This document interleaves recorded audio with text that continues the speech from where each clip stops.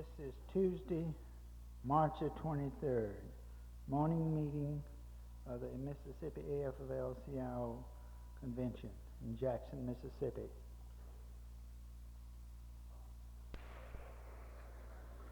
Would the sergeant at arms stick his head out and see if we've got them all in? Is everybody inside?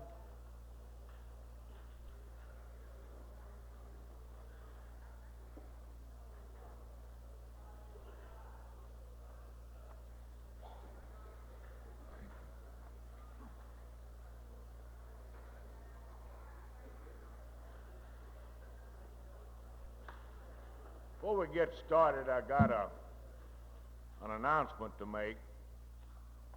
Brother Earl McDavid with the Union Label and Service Department, Trades Department, got in last night, and he didn't have the necessary material to do everything that he wanted to do here at the convention. He's got a couple of prizes he wants to give away.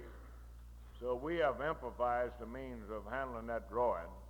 We've cut up some little slips of paper. Sergeant at Arms will be distributing them to you. We'd like for you to simply put your name on the slip of paper, drop it in a box, and we'll have that drawing either just before lunch or right after lunch. It's going to be a couple of shirts and perhaps a couple of ladies' blouses. So that's what that little piece of yellow paper you'll be looking at or be passing out before long. That's what that's for. Simple the drawing. If you happen to win the prize, then you'll get with Mr. McDavid, give him the necessary information, the size, your address, telephone number, etc. Okay? Ladies and gentlemen, this morning we're privileged to have with us another freshman member of the Mississippi House of Representatives, Representative Horace Buckley, who represents District 31D in Hinds County. Representative Buckley is also an ordained minister, and we felt it would be appropriate this morning to invite him to come in and give the invocation, and then afford him an opportunity to have a few words to say on any subject that he might desire to do so on. So at this time, it's my privilege to present to you Representative Horace Buckley of Hinds County.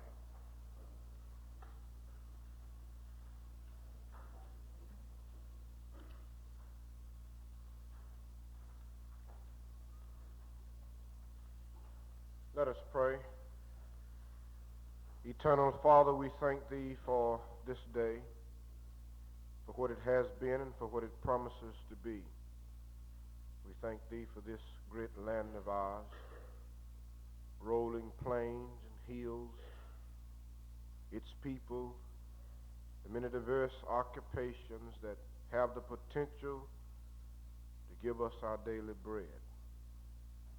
Thank Thee for these who come here to this conference, for the potential for good that is in this room, for their ideas, their imaginations, for the energies that they expend that we might have a better way of life, better level of living. Bless their work, we pray. And, oh God, in this year of the bicentennial, bless America. Amen.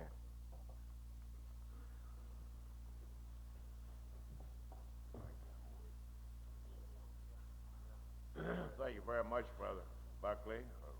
Got a problem here whether I should address him as the Reverend Buckley or Representative Buckley.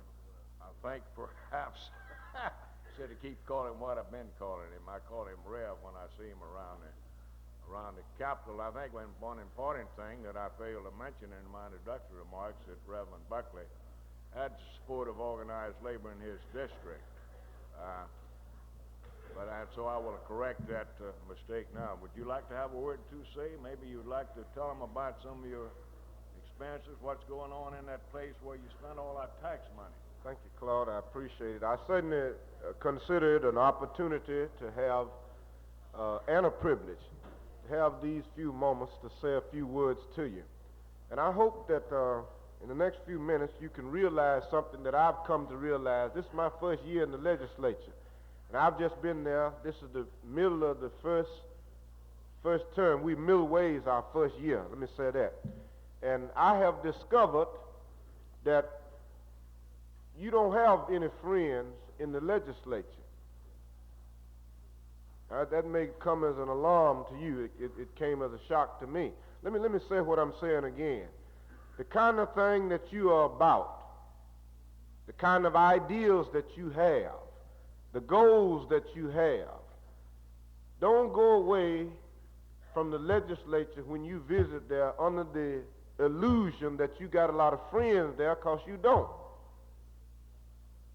And the quicker you realize it, the better.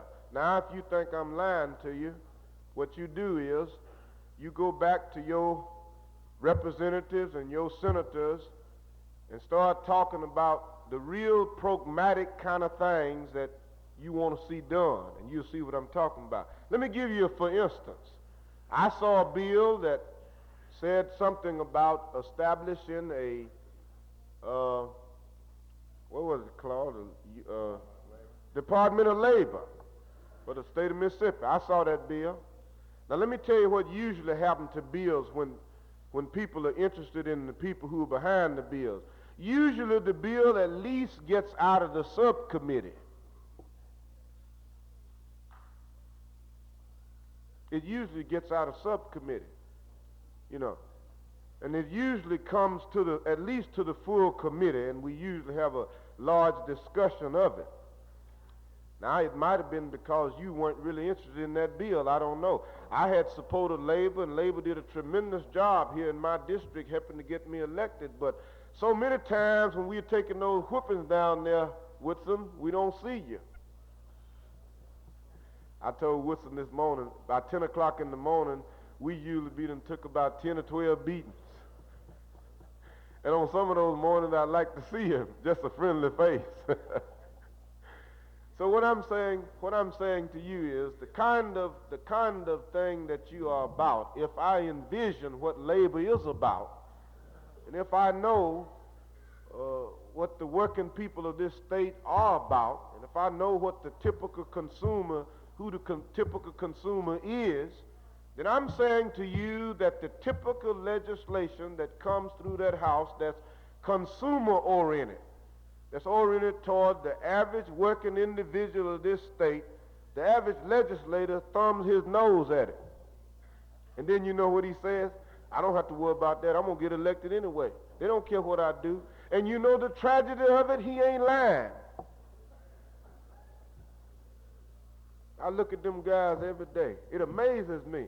But the tragedy of it is that the working people of our state, the average citizen, the people who make the wheels turn, you know, we really believe that guy gonna do what's right by us. And he stick us every time. Well, I get all hot in the collar, Claude, when I go to talking like this. It bugs me. But I wanted to say that because I think it's important that we begin to realize that whatever the overall goals are, they're not simply going to be handed to you. They're going to have to be approached in a pragmatic way, a systematic way, and in a way which says to legislators and senators, we put you there and we'll send you back home.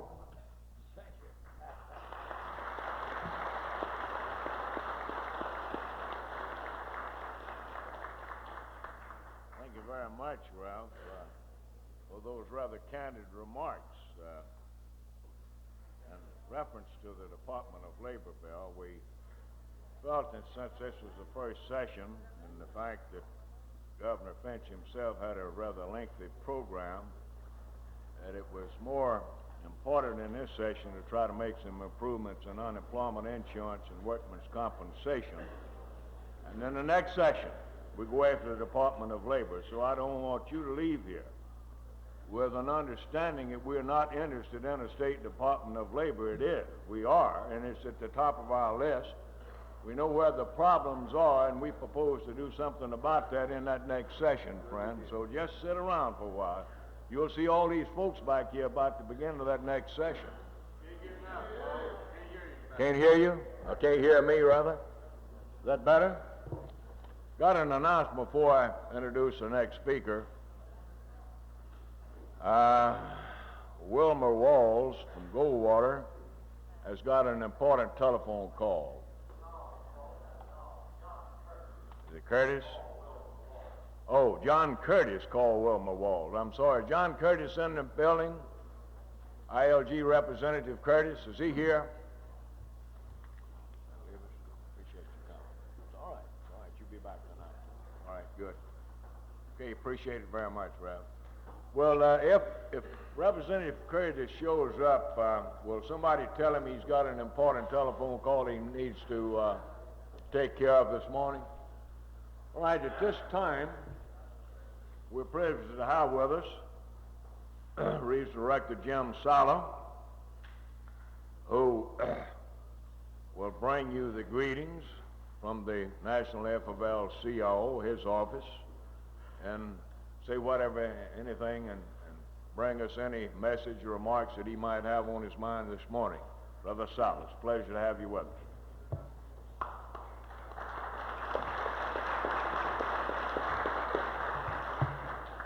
Thank you, Claude. Mr. President, Tom, delegates, brothers and sisters, it is a pleasure for me to bring to you from President Meany and the Executive Council fraternal greetings and their wishes that you do well in this convention. And Claude, I will take advantage of a few moments just to ramble on, chat with you a little bit. It's been almost a year since I've been in Mississippi. My heavens, haven't there been some changes for the better. I was privileged to be here yesterday and a little bit Sunday, and I've just walked around, listened to people, talked to a few of yous, and it's a new day here in Mississippi. Claude was in Atlanta first part of March, and he informed Al Barkin, our director of COPE, of that. And I was in the room and I listened, and I was a little dubious. And he talked about your new governor, about some of the things that he was going to do. And I was still a little dubious till I heard your governor speak yesterday morning. And I want to tell you that he may have said Mississippi is 50th on the economic ladder, and I told Claude last night, I said, Claude, I think you don't have that distinction anymore. I think you're 49th, North Carolina's 50th.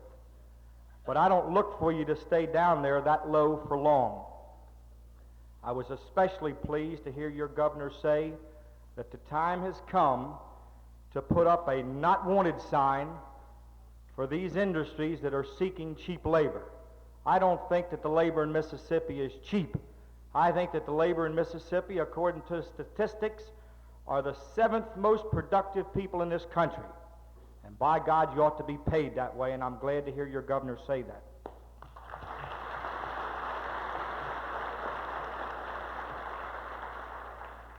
Now, I've said some nice things about your state. Now I'm going to say some nasty things. The people that you're sending us to Washington, I think you have to start doing a job on them. I'd like to take just a minute to read you out some voting records. And I want to emphasize that this is not specifically labor legislation. This is people legislation. Things that are good for the people of this country.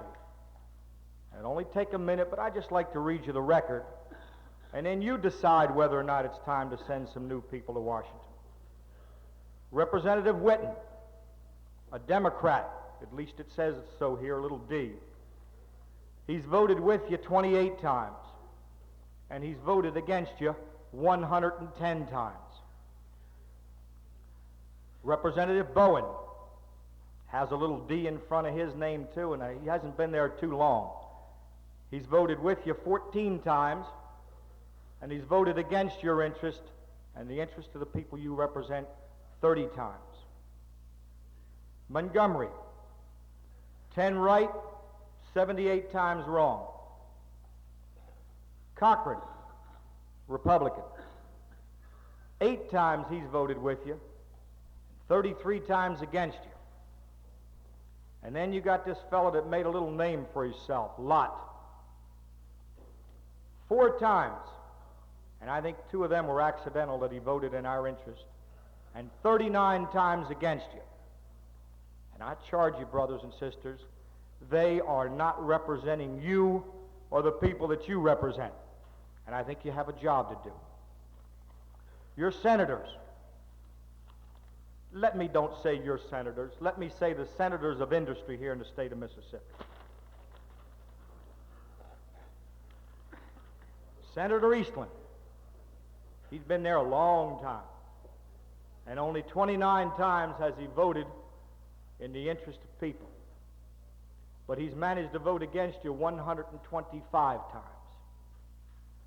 Senator Stennis, 37 times he's voted with you, and 121 times against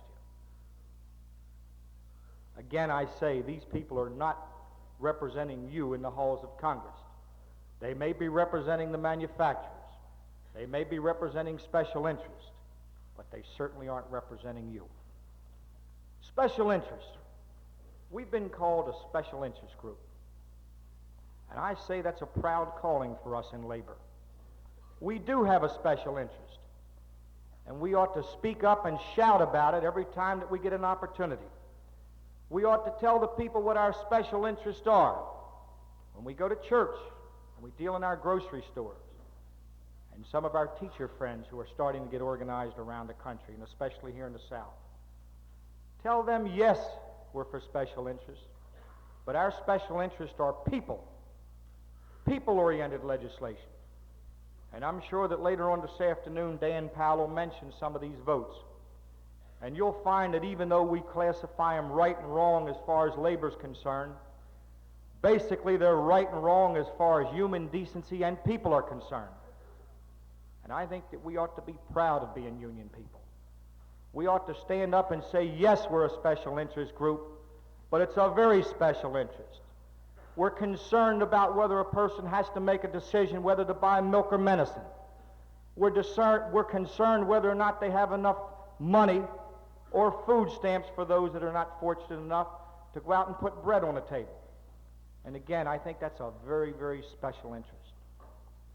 Claude, now let me talk about something that's very close to my heart. And I understand you have a resolution in reference to that. The national scene.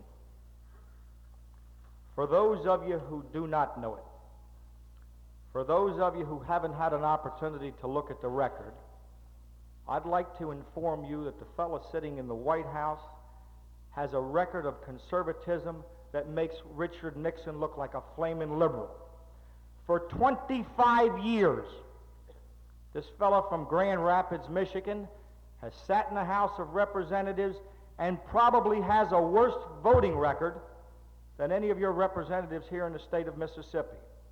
And keep in mind that he's in that office not at our pleasure, not because we had the constitutional right to vote for him, but because the only disgraced president in the history of our country appointed him to that office.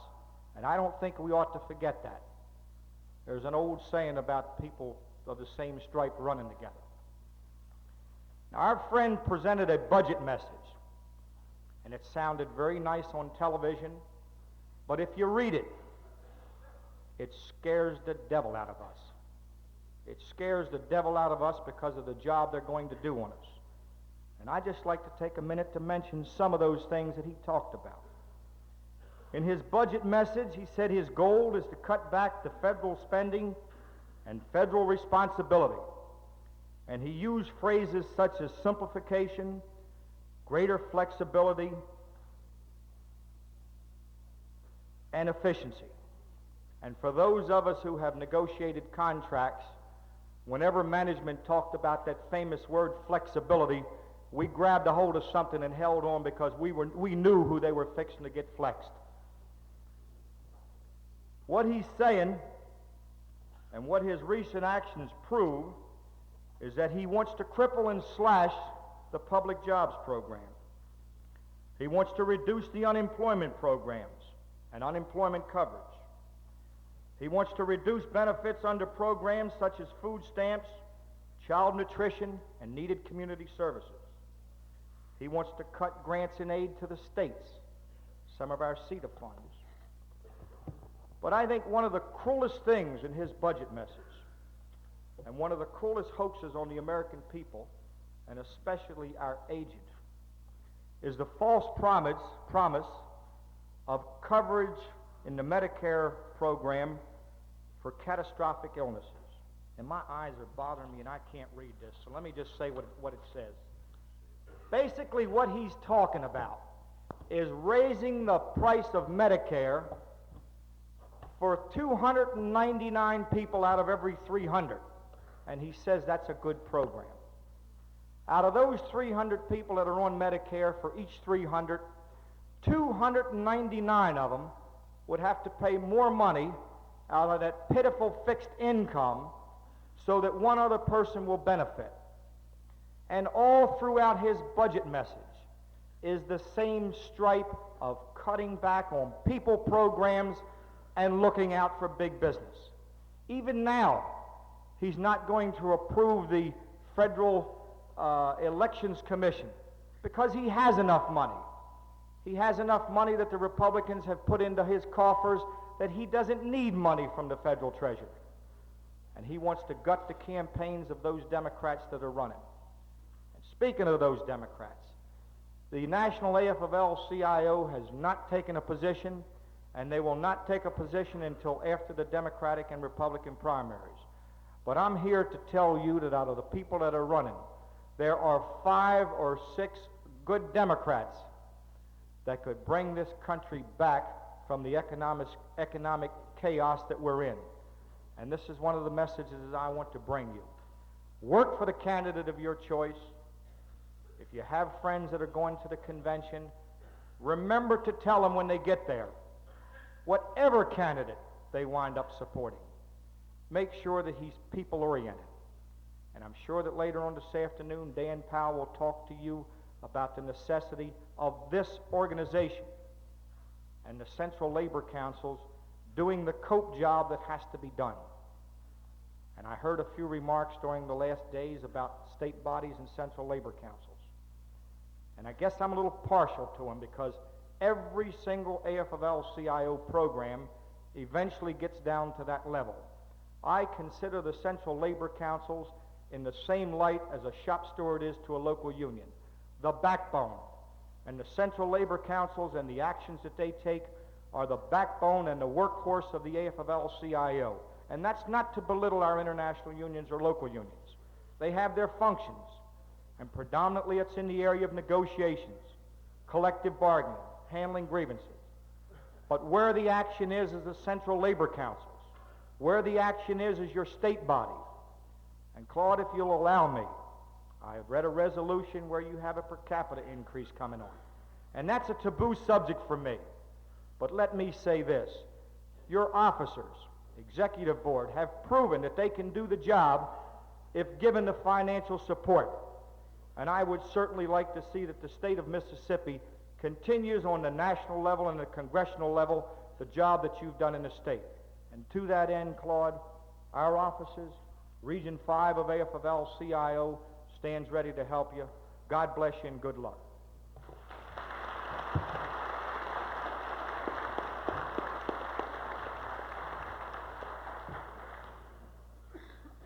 Thank you very much, Jim. Brother Sala has agreed to also preside over the nomination of officers at this convention, and we've arrived at that time. Of course, we're happy to have Jim with us. He's been with us since the beginning of the convention. He's had an opportunity to visit with many of you. And we do appreciate, Jim, the cooperation we've received from your office, the fact that Dan Orr and Jim Touchstone have been working very closely with us. We're looking forward to a continued relationship of that kind. Pleasure to have you here. We hope you can stay to the end. I'd like to call your attention to one fact before I relinquish the chair again to Jim Sala for the nomination of officers. The last convention, I neglected to call the delegates' attention to the fact that we do not have secret ballot elections in this organization. Some of the delegates who were attending their first convention was not aware of the fact that under the rules of the AFL-CIO, we do not have secret ballot elections. This is a delegate assembly. You're sent here to represent local unions. And under the rules of the national organization, any votes that you cast have to be on a record. In order any question comes up and your local union wants to make an inquiry as to how a delegate voted, then that information is available. We worked out with the national office a few years ago the system that we've used for the last several conventions. And that's with a printed ballot with the names of the nominees on it, the name of the person casting the ballot with the number of votes that that person cast. And then we have an election committee that will take those ballots and then count them after the election's over with. So I just wanted to call that to your attention before we start the nomination, because this afternoon we'll have the election and it might slip my mind again. I'd like to read to you paragraph B of Rule 10 in the AFL-CIO Rules and Regulations governing central bodies. It reads as follows. You don't have that. It's in the rule, not the Constitution. A roll call on elections may be conducted orally, or it may be conducted by written or printed ballots where deemed desirable to expedite the holding of the election, provided each ballot clearly shows the name, organization, and number of votes of the delegate casting the ballot. Such ballot shall become part of the records of the central body and shall be preserved and available for examination by any delegate or officer of an affiliated organization for a period of not less than 6 months. So this election that you're getting ready to go into will, as a matter of necessity, be conducted according to the rules. Okay? All right, at this time, it's my pleasure to present back to you again to preside over the nomination, Brother Jim South. Thank you, Claude. We'll now have nominations for the office of president. Brother back there. I don't know a lot of you, so for the record, will you state your names when you get up to nominate someone? Mr. Chairman, I'm W.O. Stanley, a delegate from CWA Local 10511, Jackson, Mississippi. It's a pleasure for me to stand here to nominate a person that I've known since early 1959 as a trade unionist and as a gentleman. I'd like for you to remember that yesterday the governor pointed out what an influential, organized organization this was, and that just didn't happen. It's taken leadership from a great Mississippian. Claude Ramsey, I first knew in 1959 when he had one of the top paying jobs in the paper industry in Moss Point. He ran for president of this organization and was elected at a convention in the Buena Vista Hotel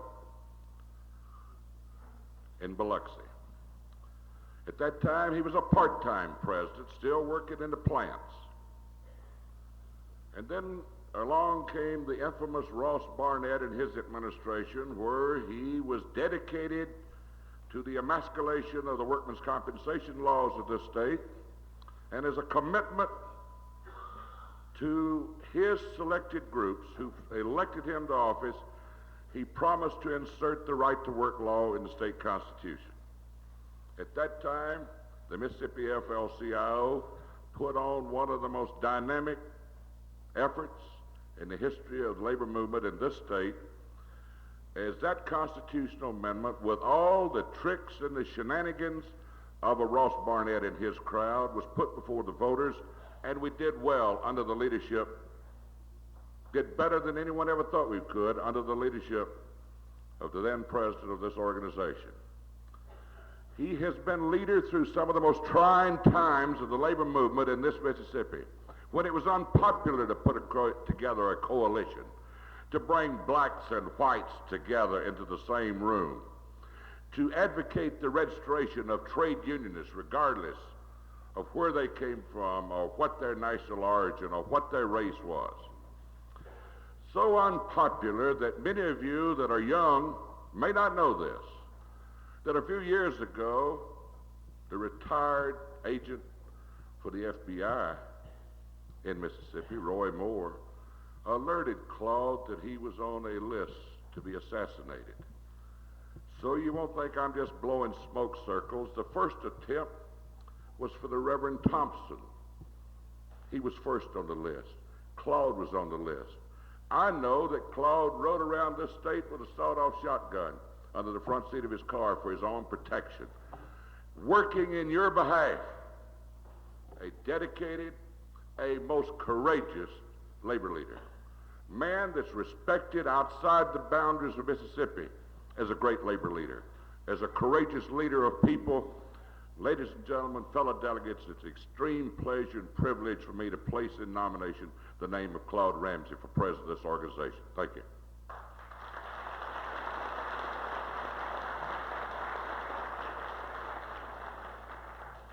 The name of Claude Ramsey has been placed in nomination for the office of president.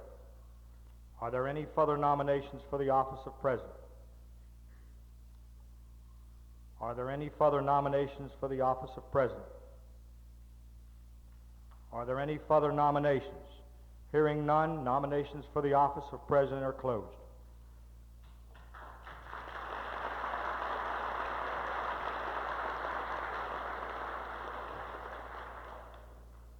We'll now open the floor for nominations for the office of secretary-treasurer. Are there any nominations for the office of secretary-treasurer? Young lady that's walking toward the mic. My name is Ruth White. I'm from Local 707 Corinth, Amalgamated Clothing Workers. I rise to nominate a man we all love and respect very much. He came from the ACWA and served several terms as president of his local 563. He was the first president of his local 563 and a charter member of the local. He also served as legislature representative and also served on the ACWA staff for 4 years and later as vice president of the AFL-CIO and later moved on to secretary of treasury. And is presently serving as secretary of treasury of the AFL-CIO and has done a great job. He has served for the past 16 years as secretary of treasury. So now I'd like to nominate Mr. Thomas Knight for secretary of treasury, which is a great pleasure.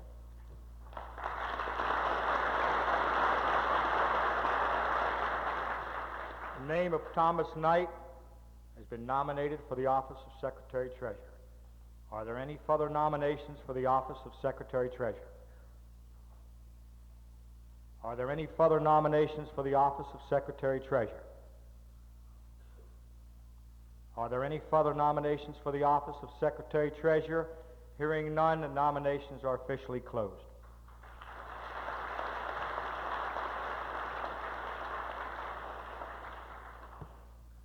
We'll now go into the nomination of the 5 vice presidents. Floor is now open for nominations. The brother at the mic on the left-hand side there. I'm C.B. Turner from Local 1133 in Pascagoula. I rise to place in nomination Mr. Russell Kelly, who is business representative of District 73. He's done a fine job for us. He ain't much, but he's all we got. Thank you. The brother at the center mic. My name is Jones R. Fitzhugh. I'm president of the Jackson Central Labor Union. I rise to place in name a nomination for vice president of the state AFL-CIO, a co-worker, a dedicated labor leader, and a dedicated person in the A. Philip Randolph Institute, Brother Robert L. Woodson, for vice president. Brother at the left-hand mic. T.G. Beckham, business agent of IBEW Local Union 1435, Jackson, Mississippi. Brothers and sisters, Brother Chairman, not leaving you out, I rise to place before you the name of a very good friend of mine, co-worker in the IBEW, and I have known him ever since he has been business agent of a local union in an adjoining town over across the way, Brother R.L. Tucker of IBEW Local Union 917, Meridian, Mississippi. Thank you.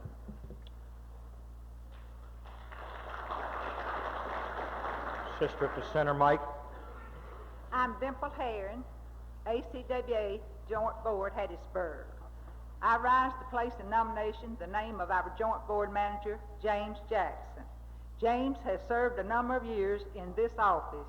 He is familiar with the duties of the office and has performed these duties with great ability.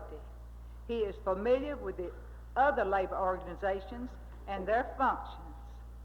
He has the full support of his own organization, the ACWA. I know of no other man in Mississippi in the labor movement is as familiar with it as James. So therefore it gives me great honor to place in nomination the name of James Jackson for Vice President.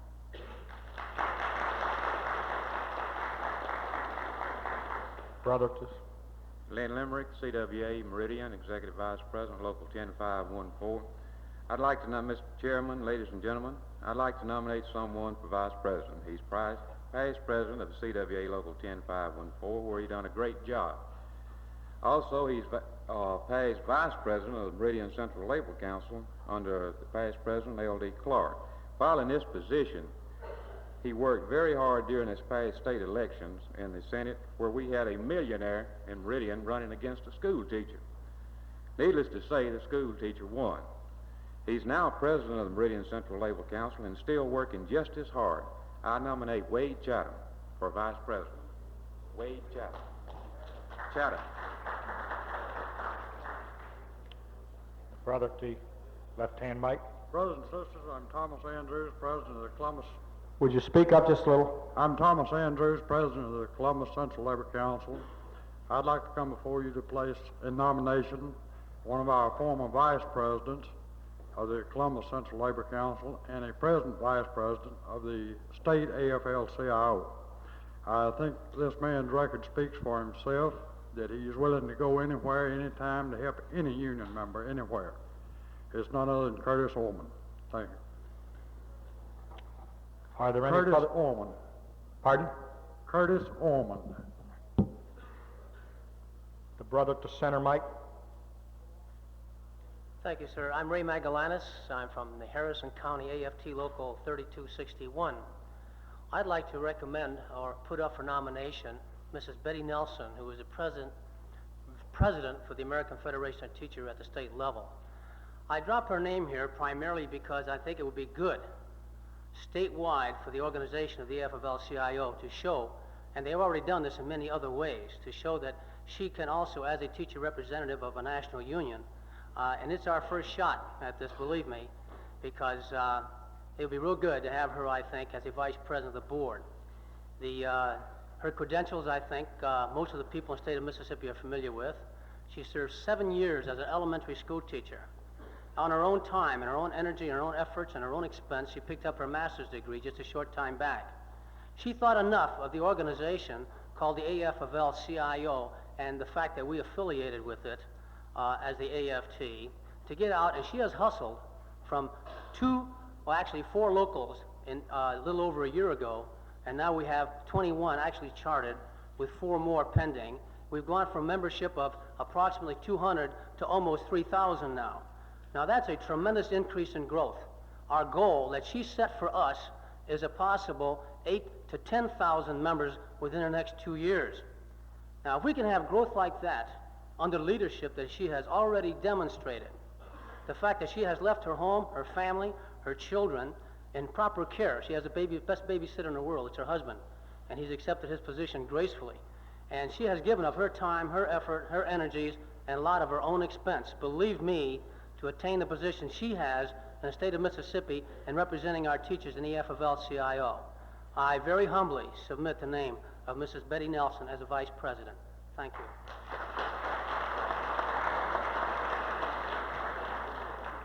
Are there any further nominations? I think, brother, if you will, would you please take the mic? I can hear you, but the rest of the delegates cannot.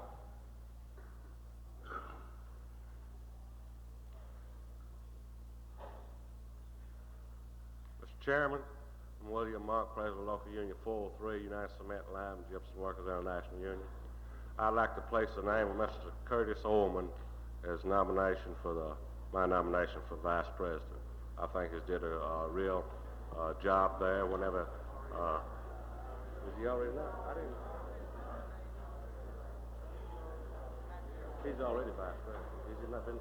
Excuse me, he said he was already nominated. Yes, he has been, brother. They say...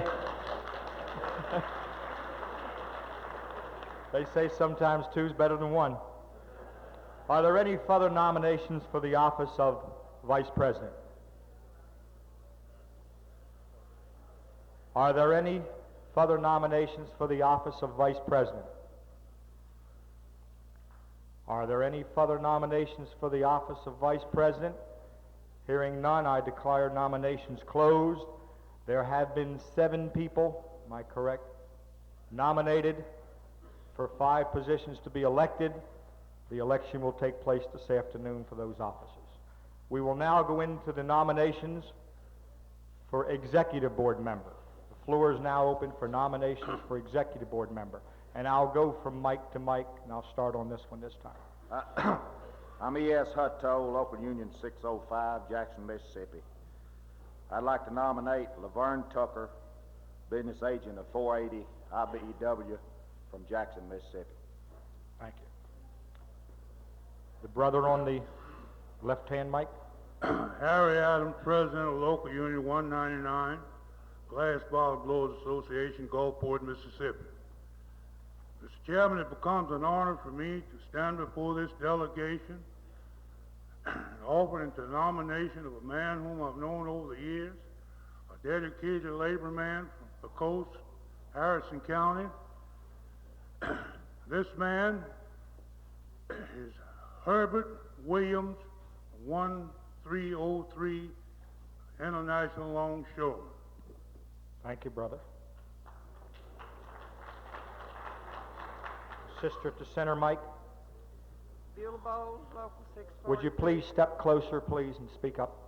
Beulah Bowles, Local 643, Water Valley, and I rise to nominate the most qualified, capable, and dedicated person, Amy Hollowell, Local 643, Water Valley. Thank you.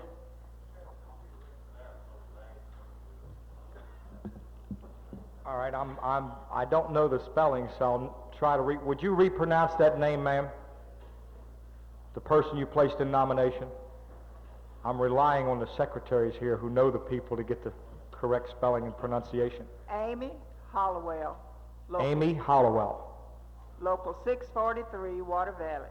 Thank you, ma'am.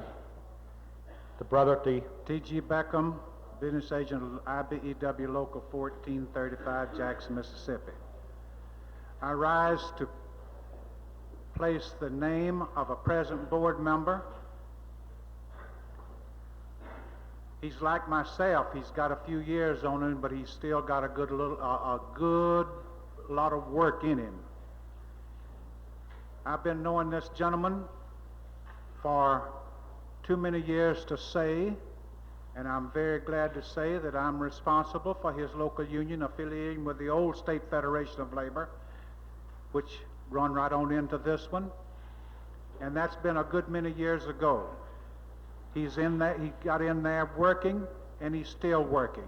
It gives me an honor to place before you the name of Marvin M. Taylor from Columbus, Mississippi. He's a carpenter. Thank you, brother. Marvin Taylor's name has been placed in nomination. Brother to center mic. Mr. Chairman, Louis Carter, business manager, IBEW Local 2198. It is with a great pleasure I place in nomination the name of a most dedicated labor leader in the state AFL-CIO, and who is presently serving on the state executive board, and also serving as business manager of IBEW Local 1028 at Tupelo, Mississippi. Mr. Chairman, I place the name of Joe Davis in nomination for the executive board. Thank you. Brother Joe Davis's name has been placed in nomination. Brother to far mic. Mr. Chairman, I'm John Kendricks, Aluminum Workers Local 202 at Grenada. I stand to nominate a man that has worked very hard in the labor movement all over the state. He is a man that I've known down through the years. He is now serving presently on the executive board. He is also vice president of Local 202, Grenada. He is also president of the North Delta Central Labor Council. He is also president of the North Central A. Philip Randolph Institute. It gives me a great deal of pleasure to nominate a man, Cecil Shelton, for the executive board. He is a man qualified for the job. Brother Cecil Shaw, was that the correct pronunciation? Shell, his name has been placed in nomination. Brother Chairman, my name is S.B. Buck. I'm the treasurer of Steelworkers in Greenville, also secretary of the Central Labor Council.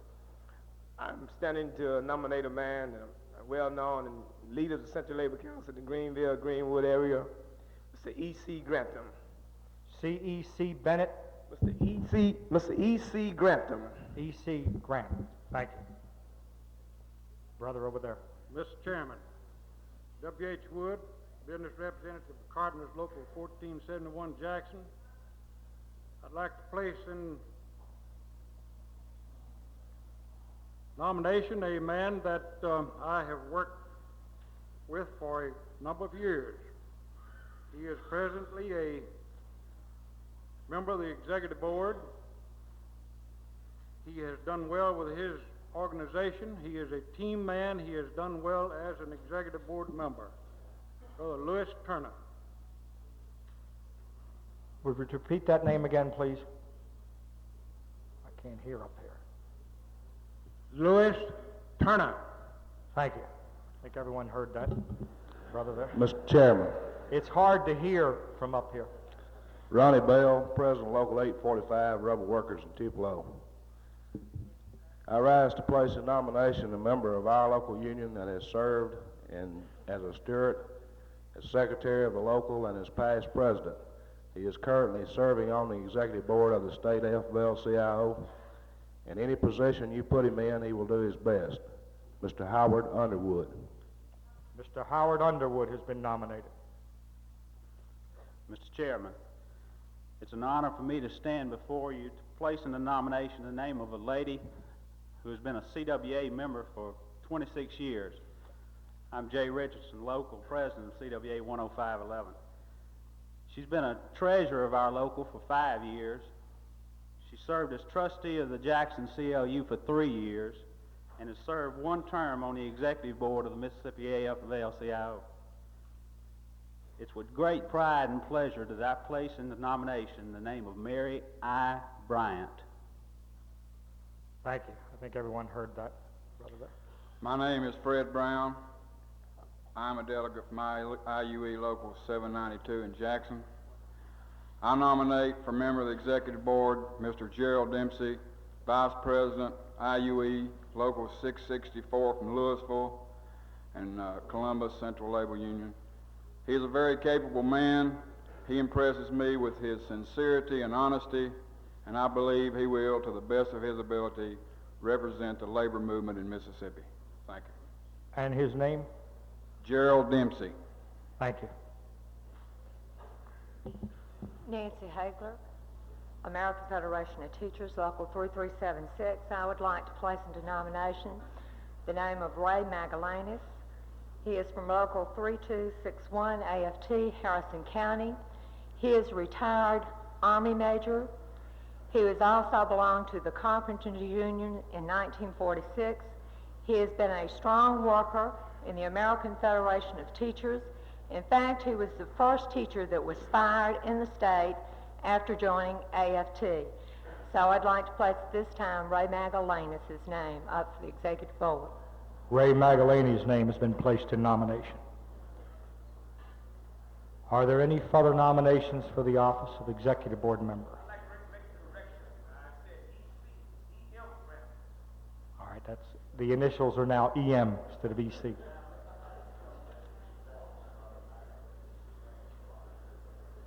The last speaker, young lady, would you please spell? Well, let me ask you to do this. Would you walk it to the secretary? Thank you. Are there any further nominations for the office of Executive Board member? Are there any further nominations for the office of Executive Board member? Are there any further nominations for the office of Executive Board member? Hearing none, I declare the nominations closed. And Claude, to keep me from walking over there, is now the proper time to ask if there's any declinations? You're going to have a printed ballot, and I did not ask the last two groups of people, of those that were nominated, if they wish to serve. Do you think now is the proper time? I think so. It is raised the question. All right. Anyone been nominated?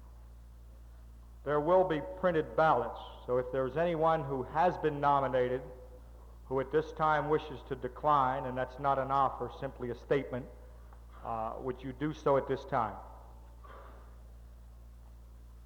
All right, then there will be an election also for the office of Executive Board member. By my count, there has been 12 nominees with 10 to be elected. Thank you, and I'll now turn the chair back over to you, President. Yeah, thank you. Thank you very much. You see, ladies and gentlemen, I deeply appreciate the fact that you've seen fit to nominate and elect me again to serve as your president. We have made some progress, and with your continued help, hopefully when we come back 2 years from now, we'll have even a better report to make to you. I hope that perhaps in the next few years that we can start working on the problem that Jim Sala talked about. And we might even go to work on it before long in the 5th Congressional District. Chair recognizes Brother Beckham. Brother Chairman, I think it was overlooked, and if I'm not out of order, I would like to make a motion that the Yes, sir. Secretary be empowered to cast one unanimous vote for Claude Ramsey for President, and you in turn cast one unanimous vote for Secretary Treasury Thomas Knight. I'll accept that motion, and Brother Sala, you can go through the motions of casting that one vote. Thank you, brother. I was going to wait till this afternoon, but I think it is in order now. There has been a motion that the Secretary cast one vote, unanimous ballot, for the election of both Claude Ramsey as President and Tom Knight as Secretary-Treasurer. What is your pleasure? We'll now take the vote. All in favor signify by saying aye. Aye. No? The ayes have it, and it is unanimous. The Secretary will be so instructed. Thank you.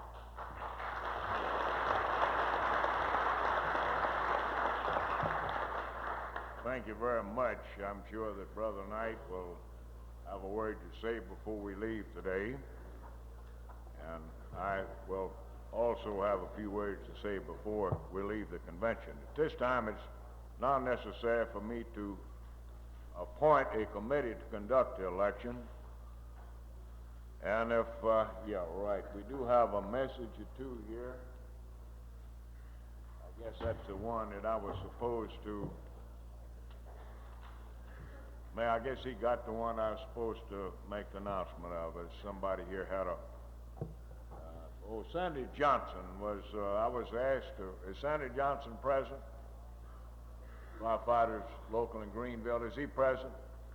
Did you get the message outside, Sandy? Check with the desk. I got a message while they were nominating officers that I believe Danny Cupid's trying to reach you. Okay? When you get a few minutes, call Danny Cupid. I'd like to call out the elections committee, and if one of those persons are not present, we'd like to know about it because we're going to need all of them to help conduct the election. W.H. Wood, Chairman. Marion Shin, she present? All right. E.S. Hutto, he's present. Patricia Stewart. Ms. Stewart present? She back there? Okay. Ms. Stewart. F.M. Oglesby. Brother Oglesby back there? There he is. Edna Carter. Is Miss Carter present? Edna Carter. I believe she's ACWA from Pascagoula, Moss Point. Is she present? Over here? Oh, you're here. Right. Okay. Just want to make sure the whole committee's here. And W.C. Peterson. Is Brother Peterson present? All right. Okay. So this is the election committee. The committee will conduct the election. Brother Wood, I'll leave this list of the committee with you, and we've made arrangements for you and your committee to have the Walnut Room this afternoon to conduct the election in. After you've conducted the election, rather, to count the ballots in, okay? And the election, of course, will take place here this afternoon at 3 o'clock, okay?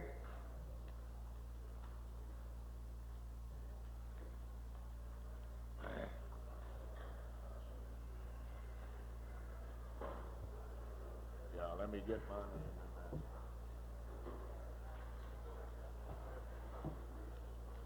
Has everybody signed a little piece of yellow paper, got your name in the box? With a drawing on the shirt and the blouse, okay? All right, that's it. Ladies and gentlemen, we have with us this morning the Secretary-Treasurer of the Union Labor and Service Trades Department, Brother Earl McDavid. Brother McDavid's had a real struggle to get over here and meet with us. He's in the middle of trying to help put on a union exposition in Houston, Texas, I believe it is, isn't it, Earl? Is it Houston? In Houston, and that is in itself a rather big job. Consequently, he wasn't able to get in when we would have liked to have seen him here to made a little more preparation for displays, things of that kind. But he did get in last night, and he does have a very important message for you. I don't think I have to tell those of you, especially from ACWA and some of the other unions that are having employment problems brought about by imports. Goods brought in from foreign countries that are competing with goods produced by our people. People are now laid off because of this fact.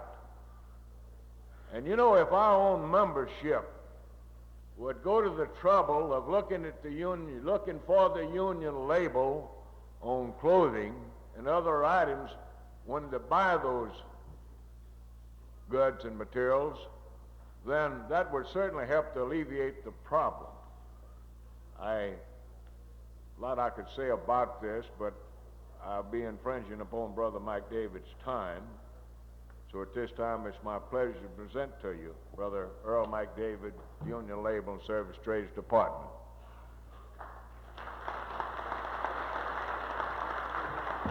Thank you, Claude.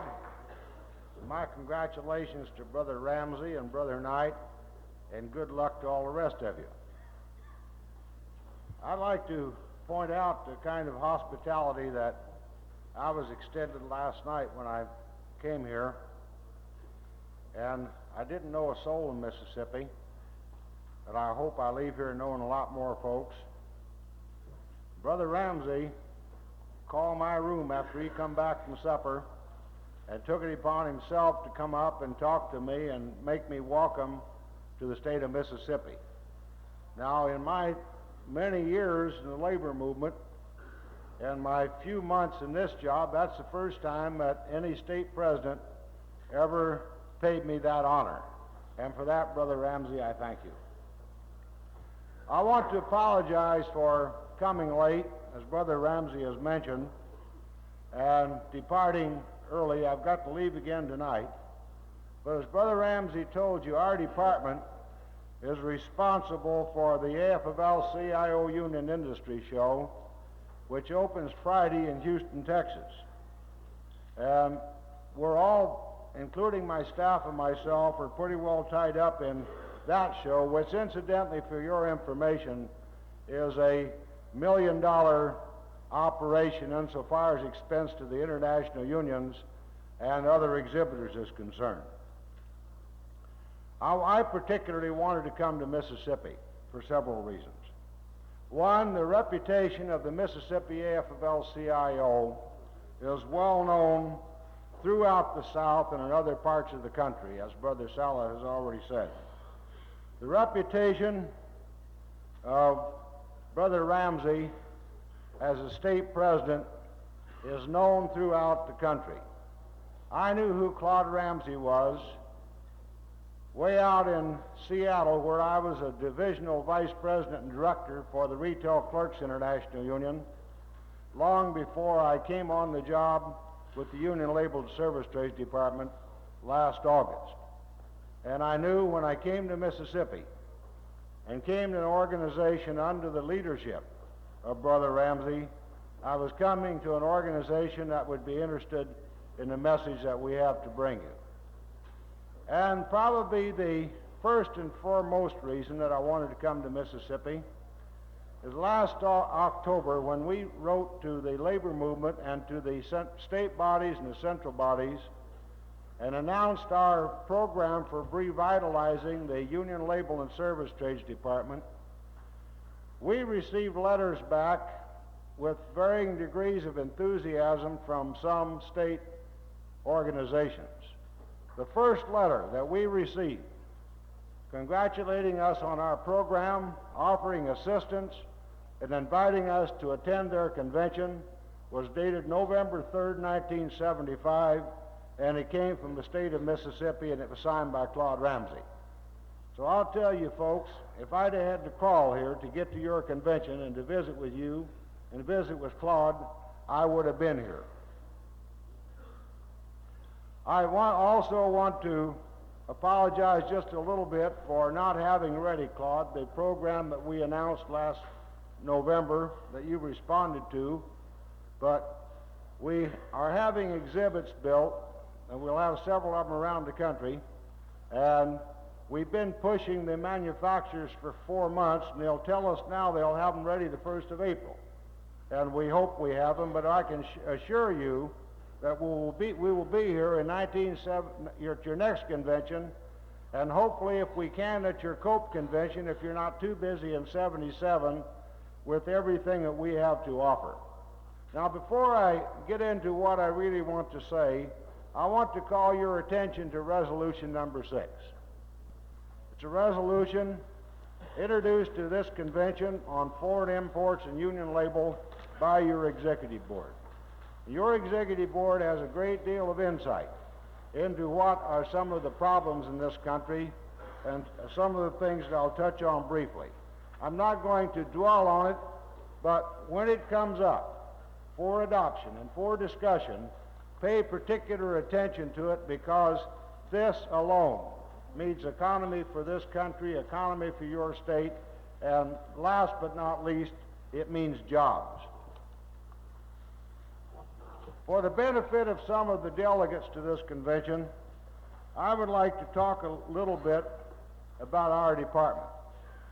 And the reason is that it's been some time since we've been to a lot of states, and we think that there's a whole generation of folks in the labor movement now that are a little bit younger than I am, who have not been exposed to union label, union made, union service. The Union Label and Service Trades Department is one of the several departments that are chartered by the AFL-CIO. Our department, like the Public Employees Department, the Maritime Trades Department, the Building Trades Department, and others, have our own elected officers, our own executive board, our own finances, and we're chartered for a specific purpose. The specific purposes for the existence of the Union Label and Service Trades Department are set forth in the Constitution of that department. The objectives of this department shall be to promote a greater demand for products bearing the union label and of labor performed by union workers whose services are designated by shop cards, store cards, service buttons, to investigate into, devise, recommend, and within the limit of its authority, carry into effect methods for the advertisement of union label products and services identified by shop cards, store cards, and service buttons to educate the members of the trade unions, their families, and the general public upon the economic, social, and moral uplift furthered by the trade union movement and to further the general welfare of all affiliated organizations. This department is everybody's department.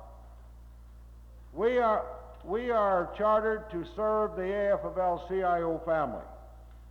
85 of the international unions, and I would guess that every international union represented in this room today are affiliated with the Union Label and Service Trades Department. That means that your international union is paying per capita tax to support this department, to support its programs, to support me, to pay my salary and my expenses for being here. So we're coming and talking to you about what the organization that your international unions are supporting is doing and how you can help.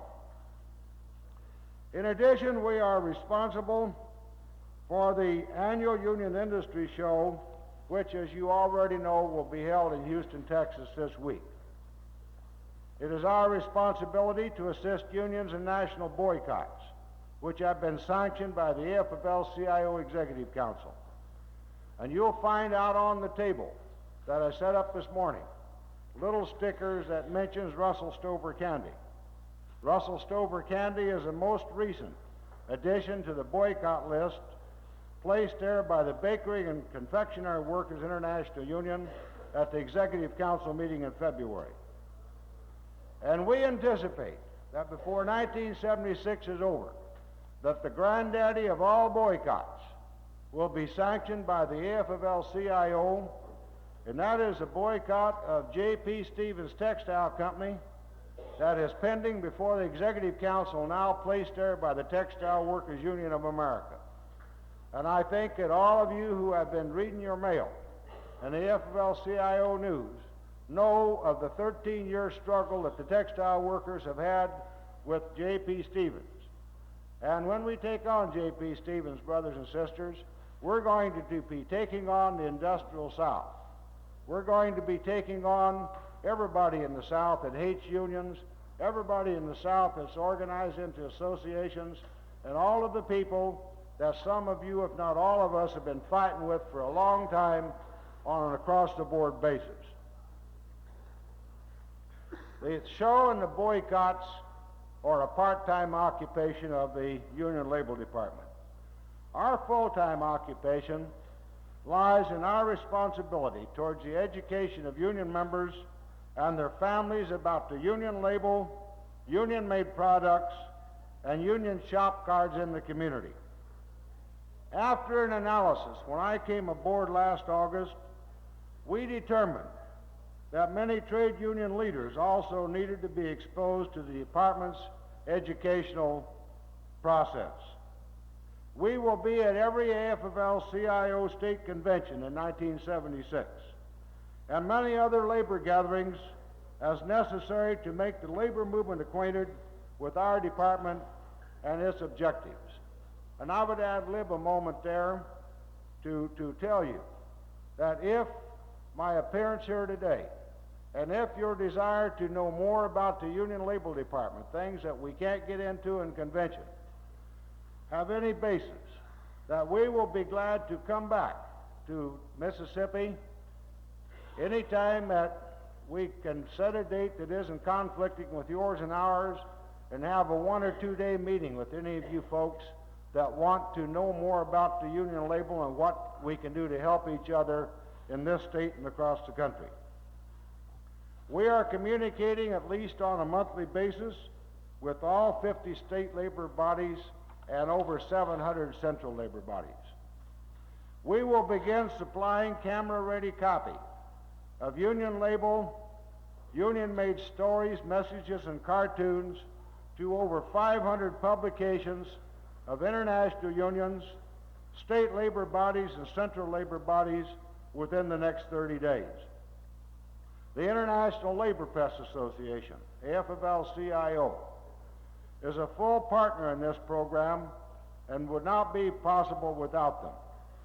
We seek only one thing: cooperation by finding room for the union label, union-made educational messages and material in publications, whether they be local union papers or state papers or central body papers, so that we can carry the message into 15 million homes of trade union members.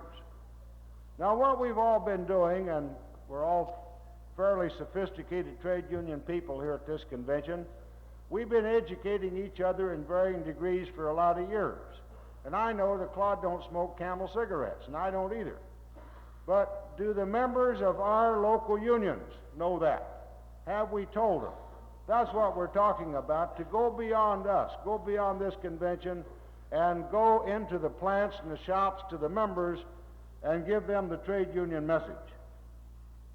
We find it necessary to add a new dimension to our objectives. That is, union label equals union made equals made in USA. The Industrial Union Department, AFL-CIO, accurately estimates that 1,800,000 Americans are unemployed because of the Ford administration, import policies, plus multinationals manufacturing products outside the United States for the United States market. Several of our department's affiliates, and I've been advised that several of them here in this state, have suffered severe membership losses in recent years because of imports and because of the multinationals. It is becoming extremely difficult to purchase some consumer goods that are made in the USA, never mind union made, while at the same time our factories stand idle and millions are unemployed. We don't quite know yet in our department what role we will play in the area of imports and multinationals. We are searching for a role to play, and we will find one. And I might advise you that before we went to Houston on the 12th of February, we met with the legislative representatives of most all of the industrial unions, international unions in the country, including the IBEW and the ACWA and the ILG and the IAM and a lot of others and the IUE. And we are going to try to join with them to try to influence legislation if possible, to try to get amendments to the 1974 Trade Act, to try to get amendments to the regulations, and beyond that, to do the thing that we're capable of doing, because we have more affiliates in any department, is going out and talking to you so that you can talk in your own area about union label, union made, made in USA, so we can get back, hopefully, to bringing some of the jobs back and bringing some of the products back in the United States. We know that merchants, at least, retail merchants, are nervous about imports. Other than that, and these people here from the needle trades know this, if they were not worried, they would not be clipping foreign-made labels out of suits and shirts and garments. And they would not be hiding the identity of import in shoes, as they're doing now. They're nervous about it.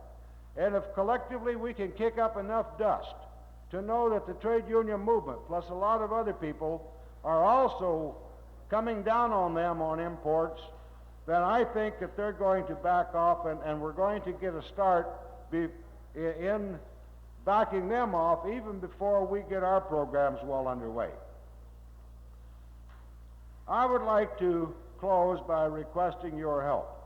One, in adding union label, union made, the union shop card, and the union button to your meeting agendas, and to carry the message back home to your delegates and members. Two, to begin to make a fuss at your local level where the opportunity arises about imports and multinationals as they relate to jobs and destruction of the U.S. industries. Three, and this is not a pressure move, it's something that you go into slowly because it affects a lot of things. But if you see fit to form union label councils or union label committees at the central body level so that we will have someone to work with there. And I would like to close, Brother Chairman, by advising you that the Union Label Department will be mailing to you an inscribed gavel in behalf of the department for your use in any way you see fit. And we hope that once in a while when you bring it down in behalf of the Union Label and the Union Shop Card. Thank you very much.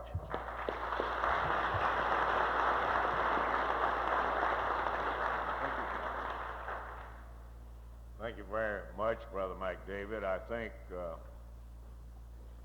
be an excellent idea. I don't have to have a union label gavel here to, you know, refresh my memory. It might help some, but your remarks are very important here today. We do have with us a rather large delegation from Amalgamated Clothing Workers, that union. IBEW has a large delegation present. IEM has a number of delegates present. We have IUE have several present. Most of the unions that are vitally concerned about the foreign import problem, the multinational problem, most of those unions are represented here today. So this is a very, very important subject for the delegates of this convention because it actually means jobs. Would you like to have the drawing now? We got a little time. Would you like to do that now? As Brother Ramsey announced this morning when you convened, we went rather impromptu on our drawing, and we didn't make everybody present a union label before they put their name in the box. And we wouldn't have done it anyhow, just this once. But we come back next year, brothers and sisters, with this program. You're going to get your ticket in here if you can show a union label. So next time, you'll know what the requirements are going to be. Now, we're going to draw here. We're going to draw here for 2 union label shirts and 2 union label blouses. And beyond that, they are being purchased from union stores and being shipped out by union clerks in a store where the ACWA and the retail clerks both hold contracts. So this gift is 100% union. As is the gavel, Brother Chairman. It has an IAM label on the metal and the carpenter's label on the wood. Could I ask someone to please step forward and make a drawing for the 2 shirts?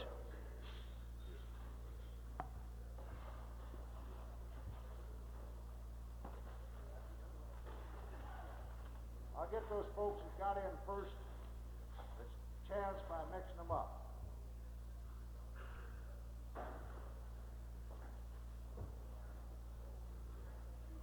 James Terry, Local 3310. Are you present?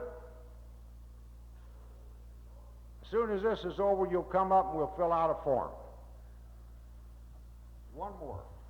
This is for 2 blouses. James Potts, Local 643. Is James Potts present? Will you 2 brothers please come forward? And we'll fill out the form so we can get the information to ship. That's all. Thank you very much.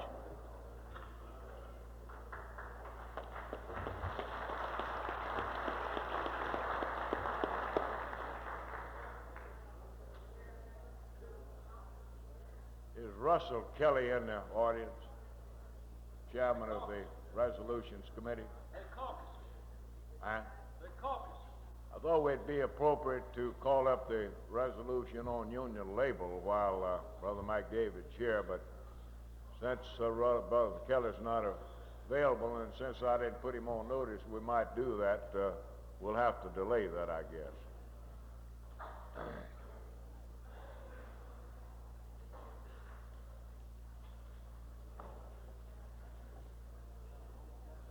We're a little bit ahead of schedule, and while these fellows trying to get their paraphernalia up here, I think they want to hear what Brother Powell's got to say today. Apparently he must have a blockbuster for us here. I'd like to talk to you for about a half a minute about this afternoon. The election will start promptly at 3 o'clock. As soon as the election gets underway, when we get about 25 or 30 people that have cast their ballots, we'd like for them to assemble in the lobby, and I'll start the move towards the governor's mansion. I'll lead them over there and get the procession started, in other words. There'll be a number of hostesses stationed around the mansion. Be a number of people to show you the important things that you will be wanting to look at in there. Then, after we get it started, then we'd like for all of you to start moving in that direction and try not to spend too much time in any given area in the mansion, because remember, we've got about 350 people that will be making that tour. So just we don't want you to run through the place. We want you to take your time, look it over good, and I'd like to see that bathroom myself, you know, that gold-plated thing. I never have had an opportunity myself. But anyhow, just keep moving. Remember, there's several other people that will be behind you. And we want to try to get the election over as fast as we can. We've got a good committee, our office staff. They're over printing up the ballots now.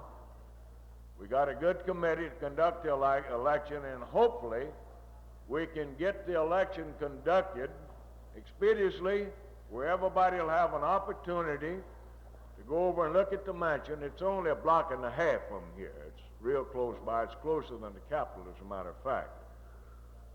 Then we'd like for you to get back to the hotel in time for a reception put on by the American Income Life Insurance Company, a cocktail hour or a social hour. I believe Steve Williams got another term for it now. I forget what that was he used, but anyhow, there'll be a reception starting at 5:30. The host of that reception, again, American Income Life Insurance Company, that'll be set up out in the hallway out here. Now, you know, the banquet tonight will be in this hall. We'll have to open up to get the other section. We'll have most of the legislature here. You know, the cocktails, bars, and everything will be outside in the hallway. And we'll have quite a few members of the legislatures of the distinguished guests at that time. Now, we hope that we've got a fairly accurate count on the banquet tonight. We went to a special effort to let the legislature know about this early. I put out a notice, a letter, an invitation to all of them on January the 12th. Put it on the desk of each senator and each House member. Then about a week and a half ago, I wrote them another note and asked them to fill out a little form advising us as to whether or not they would be here. I'm inclined to think that perhaps some of them overlooked the last letter because we didn't have as many as I think perhaps we should have had. But nevertheless, we will have a good turnout. Large group of legislators will be here. Some of them won't be able to stay for the banquet. We have a conflict. Another group's got a social hour and a banquet going on at the Ramada Inn this afternoon and tonight. Therefore, some of them will come by for the social hour and visit with you, then go to the affair down at the Ramada Inn. The Speaker of the House is in that category.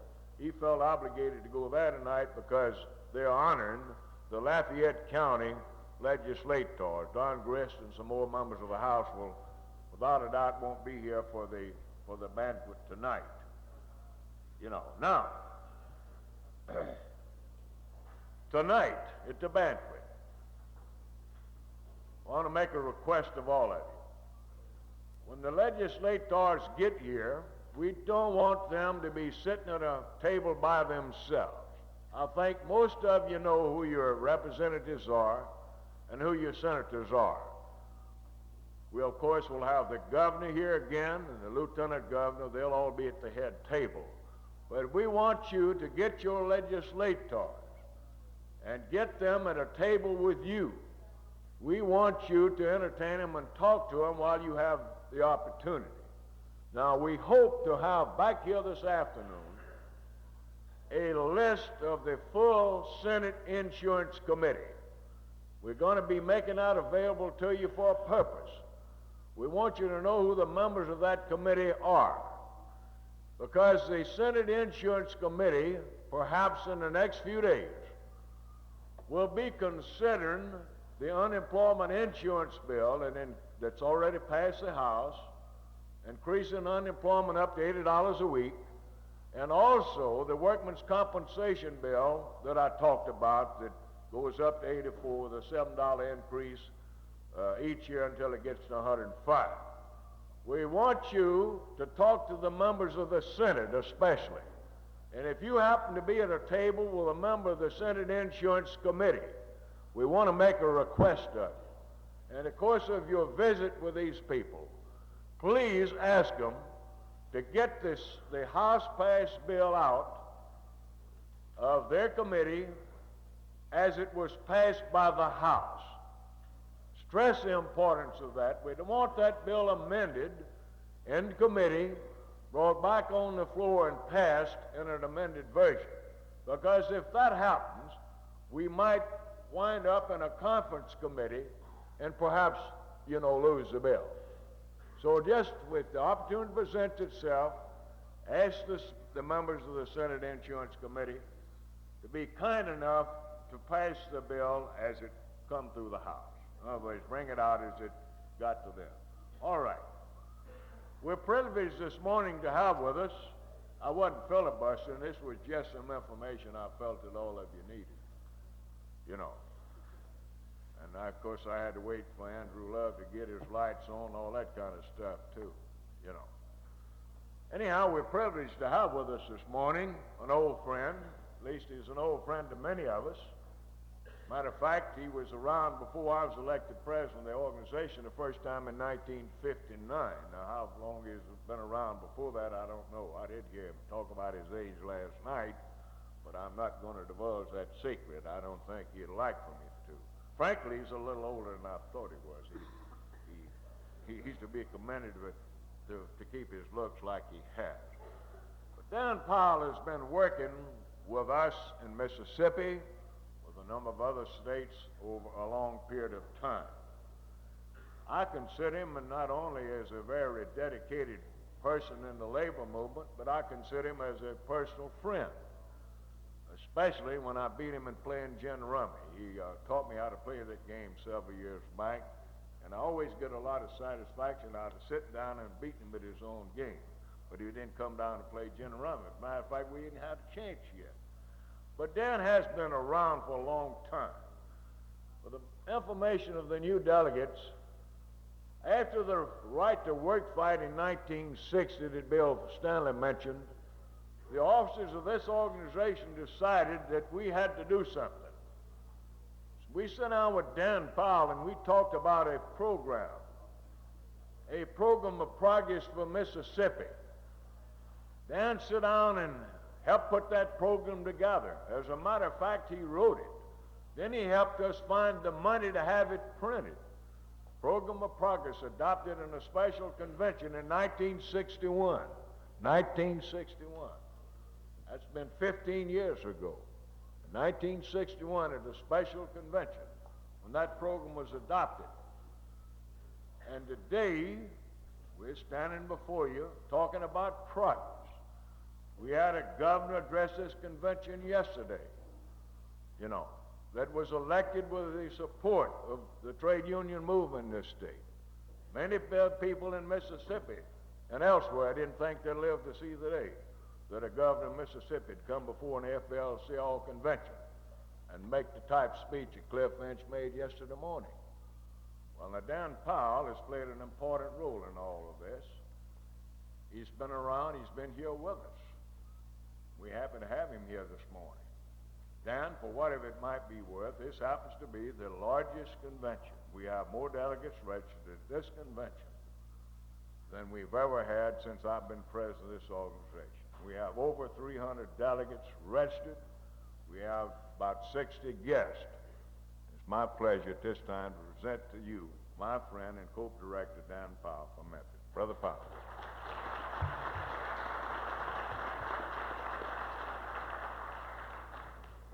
Thank you, Claude.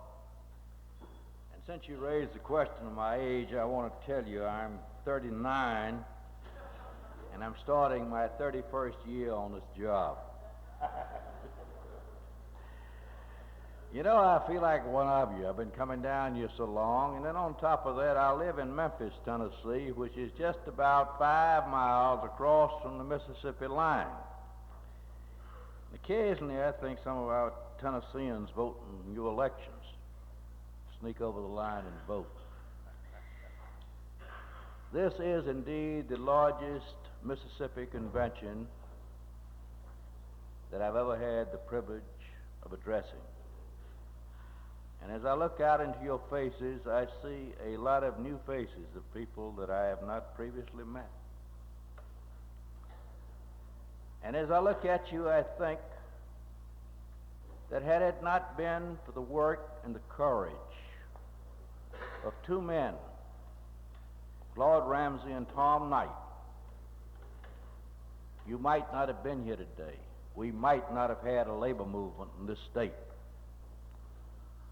I can remember the black days of the middle 1960s when those who wanted to destroy organized labor in this state fanned to a white heat the flames of racial tensions. I can remember the ordeal that Claude Ramsey and Tom Knight went through. And never once did they flinch. Never once did they bow. They stood for the principles on which the AFL-CIO has been built. Fair and equal treatment for all people, regardless of color. They stood sometimes at their own physical peril. And it is this morning a pleasure to say to Tom and to Claude, I sincerely thank you for all that you've done for the labor movement in the South. And let's stand now and give a tribute to Claude Ramsey and Tom Knight.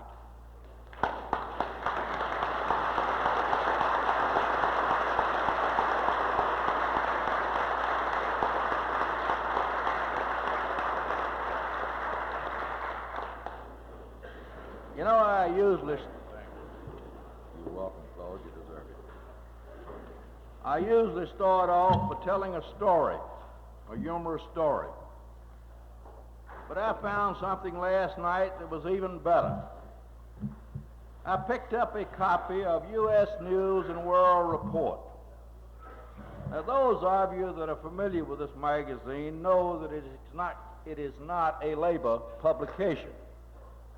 It is a publication of big business in this country. And I want to read you just a few paragraphs from it. The economy is improving, of course. The public image of commerce is something else. Pick up a business news page and you read as much about shady doings as you do about merger and dividends. Overseas bribes have been admitted by dozens of corporations, including some of the nation's largest. Deepest in the soup, the oil industry, aircraft manufacturers, and drug firms. Repercussions are shaking foreign governments. Illegal campaign donations to candidates in both parties keep cropping up. Banks are being reprimanded for risky speculation in foreign currency loans on favorable terms to insiders and sloppy supervision of investments. Retailers are accused of false advertising, discrimination in credit terms. Grain dealers come under fire for shipping inferior grades at top prices. Accountants are blamed for concealing corporation misdeeds from stockholders. What business fears most of all now is a backlash from Washington.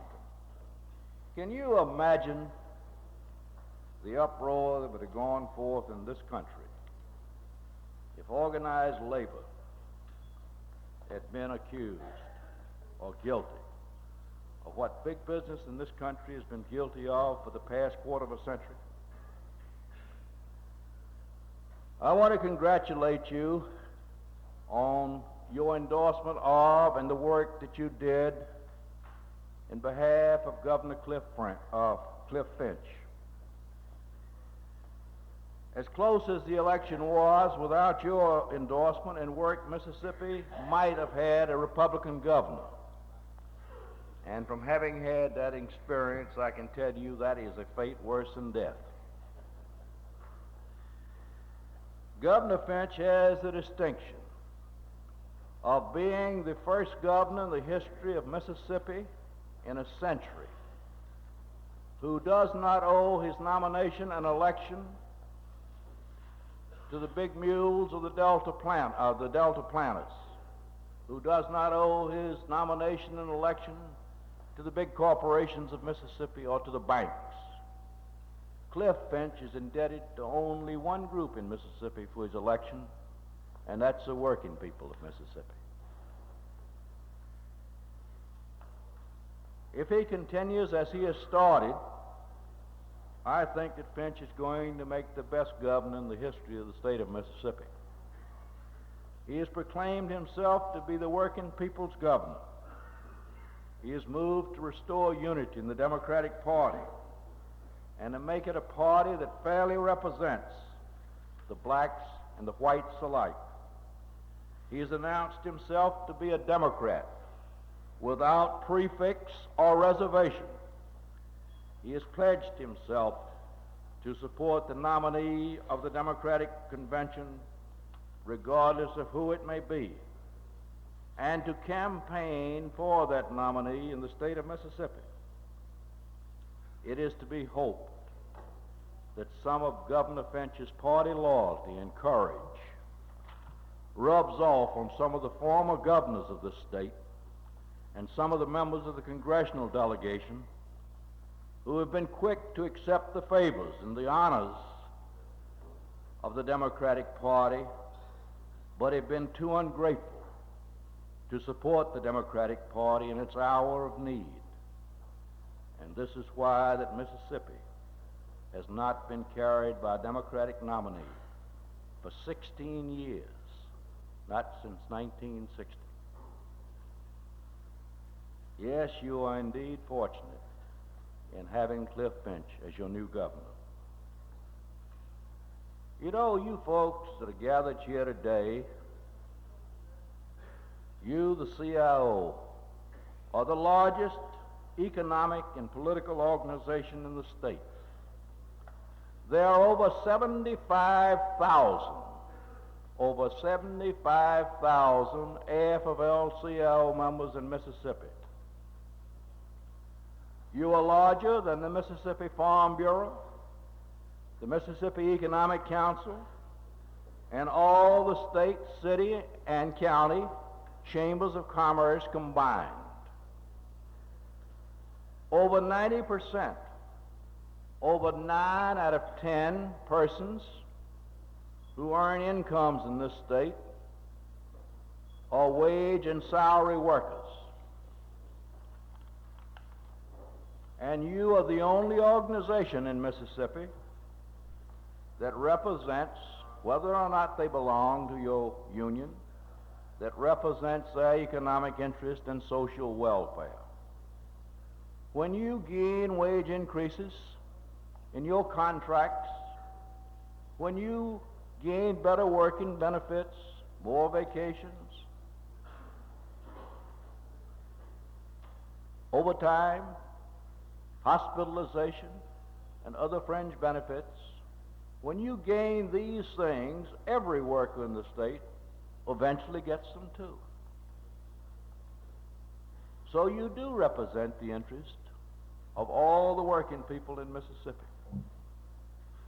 As the largest economic organization in the state, and is a representative of the interest of all the wage and salary workers in Mississippi, you deserve a better audience and more responsiveness from the Mississippi delegation in Congress than you've been receiving.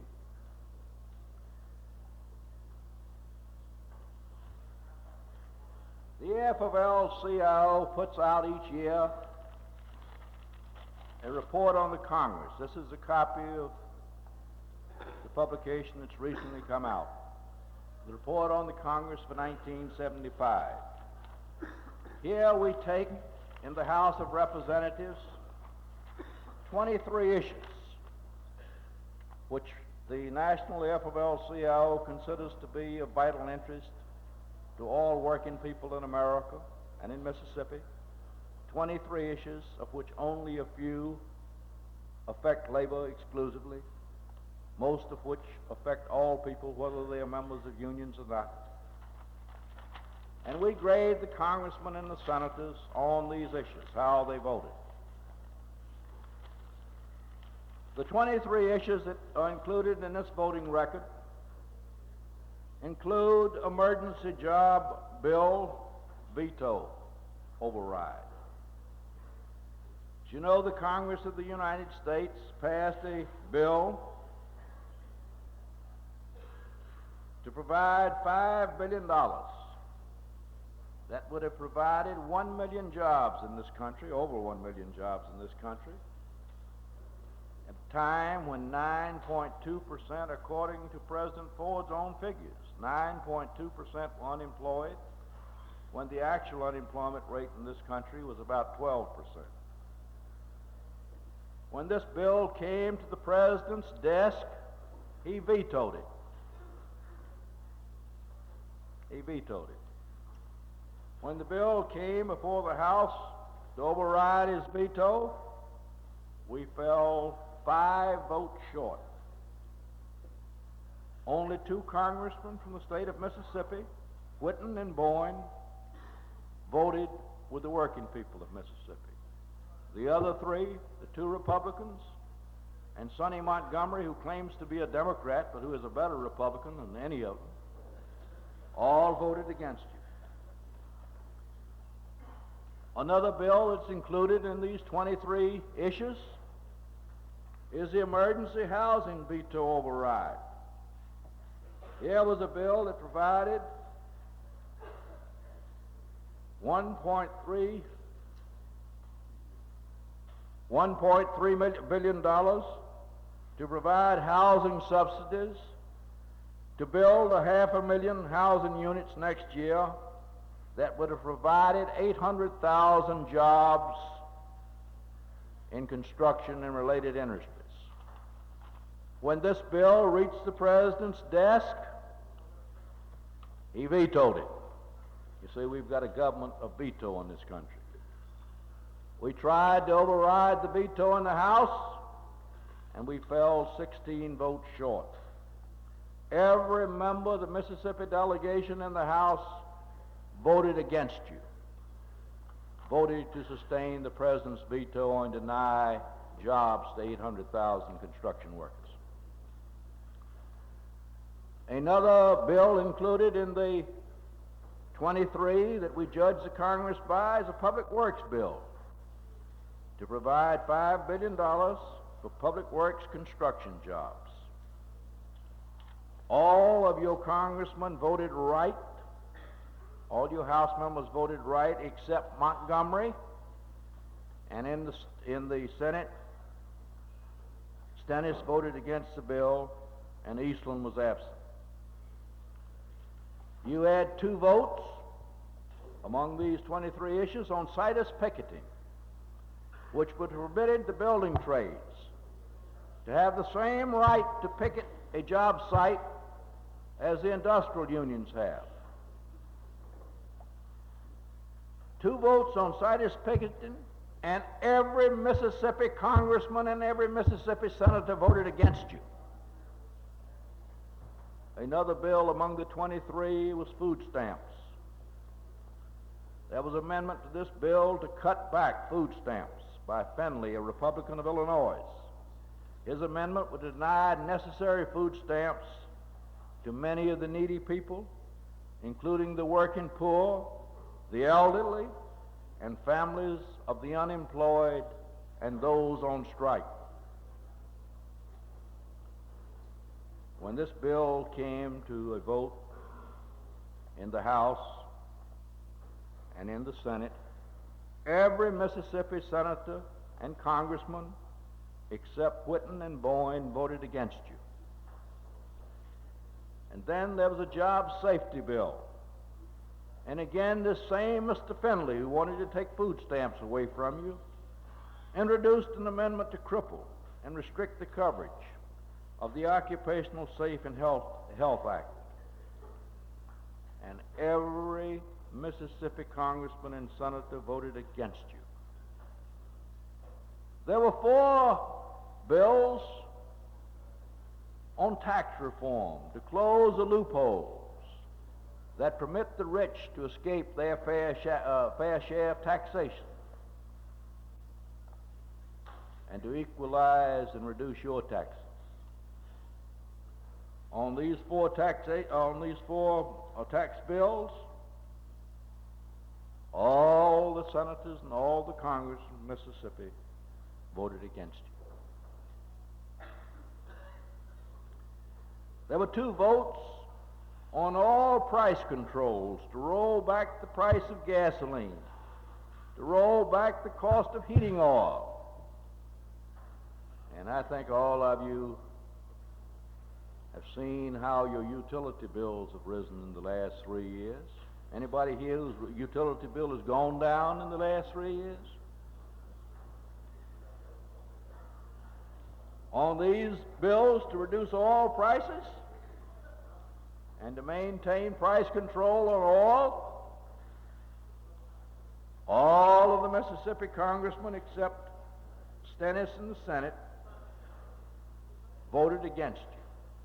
On the 2 bills, Stennis voted right on one and he voted against you on the other. And then there was the Hatch Act reform. You know, there are 2,800,000 federal workers in this country today who, because of the Hatch Act, are denied full rights of citizenship. This bill came before the Congress, and most of the Mississippi delegation voted against you. Then there was a housing loan discrimination bill, which prevented discrimination on who got loans to build houses. All the Mississippi delegation voted against you, except Mr. Cochran, and he was absent. And then there was a federal school funds bill to provide funds for public education. All the House members except Boyne and Cochran voted against you.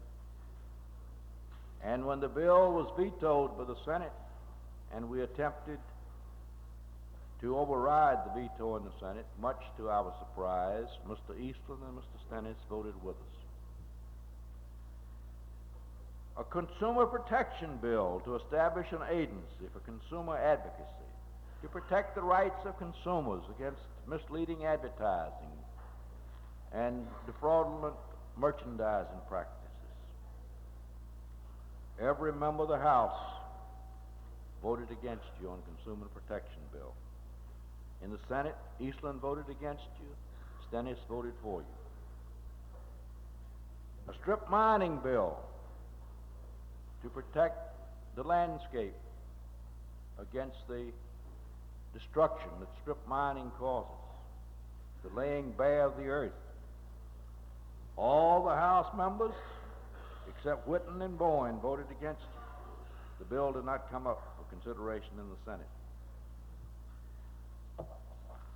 So there you have an example of some of the issues that we graded this Congress on. I took the total of their votes, the Mississippi delegation cast in the Senate and in the House since they've been in Congress. Not just last year, but since they've been in Congress. The total delegation during the period that they've been in Congress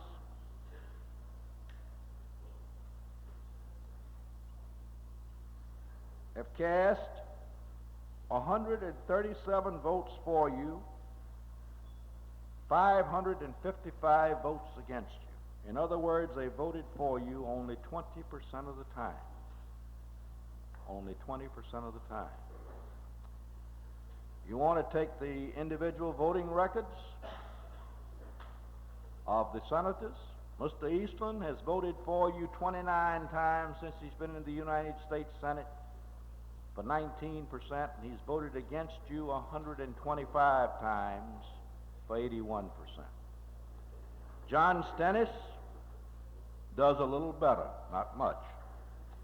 He has voted for you 37 times for 23% right, and against you 121 times for 77% wrong. In the House of Representatives, Jamie Whitten has voted for you 35 times and against you 129 times. He's voted for you 21% of the time and against you 79% of the time. The best voting record in the congressional delegation is David Bowen's, and it leaves much to be desired. Mr. Bowen has cast 44 votes since he's been in Congress. He has voted for you 14 times and against you 30 times. He has a percentage of 32% for you and 68% against you. And now we get down to that great champion of the people, Sonny Montgomery. Since he has been in the House of Representatives, he has cast 88 votes, and he's voted for you by mistake 10 times.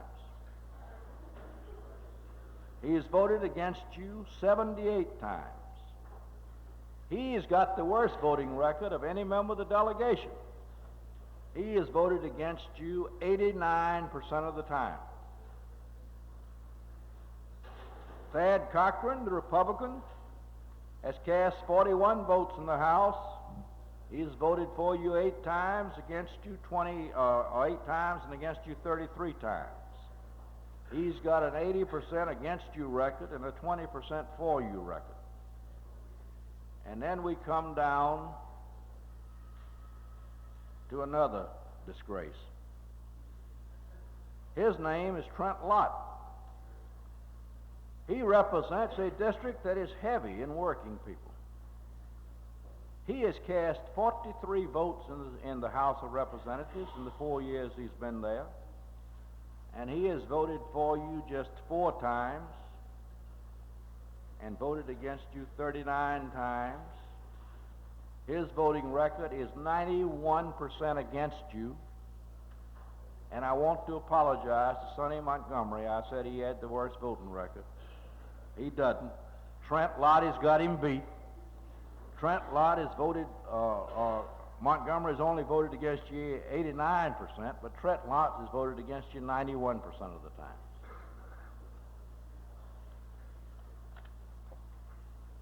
So you see, that is what your congressional delegation think, not just of the AFL-CIO, but of the working people of this state, the working people of Mississippi.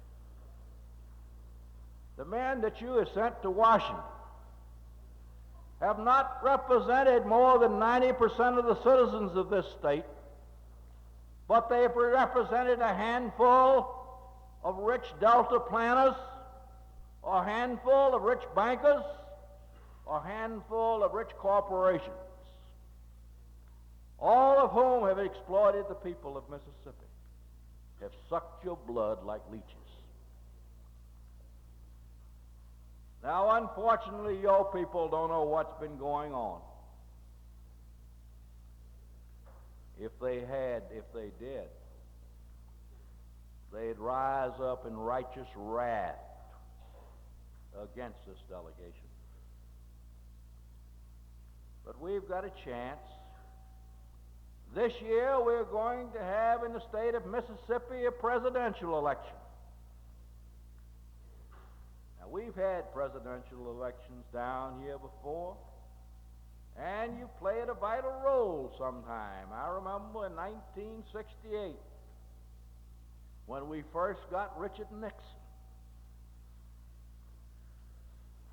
That election was very, very close. If it had had another 10 days to go, this country would never have suffered the blight of Nixon. But Mississippi, how did she go? Boy, you were all interested in states' rights down here, so you went for Wallace, and in effect helped elect Nixon. And then came 1972, after you'd had 4 years of Nixon. 4 years of Nixon. And now you have a chance to get rid of him. The Democrats had nominated a fellow by the name of George McGovern. But no, George McGovern was too liberal. George McGovern didn't believe in killing people in Vietnam. George McGovern didn't believe in the corporations of this country running the Congress of the United States. George McGovern was a wild-eyed radical. And we can't support wild-eyed radicals in this country. So we sent Mr. Nixon back for another 4 years. McGovern told you in that campaign that the Nixon administration was the most corrupt administration in the history of this country. But you didn't believe him because he was a wild-eyed radical. Yet, within 18 months, the time that Mr. McGovern told you what Mr. Nixon was, you began to see it unfold on the front pages of the newspapers and in the committees of Congress. For the first time in the history of any democratic nation in the world, a vice president and a president was forced to resign because of high corruption.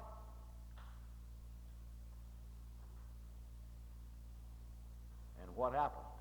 After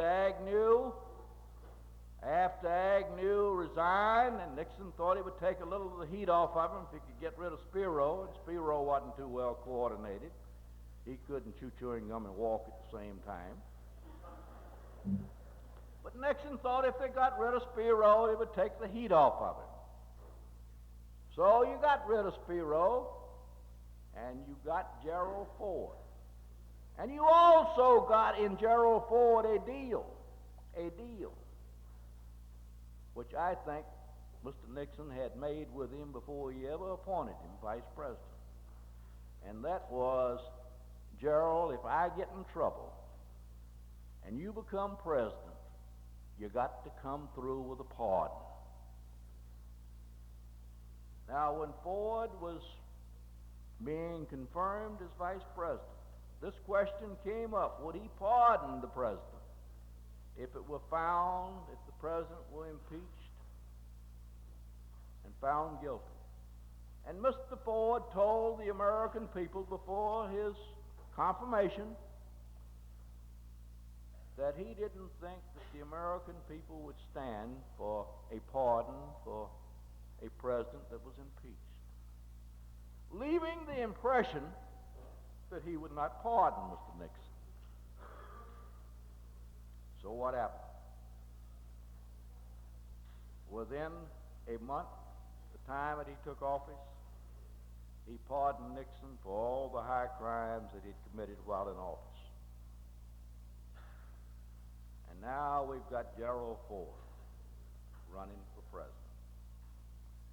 I don't know who the Democrats are going to nominate, but I think that whoever the Democrats nominate, unless it's George Wallace, and I don't think that George Wallace has got a chance of getting the nomination, Whoever the Democrats nominate, I think the labor movement is going to support that candidate and is going to endorse it.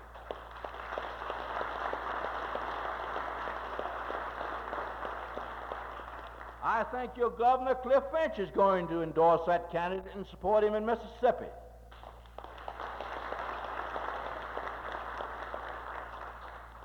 And I think that you are going to put Mississippi back in the Democratic column. You're going to reject Gerald Ford. Now, between now and November, we've also got some congressional races. We've got a race down in the 5th District with that congressman who hates working people, Trent Lott. You've got a good candidate, a candidate that's got a good record in the legislature. I hope you endorse him. And I hope you go all out and you send Trent Lott back to Mississippi and take him out of Washington.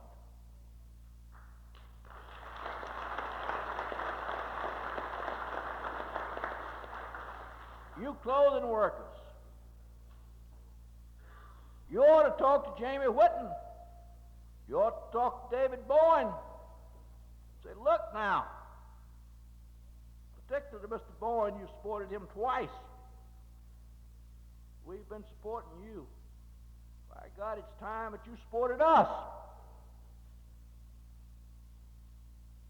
There's a lot to be done in Mississippi. I hope that you'll have a candidate against John Stennis. So right now, the chances don't appear to be too bright.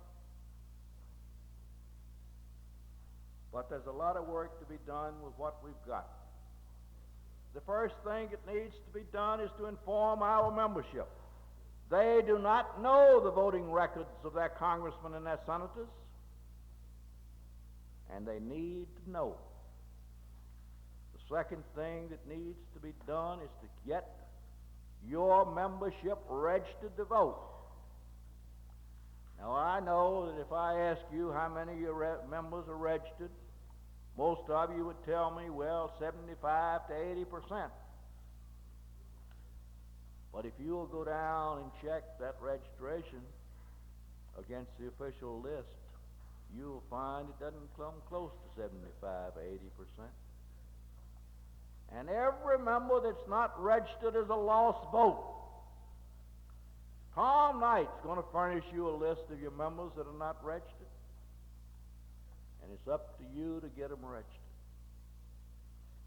Now, in conclusion, in order to get the story to our membership, in order to get our membership registered to vote, in order to carry this state for the Democratic nominee in November, in order to beat Trent Lott, in order to straighten up Mr. Bowen and Mr. Whitten, we need to do one thing in every local union in the state of Mississippi.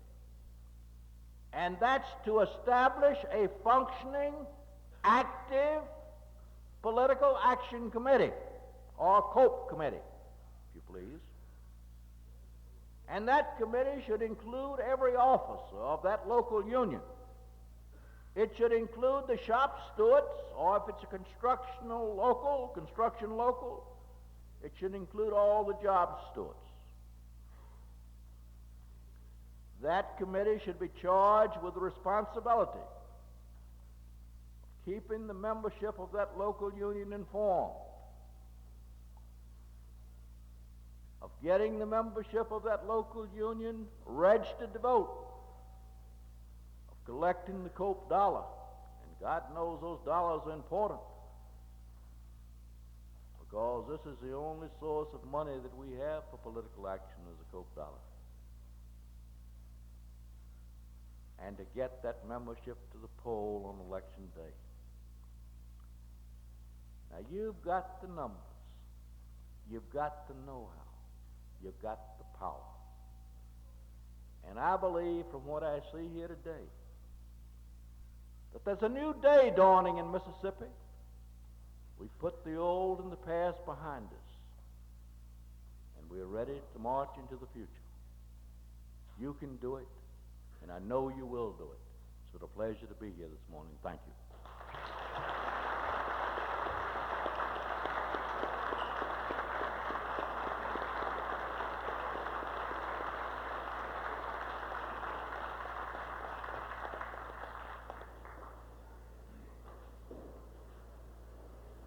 Thank you very much, Dan.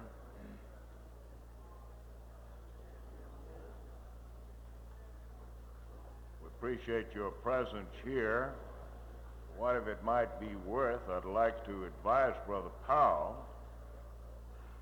that Representative Gerald Blessey, who has announced his intention or his candidacy for Congress in the 5th Congressional District, will be on the program here tomorrow morning. And I can assure Brother Powell that he's not on that program by accident. Of course, a lot depends on what the labor movement in the 5th Congressional District decides to do in this situation. But I'm sure they all share your sentiments, as I do, that there's no excuse for a congressman such as Trent Lott to represent the 5th Congressional District when you look at the large number of organized workers we have there. We have something like 30,000 members of AFL-CIO unions, perhaps a few more, residing in the 5th Congressional District. And I am convinced that we've got the troops down there, if we get our forces together, that we can at least move one of the congressmen this time that you talk about.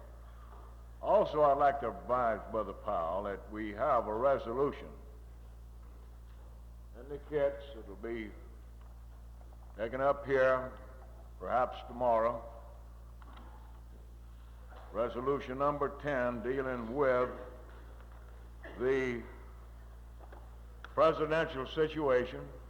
I hope that you've seen that resolution, because we've called a spade in that one. And we hope before these delegates leave this convention, they will go on record to support the nominee of the Democratic Party in this presidential election. So we have that on the agenda also, Brother Powell. That's what I'm trying to get across to you, Now, we're a little bit ahead of schedule. That's good. I'm glad to see us a little ahead of schedule. I'd like to make an inquiry at this point. Do we have any committees that are not ready to report? Are all committees ready to report? You've already acted on your resolutions. You're ready to make your reports to the convention. Is that correct? No committees that haven't completed their business? All of them are ready? Okay, all right. I want to know this because when opportunity presents itself, we want to start calling up some resolutions and getting them out of the way before tomorrow, if we can. Is the chairman of the Constitution and Bylaws Committee present, Brother Tucker? Is he in the House? Okay. Is the chairman of the Audit Committee in the House? Sister Bryant, they're both here. Okay, I'd like to advise them at this time, and the delegates too for that matter, as soon as the Lieutenant Governor, Evelyn Gandy, made her address, and as soon as she leaves the hall, we're going into an executive session, and if it's a little before 2 o'clock, that's good. But we're going to ask the Audit Committee to be on the podium here right after she completes her address, along with the chairman of the Constitution and Bylaws Committee. We'd like to take up first the Audit Committee's report, and then resolution number 1 dealing with the per capita increase that we are asking you to approve in this convention. Do we have any announcements now? We're going to recess in a little bit and try to get early start for lunch. Brother Beckham. Brother Chairman, T.G. Beckham, IBEW, asking that all IBEW local unions assemble immediately after adjournment in the Walnut Room, right down the hall. Walnut Room, caucus of all IBEW delegates, immediately upon adjournment for lunch. Right. Walnut Room, okay? Rochelle, CWA. All CWA delegates will caucus in the back corner immediately upon adjournment. CWA in that corner? Yes. As soon as we adjourn, just a minute,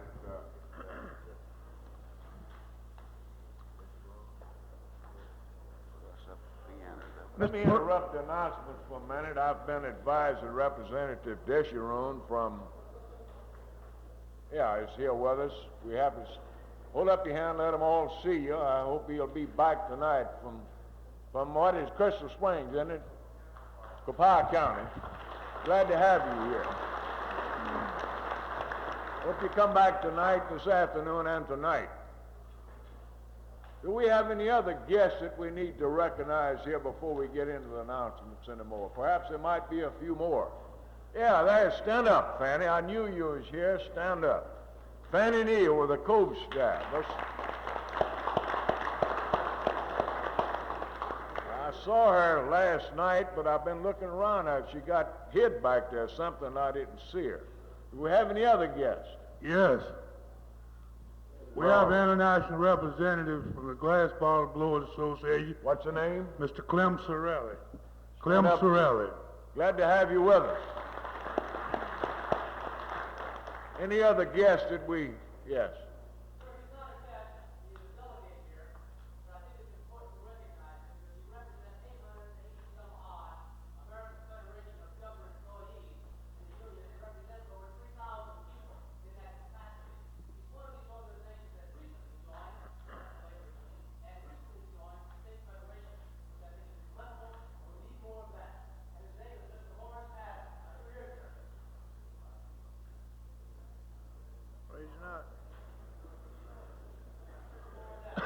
Well, we, of course, are happy to have that local back with us.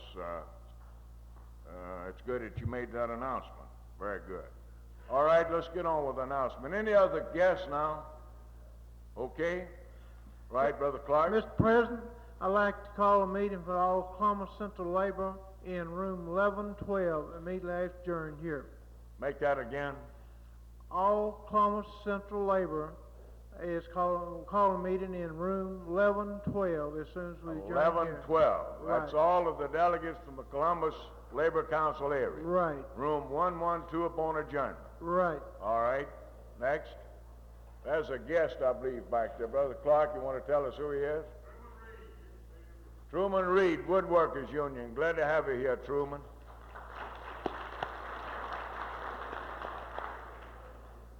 Mr. Chairman, we have two international representatives from the IBEW, and I believe they are ashamed to stand up and let themselves be seen, but we have Herman Holly from Brother Pate's district, and James Stewart. Tell them to stand up. Glad to have both of you, Herman. Where's Brother Stewart? Where's Brother Stewart? There he is. Glad to have both of you here. All right, any other announcements? This Mike. Yes, Ronnie Bell, 845 Tupelo. I'd like to request all the rubber worker delegates to meet up in the front of the convention upon adjournment. Rubber workers in this corner? Yes. Rubber workers in this corner, all rubber worker delegates upon adjournment.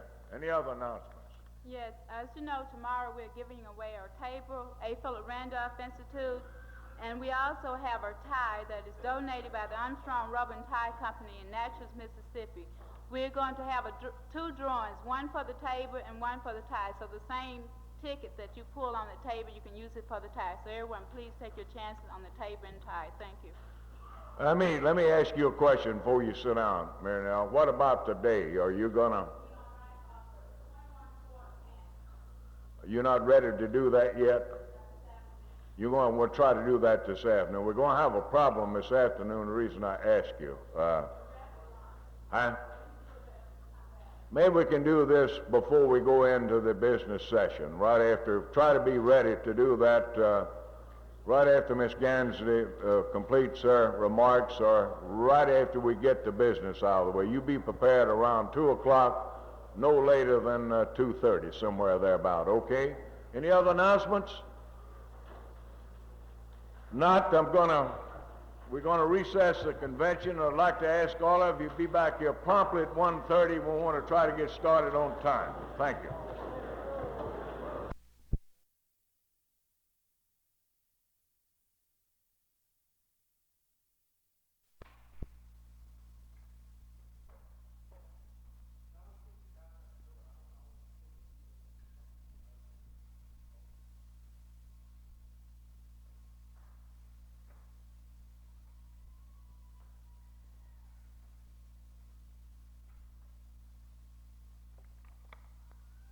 is Tuesday afternoon. This is Tuesday afternoon, March the 23rd, 1976, of the Mississippi AFL-CIO Convention. Will convention please be in order? Delegates, please be seated. Before we bring in our next speaker, we have a few visitors, 2 or 3 rather, people present that I'd like to recognize. It appears that this is Ladies' Day, and I think perhaps the ladies need a day of their own. But anyhow, we've got a young lady over here running the camera who just happens to be Tom Knight's daughter, Betty Knight. I'd like you to welcome Betty to the convention. How about that? You didn't know that, did you? And up front here we have 2 female members of the Mississippi House of Representatives from Lauderdale County. Miss Betty Jane Long from Lauderdale. And Miss Helen McDade from Lauderdale and Kemper. They come over to hear our Lady Lieutenant Governor speak to this convention. We're glad to have both of you. We hope you can be back this afternoon tonight. But okay, bring in our next guest.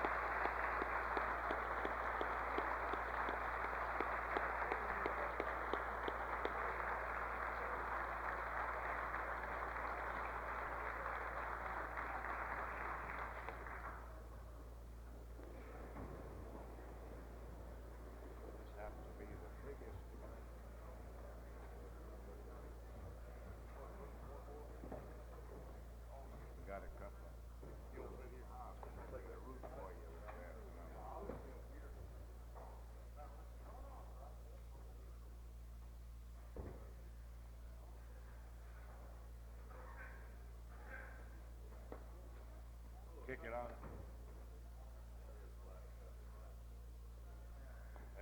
That it? Ladies and gentlemen, we're privileged to have with us this afternoon a lady of great importance. She happens to be a good friend of ours, number one. She has a very distinguished record of public service in our state. She's been supported by this organization on numerous occasions in the past,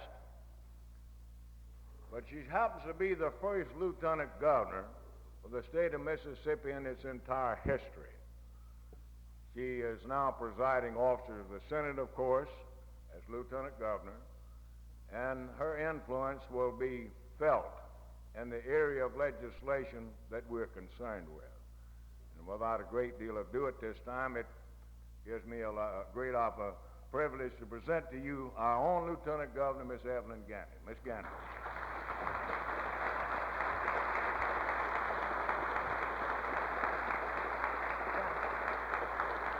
Thank you so much. Thank you so very much.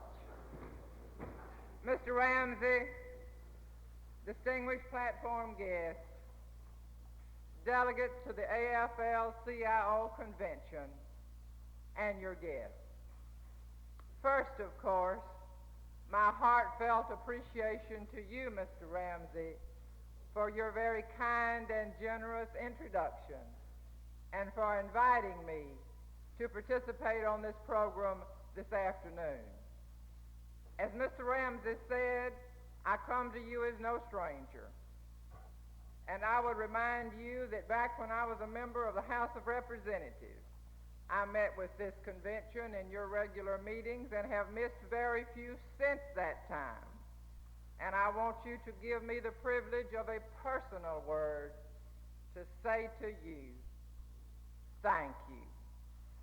Thank you from the very bottom of my heart for the support and assistance that you've given me, for your friendship, and for now helping to afford me the privilege and opportunity of serving all the people of Mississippi as your Lieutenant Governor. And you know, as we think together about the growth and progress of Mississippi, I hope you will afford me another personal privilege to say to you once again, thank you. Thank you for all that you have done in these years that have passed to aid and help and encourage and work for growth and progress in every one of the 82 counties of this state, and to make this state a better place in which to live.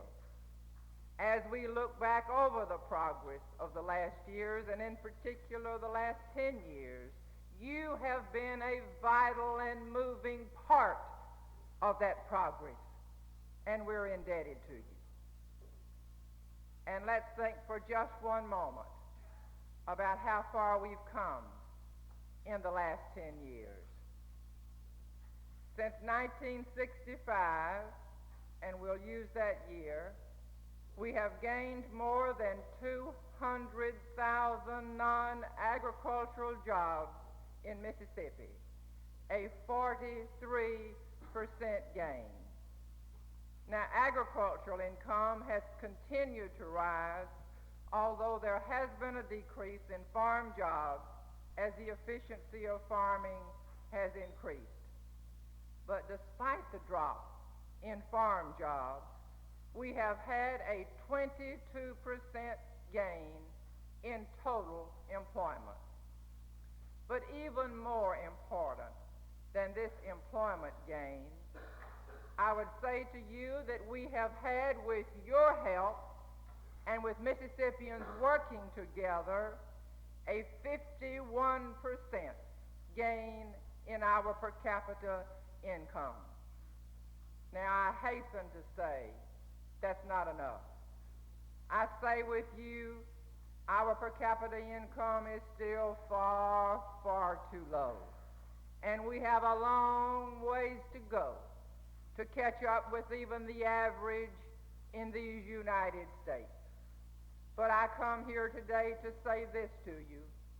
With men and women like you here in this room here assembled, and others like you in all of the 82 counties of this state, together now with your elected leadership at every level, determined to cooperate and work together for Mississippi, then I believe we are going to come forward and move even faster than we have anticipated in increasing that per capita income in Mississippi, and we need your help.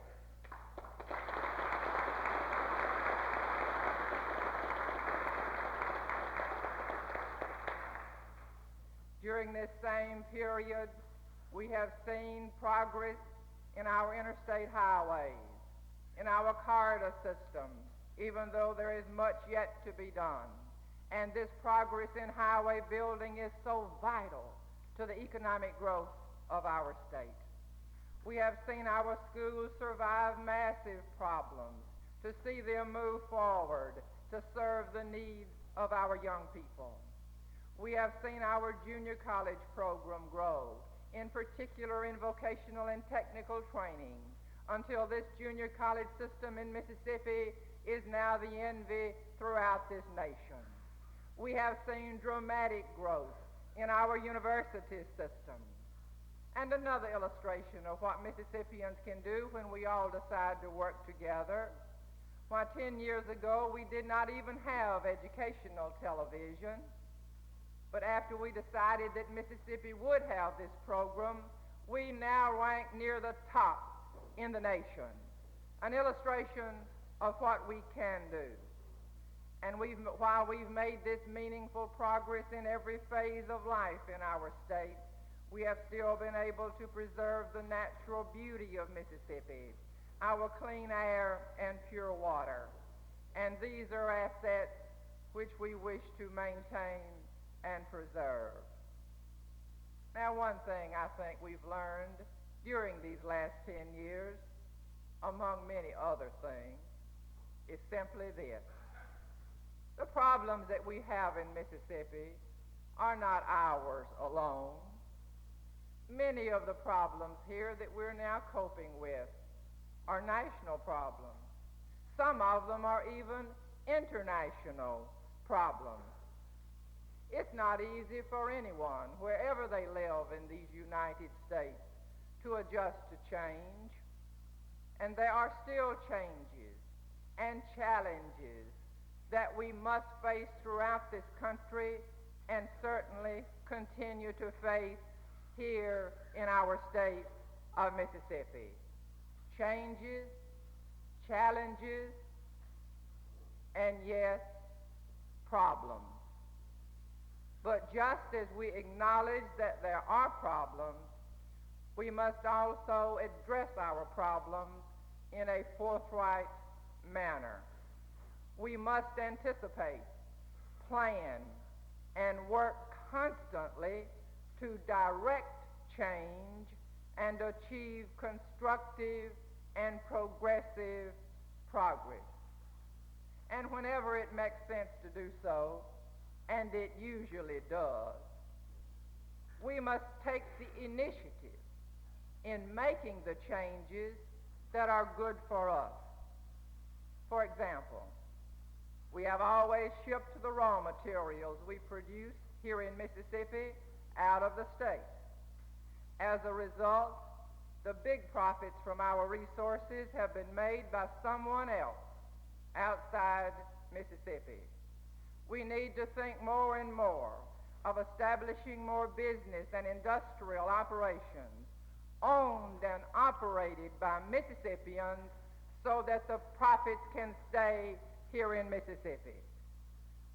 We must also take now what I believe must be giant steps forward in attracting blue chip industries to our state that will provide the higher wage jobs that we need for our people. Now, we've only scratched the surface in promoting recreation and tourism in our state.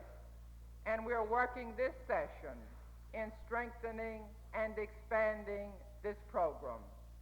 On last Thursday, we passed a bill in the Senate relating to recreation, parks, and tourism. And I hope you will have an occasion to review that bill because we think that it is a step forward. Now, as we mentioned this session, certainly we must say that we face a difficult financial situation as your legislature now is in current session. And I believe that this means that we must absolutely, carefully, very, very carefully plan our spending. Plan our spending in such a way as to make the most efficient use of every tax dollar. We must keep our budget balanced while at the same time provide for our present state services to be continued in the most efficient way possible without placing new taxes on our people.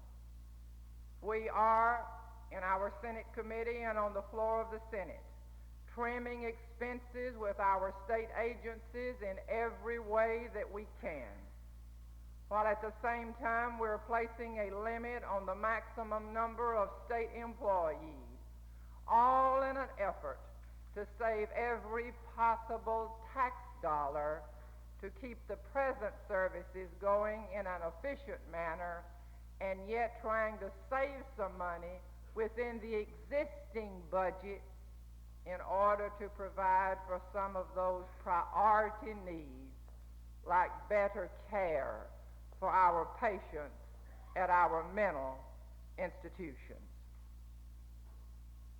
Then we are working in every way that we can to strengthen education, vocational and technical training, and career education in our high schools, while at the same time realizing that at this time we do not have additional funds for these programs.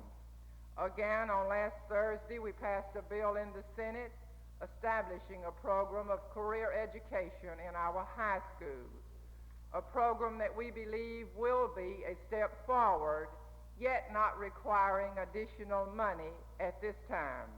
And here again, we have a measure that you may want to take a look at to see what your feelings are about this particular piece of legislation, because we believe that it's very important that we not only have the best possible vocational and technical trainings in our junior colleges for our young people and for our underemployed adults, but we also feel that this program must reach down into the high schools to give our high school students the advantage of this program. Now, we're seeking ways to expedite the construction of the corridor program with reference to our highways. And we feel that we absolutely must find some money to begin the very minimum amount of construction of the bridges relating to the Tennessee-Tombigbee project, because here we have a project that can have tremendous financial impact on the entire state.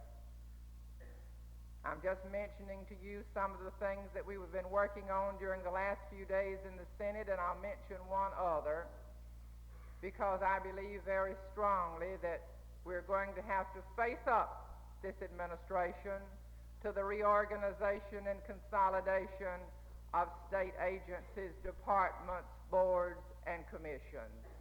Now, we made some progress in the bill relating to parks last week. We have some other areas where we think we will make some additional progress this session. But you know, I feel like we received a mandate from the people last year. But in order to let the people speak even stronger on this subject, in the Senate we have passed a concurrent resolution, Senate Concurrent Resolution number 524, which would be submitted to the people next November. And this is a proposed constitutional amendment which would direct the reorganization of state government within the next 2 years in this state. I commend this resolution to you for your study because it's most important, and I feel that if it is submitted to the people and we get a mandate from the people, that we can, in this administration, do what we've been trying to do since first I came to Jackson as a freshman member of the legislature in 1948, and that is bring about a degree of reorganization and consolidation of state agencies, boards, and commissions and departments, with the objective being more efficiency and then hopefully to bring about a greater degree of economy for the people of Mississippi. Now, there are two other matters that I know that you have a particular interest in, and here I give full credit to the House of Representatives because the bills have been passed in the House. They are now in the Senate and have been referred to the Senate Insurance Committee. The bill increasing unemployment compensation. This bill has been referred to the Senate Insurance Committee, and Senator Purvis will be holding hearings within the next few days. The bill increasing the benefits under our workmen's compensation law. Now, this has also been passed in the House. The bill is in Senator Purvis's Insurance Committee in the Senate, and he has asked me to announce to you this afternoon that there will be hearings tomorrow afternoon, Wednesday afternoon at 2 p.m. And you are certainly invited to attend and to put that word out to any others whom you feel would be interested in this information. On any of these matters pending in the legislature, either the House or the Senate, we will be most happy to have your suggestions, your ideas, your comments, and in fact, we encourage you to make your wishes known. And we have been working closely with your state leadership group, Mr. Ramsey, Mr. Knight, and many others on your executive board, and will continue to work with them in a very close working relationship. And I thank so many of you for coming to the Capitol yesterday. We were so very glad to have you. And I feel that, and I hope that you sensed this. I hope that while you were in the Capitol, you not only felt that you were very, very welcome because you were, but I hope that you felt while you were there that there is a real spirit of cooperation in the Capitol with your governor, your lieutenant governor, and the members of the House and the members of the Senate. I hope you felt that there in your Capitol we're trying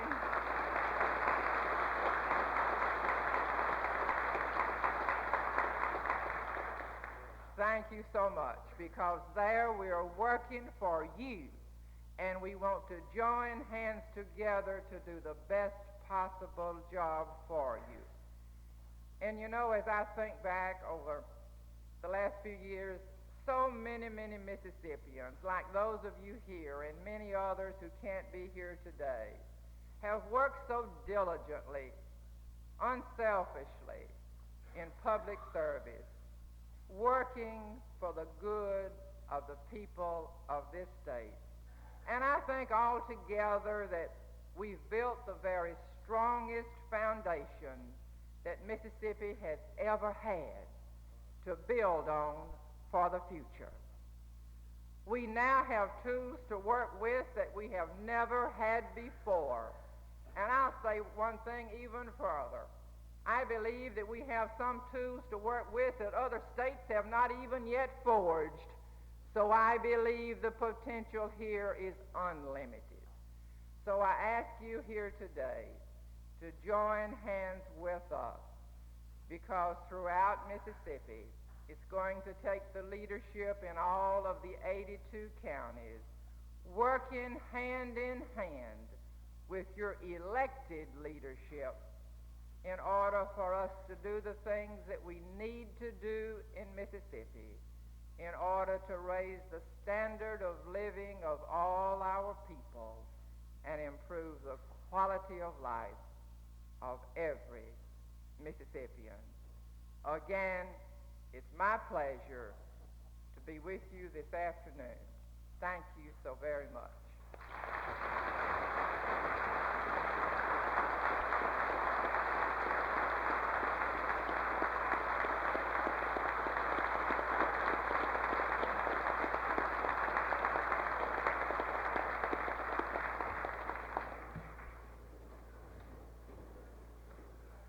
Thank you very much, Governor Gandy. I told you this is a very special person, didn't I?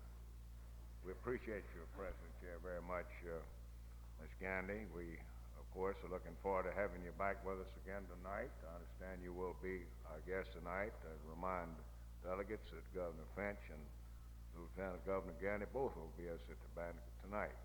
I realize, of course, that you have a very busy schedule and perhaps can't stay around too long, but you are welcome to spend as much time with us as you can here this afternoon. But we do appreciate you coming.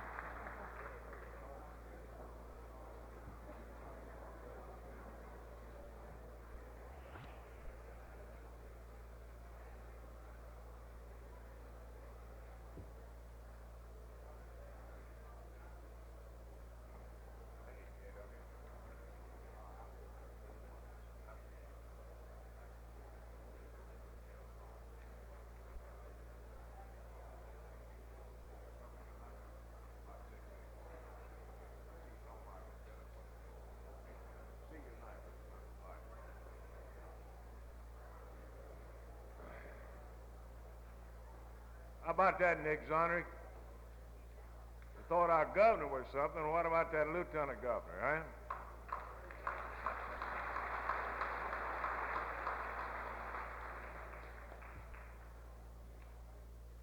We'd like to ask the audit committee to please come forward, and also the chairman of the Constitution Bylaws Committee. I'd like to have him up here at the same time if we could, and anybody else he wants with him.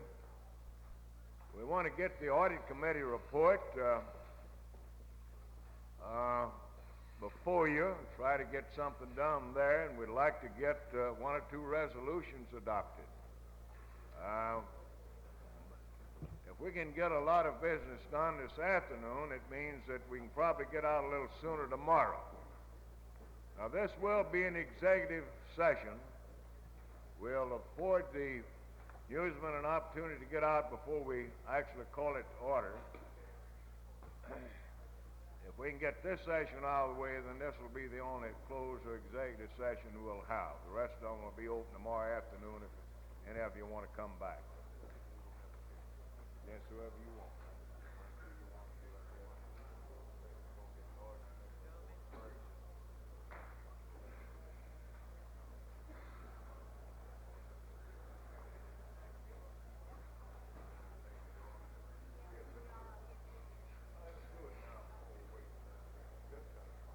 All right, we're going to Marinell Whips, who is going to give away another prize here today. I told her this would be a good time to raffle that one off or have the drawing for that.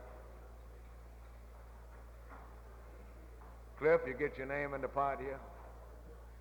You used to help make them things. I hope everybody got their chance on this cooker canner that we're going to give away.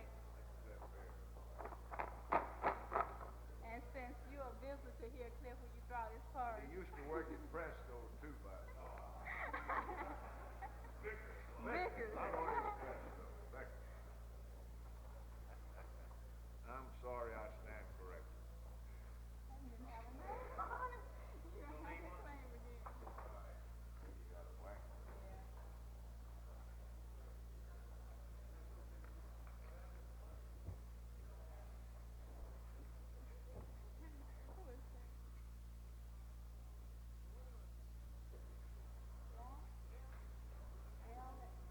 Willard Lack, L-L-A-X.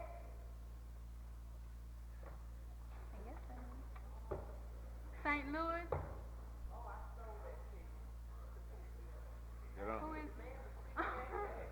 Okay. Is he here? Oh, here he is. Here he is. Now tomorrow we're going to give away the table and our tie, a certificate for a tire. So be sure you get your chances on these prizes.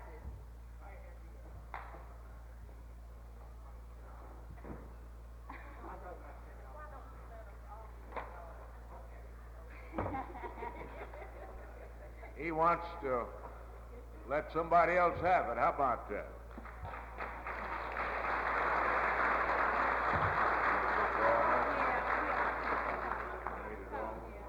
Oh, I'm going to get me in trouble now. I got to pull this one.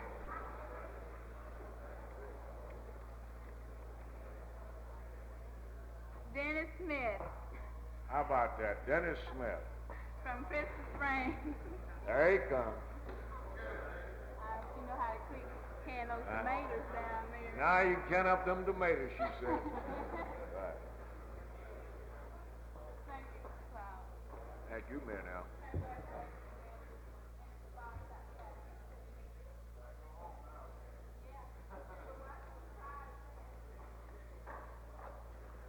I'd like to, before we bring on the audit committee, the chairman of the audit committee, I'd like to ask Brother Curtis Orman and Russell Kelly be on standby basis, depending on the amount of time consumed here now. If we have a little time, we're going to call up a few more resolutions and get acted on before we start the election, okay?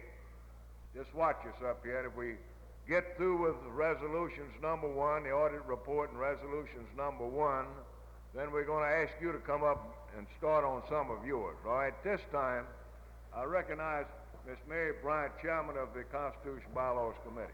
Sister Bryant.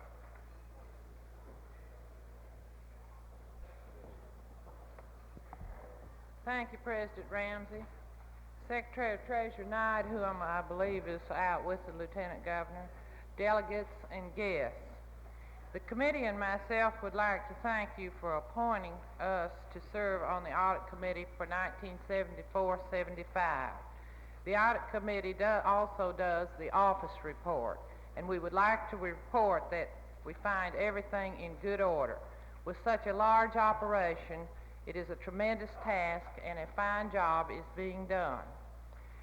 Before we give the audit report, the 1976 Audit Committee requests that this report not be a part of the convention proceedings, and copies will not be passed out. Any affiliate wishing a copy of the report may obtain it by having an authorized officer of your organization submit a request to the state office on the forms, which will be made available to you after we present our report. The members of the committee, if I may introduce them, are C.E. Jack Schaefer. Jack, would you stand up?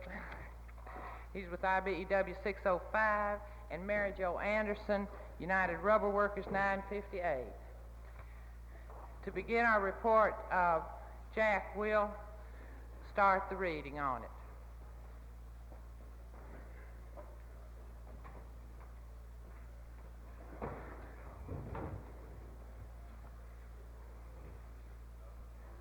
The Audit Committee's report to the 8th Biannual Convention of the Mississippi AFL-CIO, March 22nd, 23rd, 24th, 1976. The financial records were audited by the Audit Committee in accordance with the Mississippi AFL-CIO Constitution, Article 10, Section 10. The records of the General Fund were examined and audited by the Barnett and Critterton firm, CPA of Jackson, Mississippi, for the years 1974 and 75. This report covers all 3 funds of the Council: the General Fund, the Legislative Fund, and the Cope Fund. Comments. Insurance. In force at December the 31st, 1975 was as follows. Fidelity Bond offers an employees $5,000. Workman's compensation, legal liability. Special multi-peril policy, buildings, $25,000, contents, $25,000, liability, $25,000, medical payments, $10,000, camera and equipment, $1,208, automobile, liability, $50,000 and $100,000, collision, deductible, $50,000. Comprehensive ACV. Liabilities. A loan was obtained on July the 15th, 1969 from the American Federation of Labor and Congress of Industrial Organizations in the amount of $30,000 to purchase a building and lot for the Mississippi AFL-CIO. The loan is to be paid in monthly installments of $300. On December the 31st, 1975, there was a balance of $6,900. A second loan was received October the 1st, 1970 for $6,500 in order to make necessary major repairs to the building. This loan is being paid in monthly installments of $100. At December the 31st, 1975, there was a balance of $300. In order to have adequate parking space, the lot on the north side of the office building was purchased for $15,000.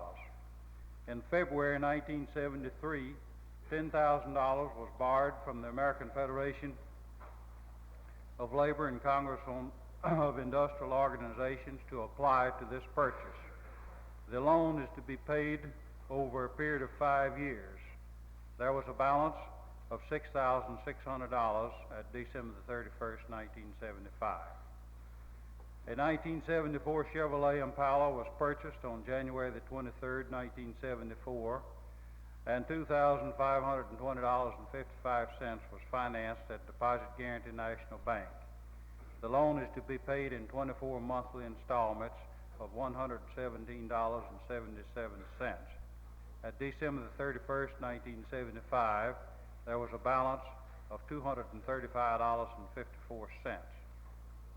On August the 9th, 1974, at 1974 Chevrolet Impala was purchased and $3,200.03 was financed by the Deposit Guarantee National Bank.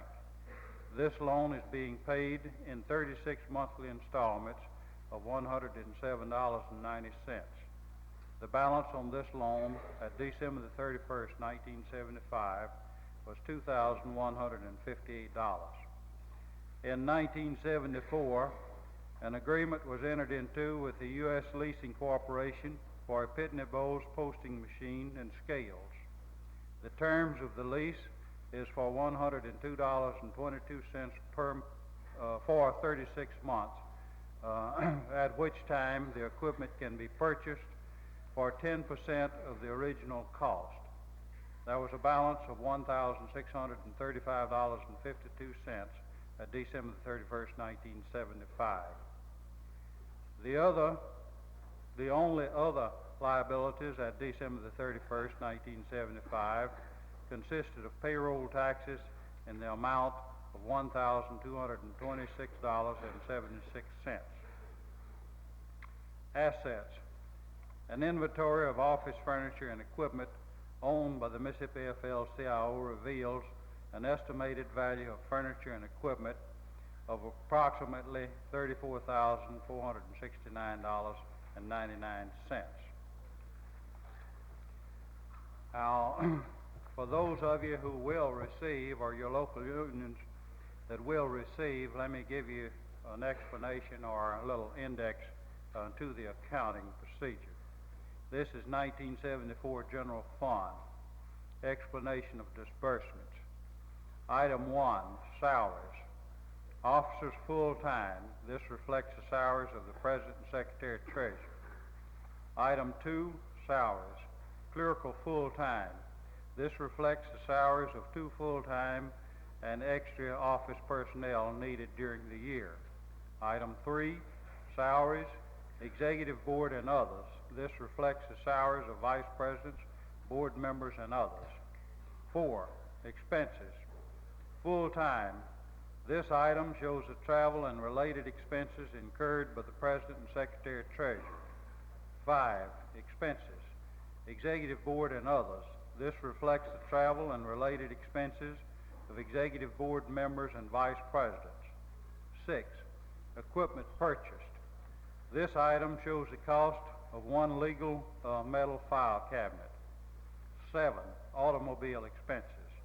This reflects payment of automobile loans, gas and oil repairs, service and tires, insurance, tags, etc. 8, insurance. Shows cost of group hospital life insurance for all employees and workman's compensation coverage. 9, contributions. Mount Wade Baptist Church, Southern Regional Council, Jackson Police Officers Association, R.W. Starnes Honorarium, League of Women Voters, Muscular Dystrophy Association, Southern Labor School, Letter Carriers Auxiliary, number 307, Southern States Apprenticeship Conference. Item 10, building expenses. Reflects insurance on building, pest control, janitorial services, supplies and upkeep, utilities. Item 11, educational. Public relations and legislative reflects expenses for A. Philip Randolph Institute in Mississippi, educational material, advertising and public relations, legislative session, political expenses, and organizing activity. 12, general expenses. This covers AFL-CIO dues, audit and professional expenses, employees' uniforms, equipment repair and service contracts, office supplies, rent on Pascagoula HRDI office, reimbursed by National HRDI office, postage, FICA taxes, unemployment taxes, severance contributions, subscriptions, telephone and telegraph, and other miscellaneous expenses. Item 13, convention expenses. Reflects cost of printing, supplies, kits, speakers, and guest expenses, banquet and refreshment expenses. 14, other disbursements. Reflects payments made on loans to National AFL-CIO. General Fund, fiscal year January the 1st, 1974 to December the 31st, 1974. Balance January 1, 1974, $20,674.28. Total receipts, $120,440.67. Total disbursements, $119,254.99. Balance December the 31st, 1974, $22,076.24. Disbursements were as follows. Item 1, salaries, officers full-time, $34,073. Item 2, salaries clerical, $19,266.79.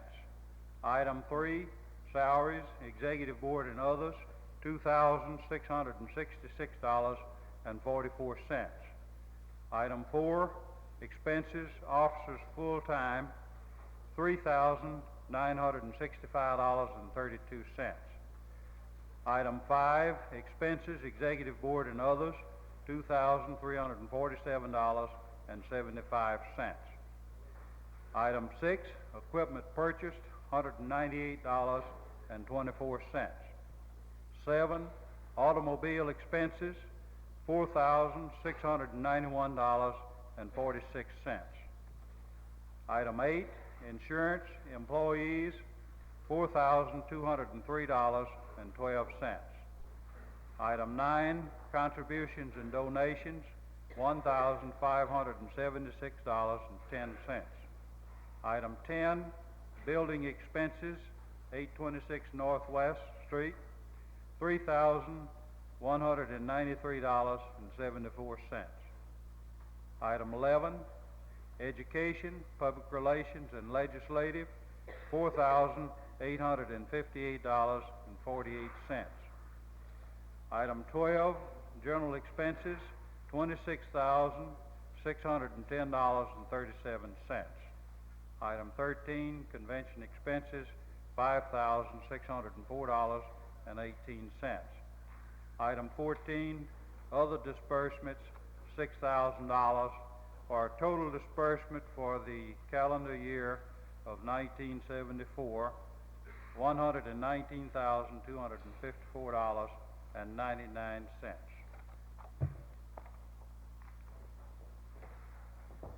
Thank you, Jack. Now, Mary Jo will read further on the report for you. Mary Jo?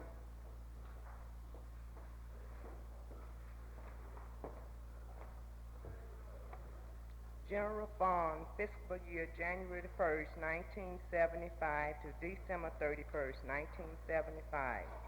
Balance January 1st, 1975, $22,076.24. Total receipts, $119,075.56. Total disbursement, $128. I'm getting my tongue getting tied up. $128,839.79. Balance December 31st, 1975, $12,429.79. Disbursements were as follows. Salaries, office full-time, $36,465. Salaries clerical, $23,204.74. Salaries executive board and others, $1,783.37. Expenses, officers full-time, $3,767.95. Expense executive boards and others, $1,861.65. Equipment purchase, $2,501.75. Automobile expense, $6,959. Insurance employees, $5,780.69. Contribution and donation, $1,200. Billing expense, 826 Northwest, $3,328.48. Education, public relation, and legislative, $2,767.26. General expenses, $32,990.13. Convention expenses, $1,179.18. Total disbursement, $6,000. Total $128,839.79. 1975 General Fund, explanation of disbursement. Number 1, same as for 1974. Number 2, salaries clerical. This reflects one additional clerical employee changed from part-time to full-time in September of 1975 with a subsidy of $500 per month from the Industrial Union Department for her salary. Number 3 through 5, same as 1974. Number 6, equipment purchase. This item reflects the purchase of one Remington electric typewriter and one iTech plate maker. Number 7 through 8, same as 1974. Contribution, Balesket Historic Testimonial Dinner, Southern Labor School, Women's Leadership Conference, Mississippi Health Security Coalition, Southern State Apprenticeship Conference, Muscular Dystrophy Association, Southern Regional Council. Number 10 through 12, same explanation as for 1974. Number 13, convention expense, reflects cost of convention proceeding for the 1974 convention. Number 14, same as 1974.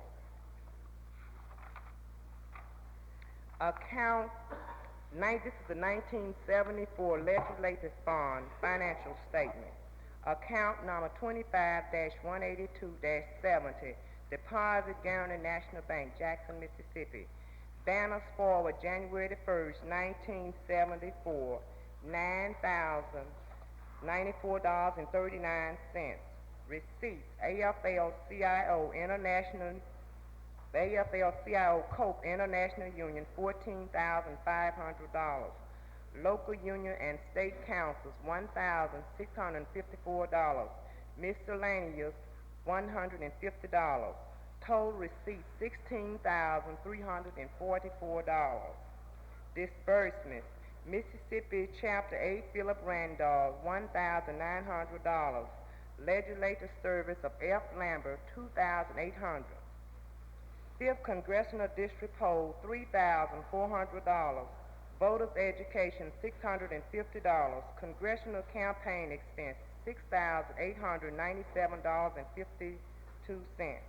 Miscellaneous, $100. Total disbursement, $15,747.52. Banners carried forward December 31st, 1974, $9,690.87. Mississippi AFL-CIO 1975 Legislative Financial Statement. Account number 25-182-7, Deposit Guarantee National Bank, Jackson. Banners on hand January 1st, 1975, $9,690.87. Receipts, local union in Mississippi and state council, $10,024. AFL-CIO National Cope and International Union, $19,928. Total receipts, $29,952. Disbursement, political, education, and get out the vote, $4,071.63. Mississippi Chapter A, Philip Randall Institute, $550. Legislative Service of F. Lambert, $800. Officers Expense Ramsey, Knight, and Woodson, $1,228.24. Advertisement in inaugural program, $600. Contribution to candidates, primary and general election, $14,000. Cope Convention number 2, $438. Extra help, $400. Supplies, printing equipment, service in primary and general election, $2,241.36. Postage, 3 statewide mailing, $3,700. Miscellaneous, $280. Total disbursement, $29,260.12. Banners on hand, December 31st, 1975, $10,382.75. Mississippi AFL-CIO Financial Statement, 1974, Coke Fund, free money. Account number 30-477-40, First National Bank, Jackson, Mississippi. Banners forward, January 1st, 1974, $1,140.96. Receipt, Coke dollars sold at convention, $354. American Income Life Insurance Company, $500. Miscellaneous, $53.50. Total receipts, $2,048.46. Disbursements, 1/2 of 1973 Coke dollars, $83. Congressional candidates, $1,045. Radio time, $187.75. Printing and postage, $344.49. Total disbursement, $1,660.24. Banners on hand, December 31st, 1974, $388.22.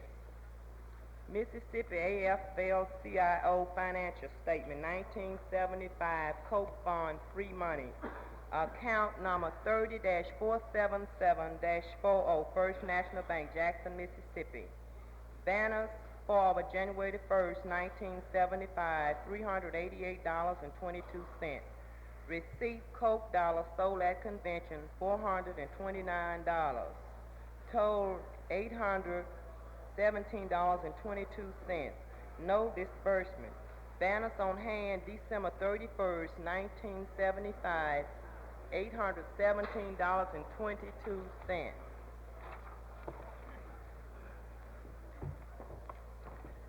Recommendation. In reviewing these records for the year of 1975, we have had an unalterable cost of operations of $10,099.33 per month, while receiving per capita dues of only $8,491.60. The proposed per capita increase would only generate a monthly income of $10,614.50. In the year 1971, the cost per capita to service the affiliates was $2.64 per person, while in 1975 the cost per person was $3.03. This service has been furnished with a per capita tax of $2.40 per person, with the difference being paid by the subsidies. These subsidies are not reliable for the operation of the state AFL-CIO. Increased affiliation is not covering the rising cost of service to the members. In reviewing the records, it is obvious that the full-time officers have made a concerted effort to curtail all possible expense. In doing so, they have limited their traveling to participate in various activities that would be beneficial to the progress of Mississippi AFL-CIO.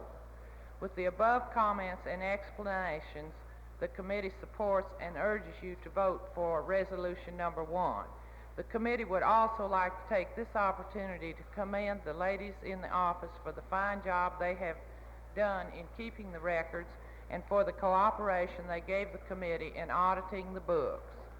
In our opinion, the attached statements of receipts and disbursements accurately present the transactions of the Mississippi AFL-CIO for the years 1974 and 1975 as reflected to us by the records. Respectfully submitted, Audit Committee, Mary I. Bryant, Chairman, CWA 10511, Mary Jo Anderson, URW 958, C.E. Schaefer, IBEW 605. Mr. Chairman, this concludes the audit report. The committee moves that this report be accepted as read and this committee released. You've heard the committee's report and a motion to adopt that report.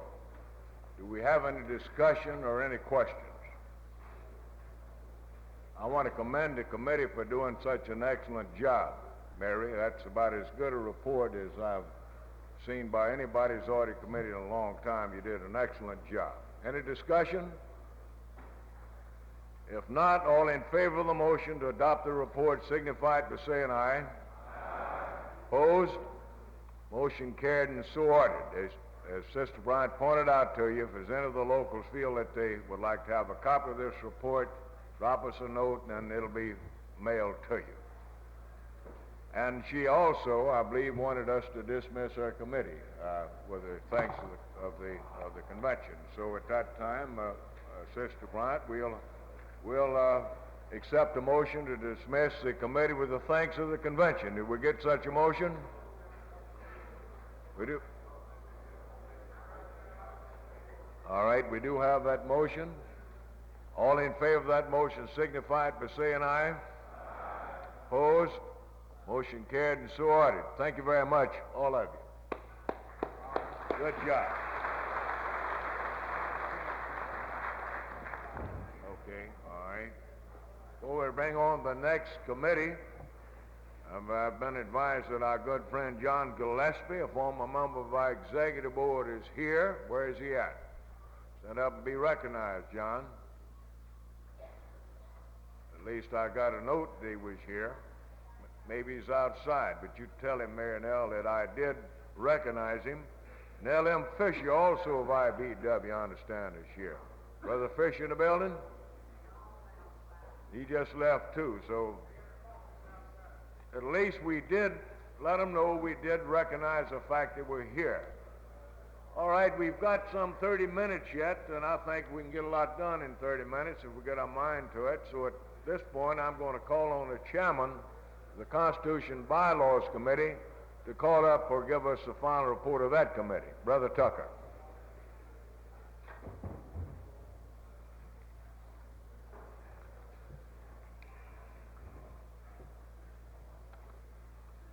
We're dealing with resolution number 1. Our committee has already reported out resolution 2 and 3, and the convention has taken action on them. I'm sure everybody has read this resolution, looked it over. Okay, it won't take a minute.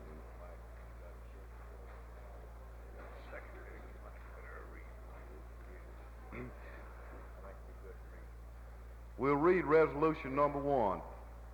Whereas from a working person's point of view, the 1960 session of the legislature was the worst in our state's history. It was during this session that our Workmen's Compensation Act was virtually emasculated. The tax burden was shifted to the backs of the working people, and the so-called right-to-work law was placed in the state's constitution. When this session was over, the leadership of the Mississippi AFL-CIO realized that organized labor must become more active politically if we were to survive. Bluntly stated, our enemies forced us to move in this direction. And whereas, after considerable thought and study, the Executive Board presented a program of progress to the delegates at a special convention in 1961.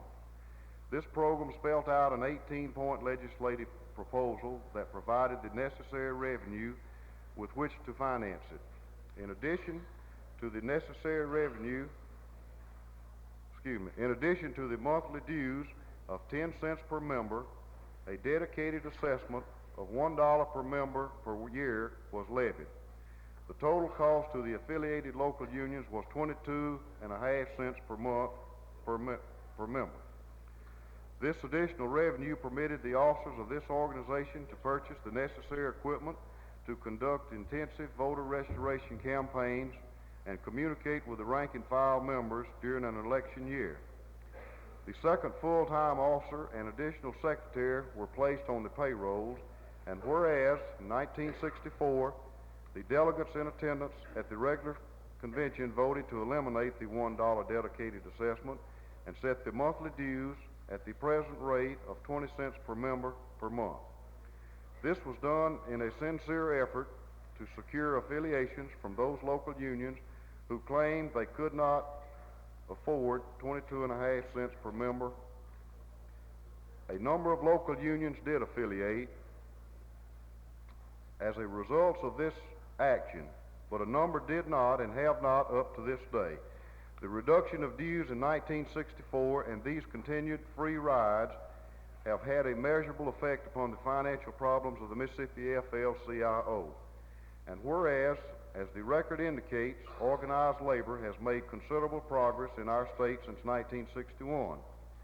Many of our legislative proposals have been acted into law, and we have been able to prevent passage of punitive measures on numerous occasions. Politically speaking, 1975 was a good year for the Mississippi labor movement. We helped elect a governor, lieutenant governor, and a majority to the House and Senate. We have every reason to believe that considerable progress will be made during the next 4 years. Of paramount importance is the fact that organized labor is well respected by most citizens, and today we are not held in open contempt as we were in 1960. We can be justly proud of our accomplishment during the past 15 years, and whereas the above-mentioned progress has required the expenditures of sizable sums of money, unfortunately, these expenditures have far exceeded our income. As the Audit Committee's report will show, our bank balance is dangerously low. This applies to both the regular fund and the special legislative fund. Our expenditures in 1975 exceeded our income by over $10,000. However, all of our financial problems are not attributed to expenditures of the 1975 election. Most of them can be attributed to the current economic situation of stagflation. Our income has been reduced because of unemployment, and we have been dealt a severe blow by inflation. Operational costs have more than doubled during the past 4 years. For instance, 4 years ago, we could do a mailing to the rank and file members during a political campaign for about $500. Today, a mailing of that kind costs over $1,000. To do a mailing to the officers of our affiliated organizations today costs approximately $100. 4 years ago, it cost less than $40. And whereas the Executive Board of the Mississippi AFL-CIO has deemed it necessary to recommend a dues increase, has not deemed it necessary to recommend a dues increase to any convention since the special convention in 1961. Continued growth and affiliation has made it possible to balance the budget on a year-to-year basis since that time. However, the board has recently reviewed the financial status of the organization and has come to the conclusion that we will be in serious difficulty if this convention does not grant a dues increase of at least 5 cents per member per month. The board frankly feels that continued growth is dependent upon the action of this, the 8th Biennial Convention. Now therefore be it resolved that Section 1 of Article 10 be amended to read 25 cents per member per month, and that the word 20 be changed to 25 where it appears elsewhere in the Constitution. And be it further resolved that this constitutional change become effective as of April 1, 1976. Your committee's report, a unanimous vote that this resolution be approved.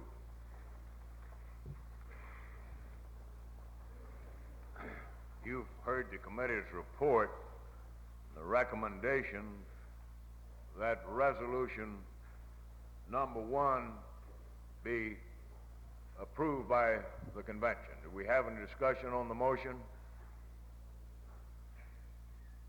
Brother Underwood. Howard Underwood, Local 845, United Rubber Workers, Tupelo, Mississippi, and member of the Executive Board.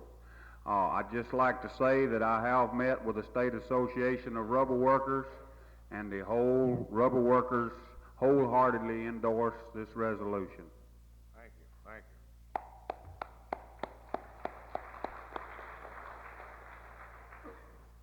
Brother McMahon. Eddie McMahon, Local 230 Glass Bottle Blower Association. I'd just like to go on record, Mr. President, as saying that I support this resolution 100%.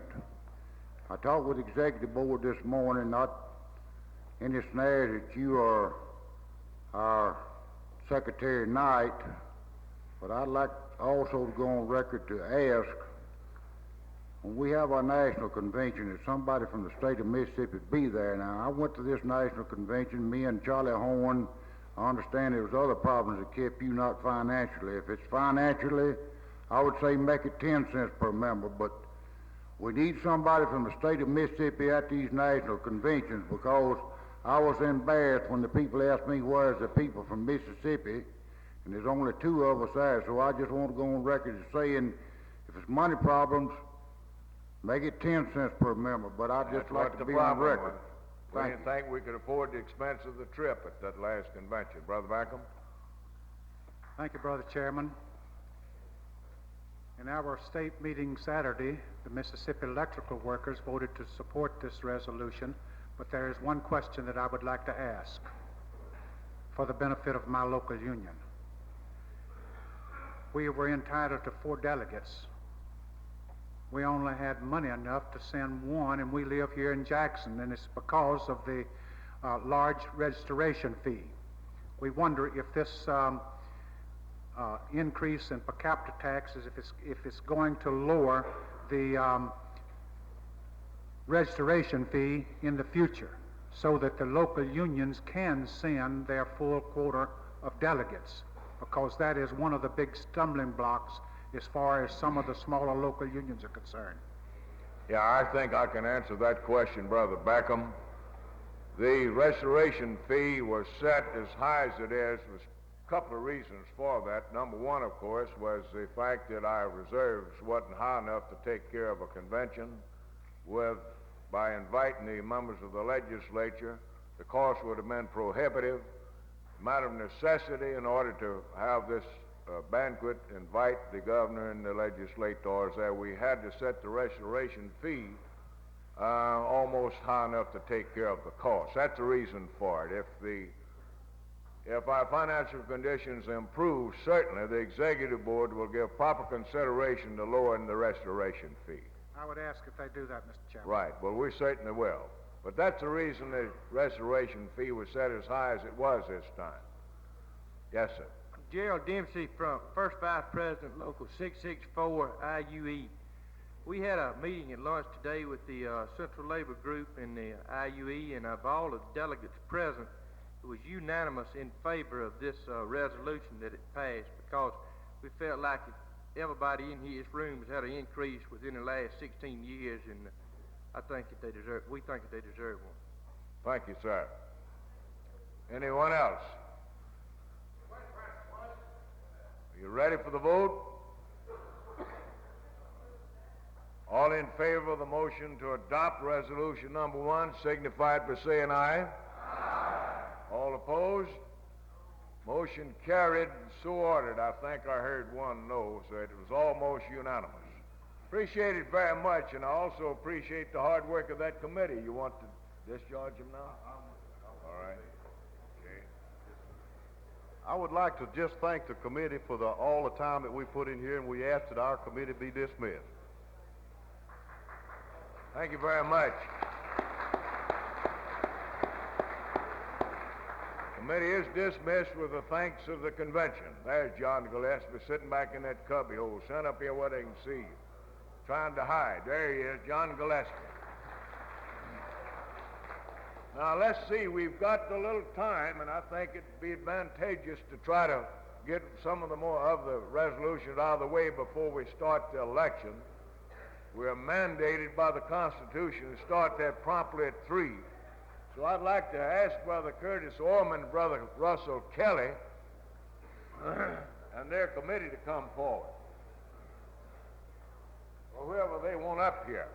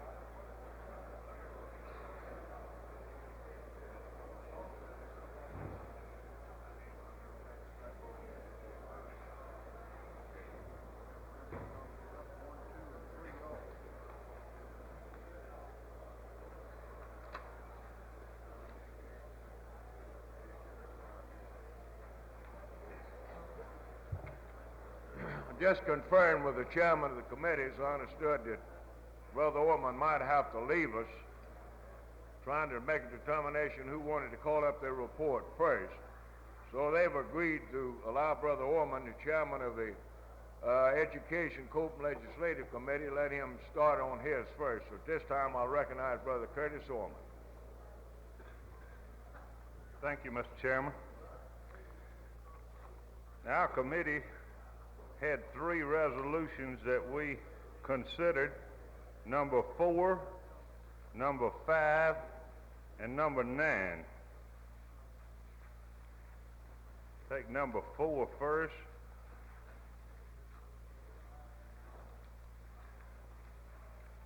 Give you a minute to get this resolution out. It's entitled Reform of Mississippi Workers' Compensation Law. Whereas Section 26C of the Mississippi Workers' Compensation Law reads as following: representation of one other than himself or herself before the commission shall be considered the practice of law, and all statutes applying to and regulating the practice in all other courts of law in this state shall likewise apply to practice before the commission insofar as the qualifications of those practicing before the commission are concerned. This paragraph shall not be construed as tightening the rules of evidence which are otherwise relaxed in other subdivisions of this bill, and whereas in all cases where the company or insurance carrier denies a workers' compensation claim of a union member, he or she must obtain an attorney in order to convert before the commission, and whereas the fee awarded to such attorney is deducted from the benefits he or she is entitled to receive, and whereas the hearing before the commission is informal and union representatives who deal with the workers' compensation law are qualified to represent their members before the commission, now therefore be it resolved that this 8th Biannual Convention of the Mississippi AFL-CIO go on record in opposition to Section 26-C of the Mississippi Workmen's Compensation Law. Be it further resolved that copies of this resolution be sent to all state legislatures. The committee announced that we would like for everyone that had any interest in any of these resolutions meet with us. We had some people there, and everyone present were talking for this resolution, and the committee voted unanimous to adopt this resolution. We recommend concurrence. You've heard the committee's report and the motion to adopt resolution number 4. Do we have any discussion? Get him and then you, Bob. He was standing up there, I believe, first. Brother Howard Underwood. Howard Underwood, Local 845, United Rubber Workers, Tupelo, Mississippi. I'd just like to tell you a little bit of problem that prompted us to write this resolution. We changed workman's comp carriers a while back because the other carrier dropped us on account of too many accidents. You want to be frank about it, but our new carrier has changed the policy that the old carrier did. They have refused lump sum payment for any partial disability that our employees are having, and any small claims they're refusing. All we can do for these people is tell them to go hire a lawyer, because we don't have the right to represent them before an informal hearing before the board. Now, we can represent an employee if he's laid off before the Unemployment Commission and they refuse his unemployment. But we cannot, one of our members who's working in the factory and gets hurt, we can't represent him before an informal hearing before this board. And that right, I feel that we should have. I'm sure there's going to be a lot of lawyers up there in the legislature that's going to disagree with us, but tonight when all the legislature gets down here, I'd like to ask you to go a little further than this resolution. Let's tell them how we feel about it. I'm wholeheartedly in favor of this resolution, and I would like everyone to concur with it. Thank you, Brother Underwood. Shall now recognize Bob Fly. Thank you, Mr. Chairman. Bob Fly, Rubber Workers, Local 303. Well, I'll get this right in a minute. He didn't carry this resolution far enough with the rubber workers. We've had problems for years with the selection of doctors. Some years ago, the comp was set up where we were going to have one from labor, one from the industry, one from management, and one at large, 3 commissioners. As of right now, we have all from industry. Am I cutting it off? Thank you. But what we're saying is that we would like to have the right to represent our people in the comp. Because if you don't have the right, if you got to pay 25% to collect what you got coming to you if you're forced into court with a thing, we have a comp committee in our local. We know the law. We've been into comp cases many, many times in our local. What we want is a right to represent those people without hiring an attorney. We can do this. The governor says he's going to be appointing somebody on the commission, and I'd like to call on this delegation here today and our chairman that he assure us that he appoints somebody on the commission, at least one to represent labor, to hear our contention of what we're talking about. Right now, you don't get that. And what the young man is saying, I don't think anybody knows how vicious it is. We can talk about carrying it to $200 a week, but if you don't have any loss of earnings, you're not entitled to anything. You can have a job that you're making $8 an hour at Armstrong and Natchez. If you go back on that same kind of thing and they give you 20% of the body of the whole, you're not entitled to anything. We're saying it's time that this commission start looking at our problems. We'd like to be able to go to the commission and tell him what they are, not being an attorney, Mr. Chairman. Thank you, Brother Fly. I think perhaps the governor, our new governor, will perhaps listen to us. I'm sure he will, in terms of who we'd like to see on that commission when and if vacancy occurs. Of course, he will have an opportunity to appoint 1 or maybe 2 members of that commission during the next 4 years. And we will, Brother Fly, direct our attention to that. And to the statement that Brother Underwood made, the fact that there are a lot of lawyers in the legislature, yes, there are, and there's a number of practicing attorneys, plaintiffs' attorneys, and attorneys for insurance companies also over there. It won't be an easy matter to get through the legislature, but we'll give it a try. If the resolution's adopted, we'll do the best we can with it. We can't, and next best bet I would suggest to you, when you got a problem of this kind, before you engage an attorney, call the commission and talk to Mr. Noblin. He's a good friend of ours, and before you go hire an attorney, I would certainly suggest that you try to get him on that situation before you start spending money for an attorney. Yes, sir. Mr. Chairman. Ronnie Bell, Local 845 in Tupelo. I've got 5 cases at the present time pending on what Brother Underwood was talking about. And in most cases, I do all the research and just turn the files over to the lawyer, and he collects 25% of what the guy's entitled to.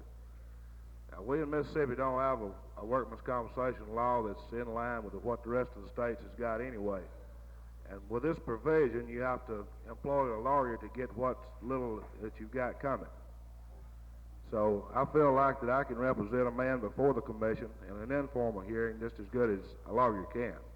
And I would like to see this convention go on record and push this thing and try to get this provision in Section 26C out of the law. Thank you. Thank you, sir. Any other discussion on the motion to adopt resolution number 4? If not, all in favor of that motion signify it by saying aye. Aye. Opposed? Motion carried and so ordered. We'll do the best we can with that. Brother Orman. Brother Woods of the Election Committee wants his committee to meet in Walnut Room right now. The Elections Committee. All right, okay. All right, okay. That's good. All right, let me get this. I didn't want to cut in on that. You started. No, that's good. It's good time. Brother Wood has requested the Elections Committee to meet with him in the Walnut Room right across the hall. I'll call their names out. Would you please go over there and meet with Brother Woods and get ready for the election? Go now. W.H. Wood, Chairman, Marion Shin, E.S. Hutto, Patricia Stewart, F.M. Oglesby, Edna Carter, and W.C. Peterson. Would you please meet Mr. Wood, the chairman of your committee, in the Walnut Room? Are you ready?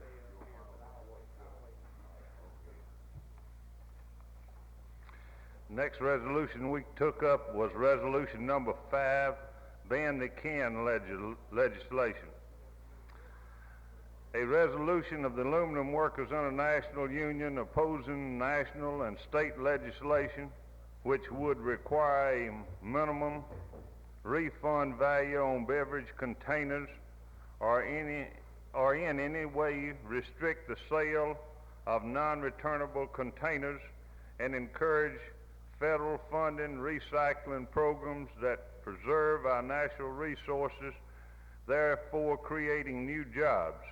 Whereas the intent of legislation of this nature has been to reduce litter, and whereas reports from states which have such legislation only serve a disruption to the economy without reducing litter, and whereas necessary adjustments in manufacturing processes and the dislocations of residents of this state would certainly compound existing problems of rising unemployment and inflation, and whereas only 16% of highway litter is metal containers and 2% being aluminum containers, and whereas the legislation would tend to eliminate pull tabs only to be replaced by the returnable containers as litter, and whereas surveys show that 1 of every 6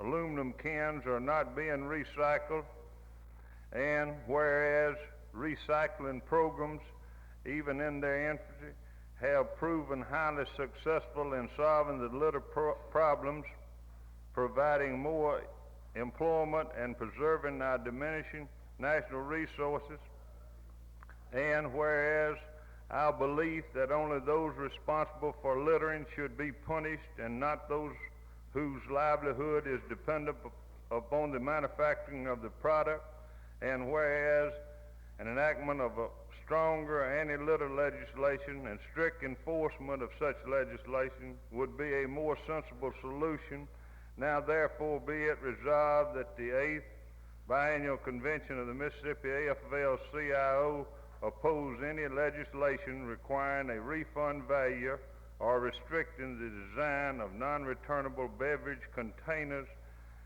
and be it further resolved that the Mississippi AFL-CIO actively promote legislation for a federal funded recycling program that would create jobs and preserve our national resources. Respectively submitted by the Aluminum Workers Local 202, Grenada, Mississippi. Before we discuss this resolution, we did contact the glass blowers and steel workers, and again we asked everybody concerned with it to meet with us. We want to thank them for coming in and giving their reports to us, and the way I understand it, the glass blowers and the steel workers have no objection to this resolution. The committee voted unanimous for its adoption. Committee recommends concurrence. You've heard the committee's report and the recommendation to adopt resolution number 5. We have any discussion. Brother McMahon. Mr. Chairman, Eddie McMahon, President, Local 230 Glass Bottle Blowers. I would like to go on record as supporting the resolution with some amendments. At the top where it says resolution number 5, and it says I'd like to be it amended. It says ban the cans to add the word bottle legislation.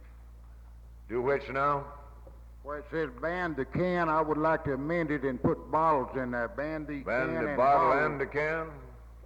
You want to add word bottle in there plus add the can? word bottle, yes, sir.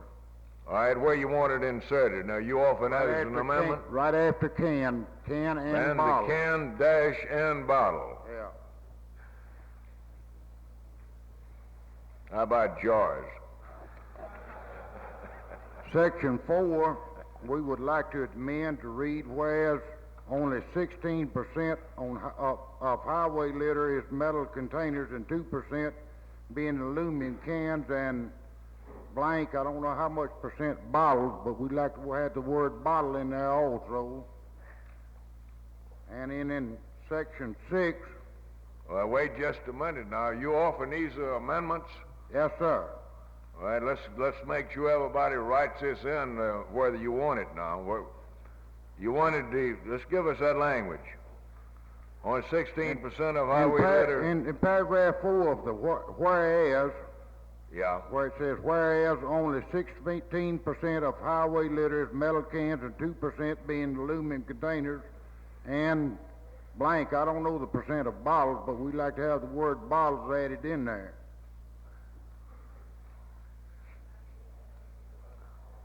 And we'll have Arthur to check that out. Well, we'll have to get some language to put in there if you're going to offer this as an amendment. We'll have him to check the percent out. Arthur Conde will. He'll let you know.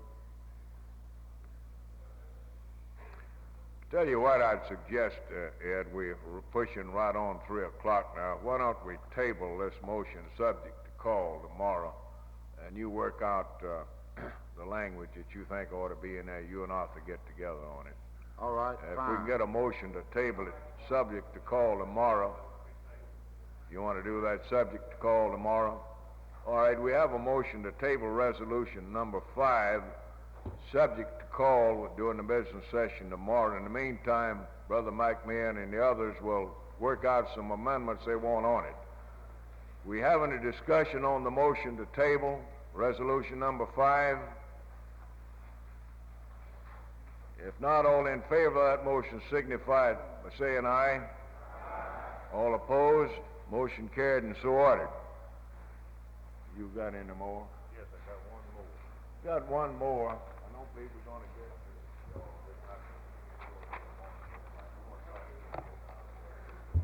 to Committee looked at resolution number 9, political education, political action. Whereas organized labor has been at the forefront of the political arena for years and was responsible for legal recognition of trade unions and the collective bargaining system, and whereas the collective bargaining system has worked well and provided decent wages and working conditions for millions of American workers, and whereas the labor movement has made considerable progress in the political arena in recent years, with 1975 being the best year to date for labor in Mississippi, but we have only scratched the surface, and whereas if we are to continue to extend the fruits of trade unions to the millions of unorganized workers and continue to protect and expand the collective bargaining system, we must take the necessary steps to expand and intensify our programs of political education and political action, and whereas to be effective, we must involve every union member and his or her family. Now, therefore, be it resolved that this 8th Biennial Convention of the Mississippi AFL-CIO, assembled in Jackson, does go on record criticizing Nixon and Ford for 7 years of total commitment to big business, and as a result, inflicting upon the working people of this country economical chaos and hardship. The delegates of this convention do hereby dedicate themselves to the important task of electing labor's friend to the Congress and a friend of the working people as President of these United States.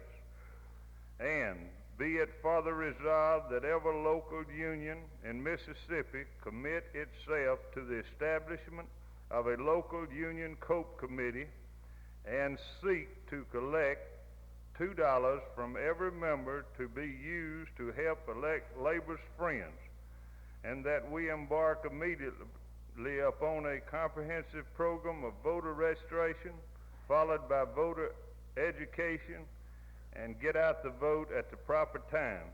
And be it finally resolved that copies of this resolution be sent to all affiliates and to the AFL-CIO Committee on Political Education, respectively submitted by the Mississippi AFL-CIO Executive Board. The committee unanimously recommends adoption and had no dissent. You've heard the committee's report and the motion to adopt resolution number 9. Do we have any discussion? Ready for the motion? All in favor of the motion signify by saying aye. Opposed? Motion carried and so ordered. That completes yours. Brother Orman advises me that that completes the business of his committee and asks me to... The business of his, that's right, he's got one table, so we can't dismiss his committee. Right, we appreciate it, Brother Orman. Thank you very much. All right, at this time, I'm going to recognize Brother James Jackson, Chairman of the Credentials Committee, for that committee's final report to the convention. Brother Jackson. Thank you, Claude. The final report of the Credentials Committee at this convention shows that we registered 74 guests, 306 delegates representing 121 local unions, 18 state organizations, and the General Executive Board of the state. That's a complete report. I move its adoption and also ask that the committee be dismissed with the thanks of the convention. Turn it back to the chairman. Thank you, Brother Jackson. The committee's report before you is that we have had some additional delegates seated since your last report. The last time you had 300, we now have 306. You've heard the committee's recommendations that all of these delegates be seated. Do we have any discussion on that motion? Not all in favor of the motion signify by saying aye. All opposed? Motion carried and so ordered. Brother Jackson also requested that his committee be discharged with the thanks of the convention. And I would accept the motion in that direction. We do have such a motion. All in favor of that motion signified by saying aye. Opposed? Motion carried and so ordered. Thank you very much, Brother Jackson. Let's give him a round of applause. I want to congratulate this committee on doing such an excellent job. You know, this is the key to getting started on time and keeping things moving. Is the election committee about ready? Brother Knight's got an announcement or two, and I've agreed to recognize Betty Nelson before we get started. Y'all excuse us a minute. Yeah. Brother Wood is chairing the election. Since all the candidates for office speak as we stand, and we identify and say some of them are not well known and nobody knows what they're talking about. He thinks you all All right. You want to make the announcement about the tickets? You want me to make it? well, I can't. You want to do it? All right. As soon as let me talk to Wood. You want me to make a couple of announcements? I agreed before we had the election to recognize Betty Nelson. She had a statement she'd like to make to the convention. Betty? She wanted to have an opportunity to have a word to say before we proceeded with the election. I did not realize that two vice presidents could not come from the same CLU. Therefore, I would like to decline my nomination for vice president. Betty Nelson has took herself out of the race for vice president. Okay? I guess she must have got with Mr. Russell Kelly, who is from your neck of the woods, right? All right. Brother Knight's got a couple of announcements, and then we're going to turn it over to the elections committee. Brother Knight. In your kit somewhere there, you're supposed to have a ballot with the names of about a dozen people that are seeking the Democratic and Republican nominations for president. Some of them are not in the race anymore. We want you to look that ballot up and mark your choice on there sometime between now and tomorrow, and the sergeant at arms will pass through here with a box and pick up the ballot. Now, most of you know who's still in the race, so mark your choice on that ballot. I hope you've got them, and the sergeant at arms will pick them up tomorrow. Bring them in here tomorrow and turn them in tomorrow.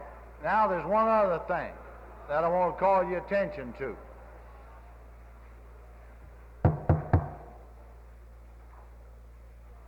I know that we've had a lot of concern about banquet tickets here, about the tickets to the dinner tonight. Now, this hasn't been easy. It is very, very hard to negotiate with this hotel. And I must say that the sale of those tickets has been concluded.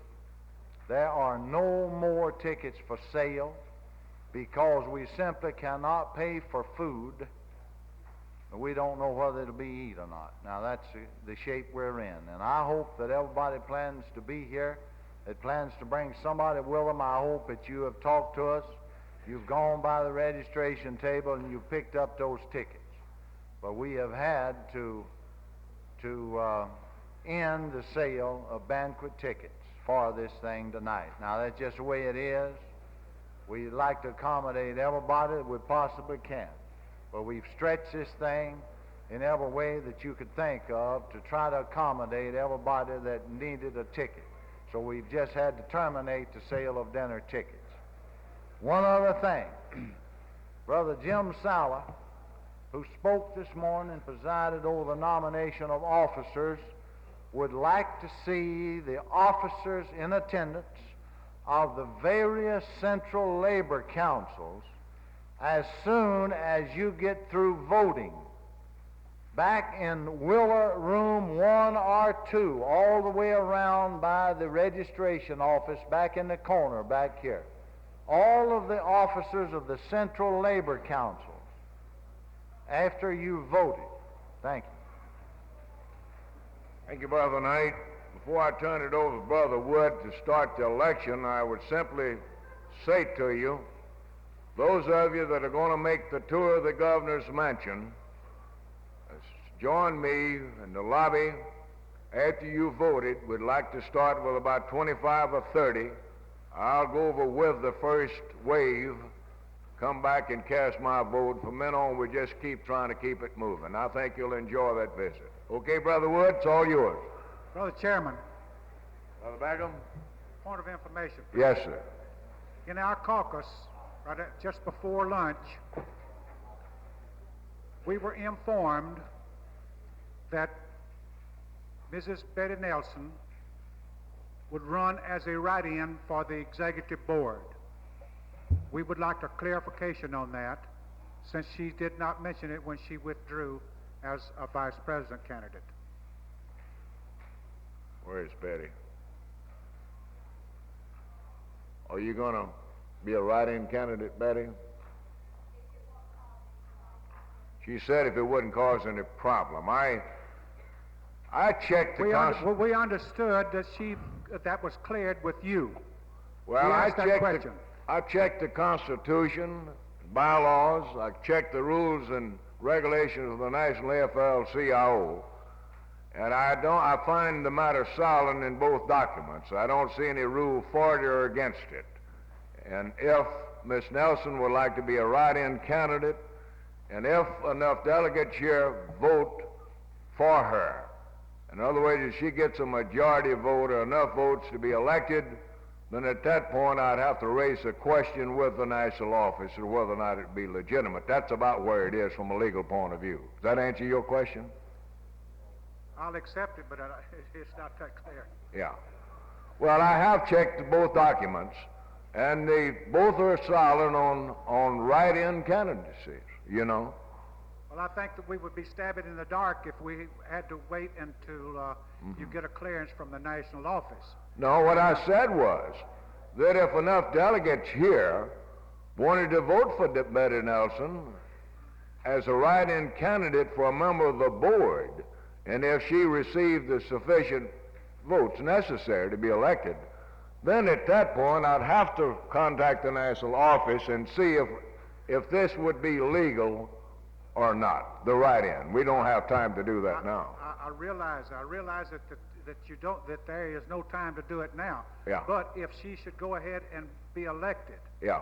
by a write-in, Yeah. and then you would have to clear that with the national office. I feel obligated to check it out and see if it was legitimate or not. I think right. you would, because right now the Constitution of the AFL-CIO is solid.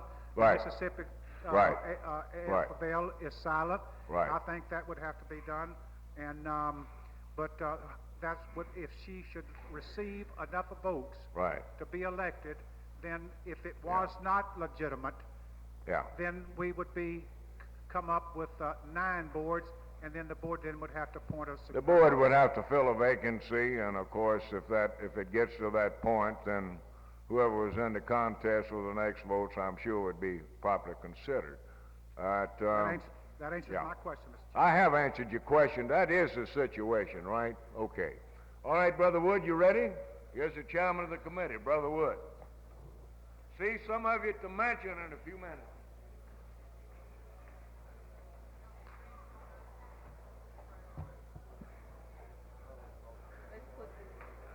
Put the ballot box down here. Put the ballot box down here on this end.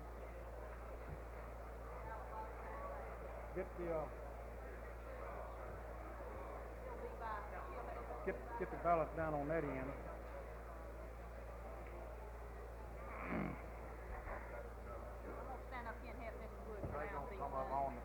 No.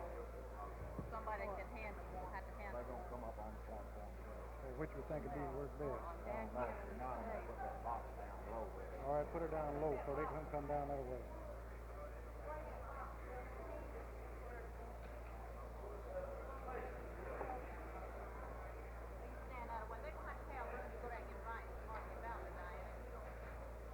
Fellow delegates,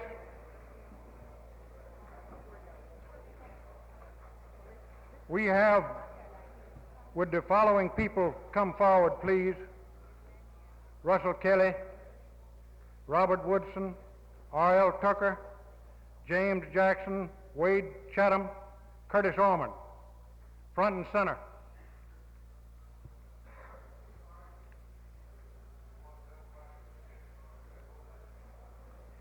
Russell Kelly, Robert Woodson, R.L. Tucker, James Jackson, Wade Chatham, Curtis Odom. Right here. These people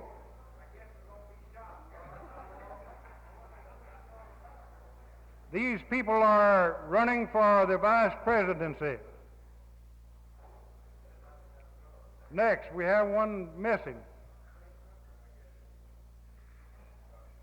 Tucker, electrician Tucker.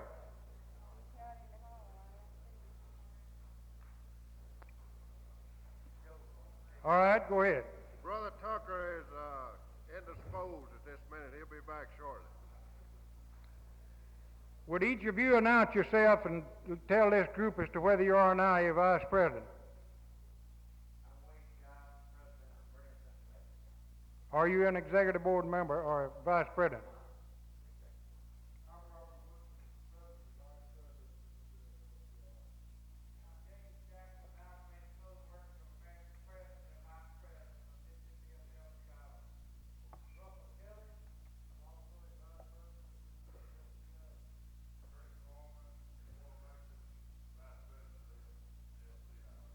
Thank you, gentlemen. When Brother Tucker comes back in, he'll have the same privilege. Would the following people that aspire to the executive board of this organization come forward, please? Laverne Tucker, I.B.E.W. Jackson, A. Bear Williams, L.A. Gulfport, Amy Hollowell, ACWA Water Valley, Marvin Taylor Carpenters Columbus, Joe Davis IEW Tupelo, Cecil Sheldon Aluminum Grenada, E.M. Grantham Steel Greenville, Lewis Turner Plasters Jackson, Howard Underwood URW Tupelo, Mary Bryant CWA Jackson, Gerald Dempsey IUE Louisville, Ray Magdalenas AFT Harrison County.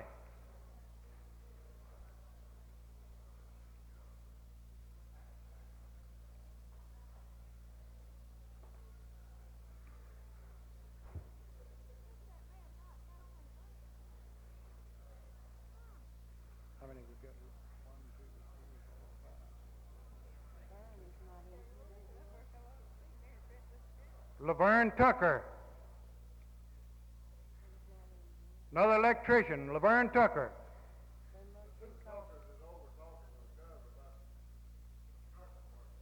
Hallelujah.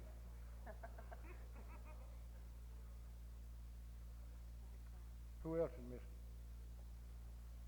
One other missing.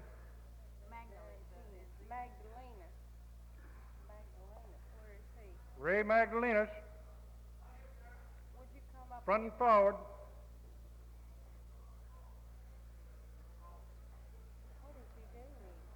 We politic after this is over with, please.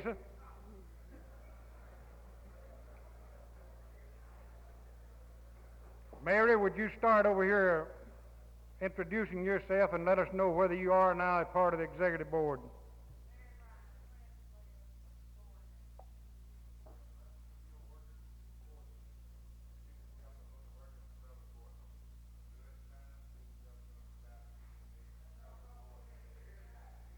Speak up.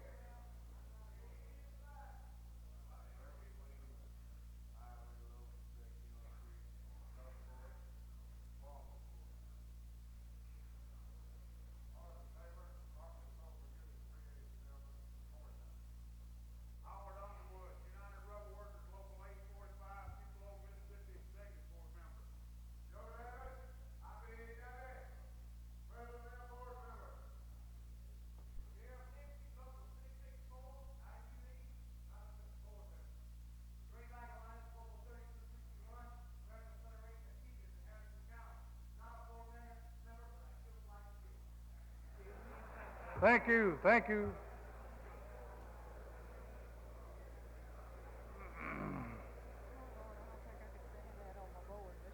Ain't that something?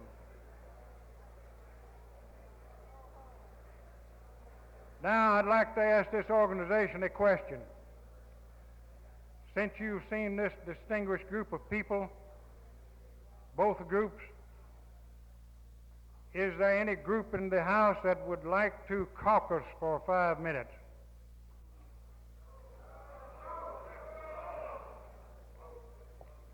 Thank you.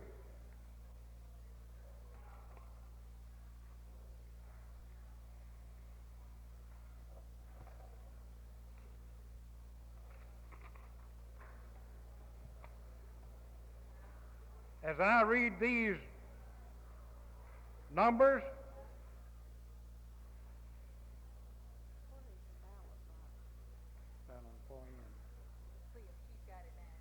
we will take the central labor unions, the building trades statewide, whatever state organization statewide we have, we'll take them first this afternoon.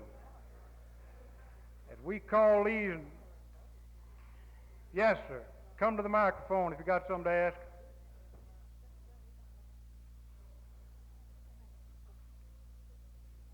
When I call these names, these people will please rise and come forward and receive their ballot. The ballot will be stamped. You will cast your ballot and place it in the ballot box on the rear end of this rostrum.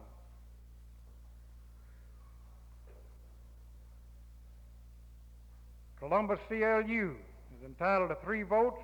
Mayor Stapleton, Thomas Anderson, and Mary Tucker each will cast 1. Thomas Andrews. Corinth CLU, Paul Hayes will cast 3 votes.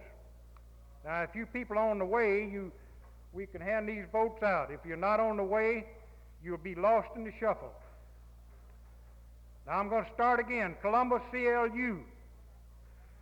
Mayor Stapleton, Thomas Andrews, Mary Tucker, 1 vote each. Corinth CLU, Paul Hayes, 3.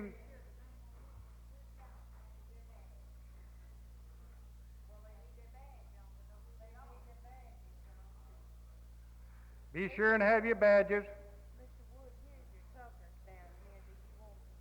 Yep. Yep.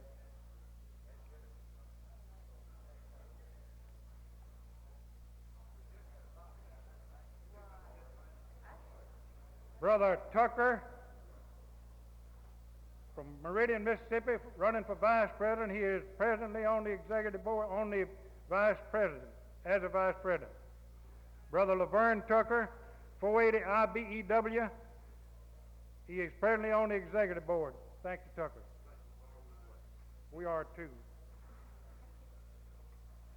Harrison City CLU.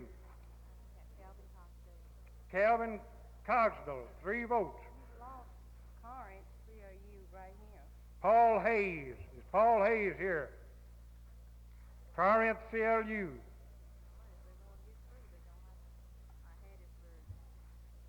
Hattiesburg CLU.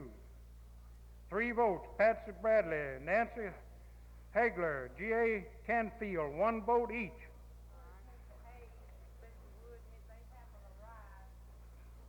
Hayes has arrived.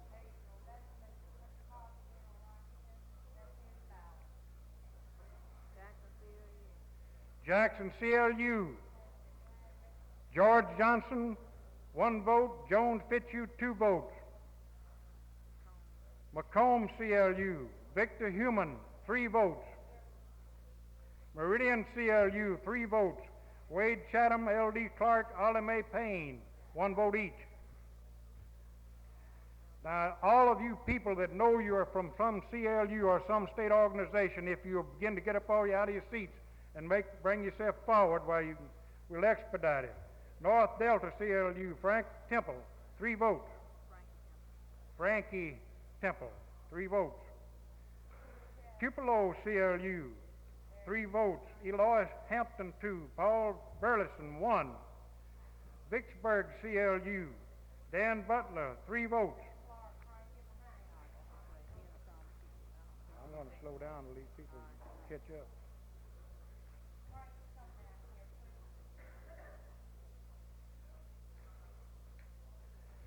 Pascagoula Metal Trades, 3 votes. Ed Lowe. Mississippi Federation of Teachers, Betty Nelson, 3 votes. Central Mississippi Building Trades, Tom Neal, 3 votes.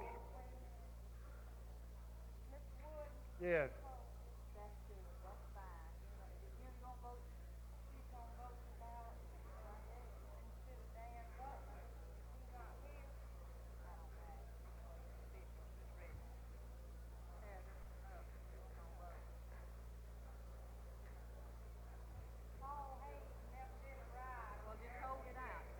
Hold it out.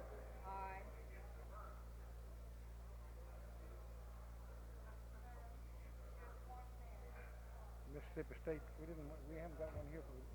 Keep going, you got another page off. Well, that's all. 2 right here, there's another page. All right, go ahead. I've got them all. You done called? Yeah, There yeah. you go. Right here, ACWA Joint Board. ACWA Joint Board, 3 votes. Dimple Herring, James Jackson, Floyd Berry, 1 vote each. Jackson Building and Trade Council. That is him just voted, wasn't it? Tom Neal. No, he's That's supposed to be Central Mississippi Building all Trade right. Council. Well, you can.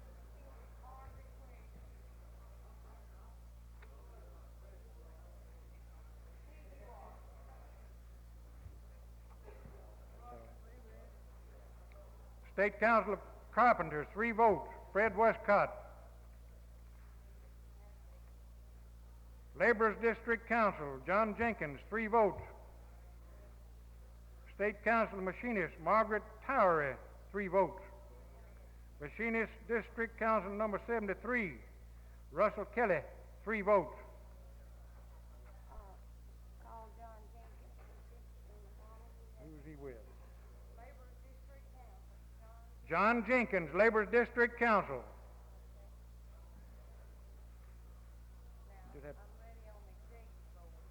The Executive Board, 1 vote each. E.M. Grantham, Joe Davis, Robert Woodson, Cecil Shelton, Mary Bryant, Doris Miller, Howard Underwood, Thomas Knight.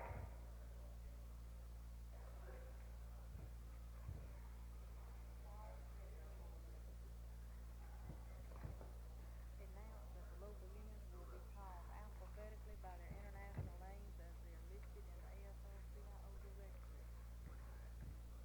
All the local unions will be called alphabetically and numerically as they are listed on the roster of the state AFL-CIO.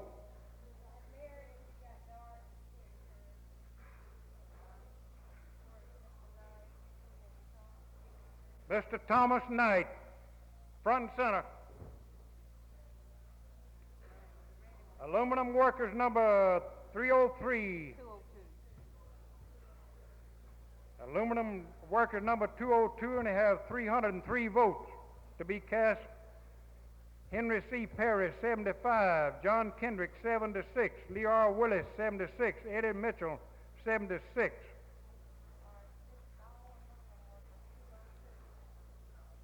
Aluminum workers 245, 72 votes. Leroy Ladner, 36. Donald Ladner, 36. Bakery workers 149. Boyd Ivy, 102. Barberers.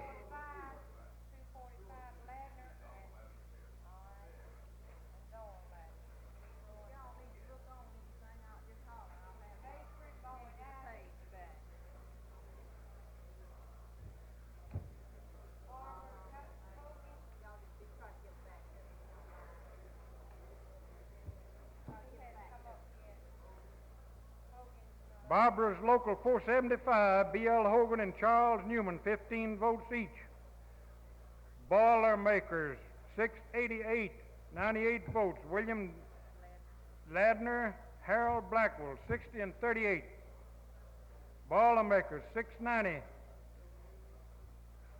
Joe Red, Johnny Williams, 21 votes each. Jerry Williams, 21. Boilermakers, 903. Curtis Orman, 100. Floyd Eaton, 270. Robert White, 270. George Reddish, 269.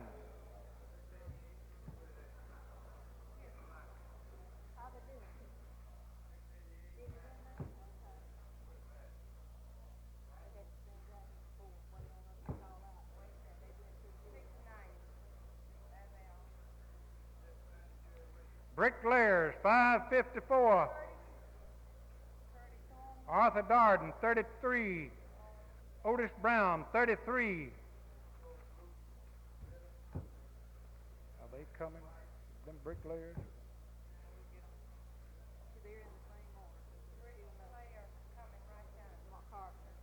Carpenters, 387. Marvin Taylor, 236. Marvin Taylor voted twice this time. No, he wasn't voting. Yes, I'm on the ballot.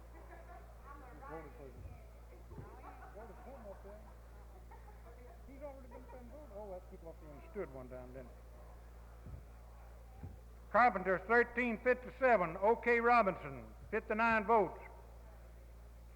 Carpenters, 1471. Blocker, Williams, Garner, Wood, 155, 155, 155, 157.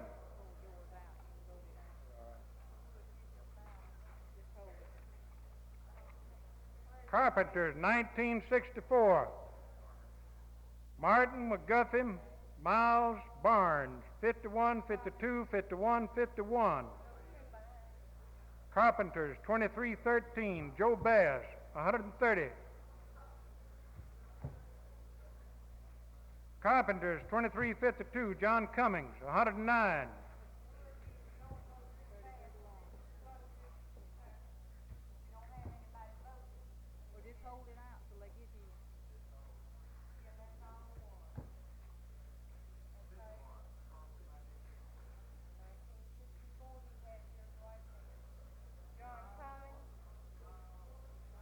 Here comes John Cummings.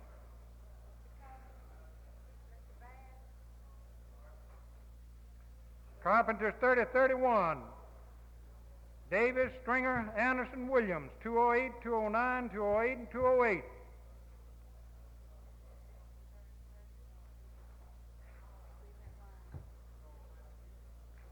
Cement line, 313. Russell Warren, 71.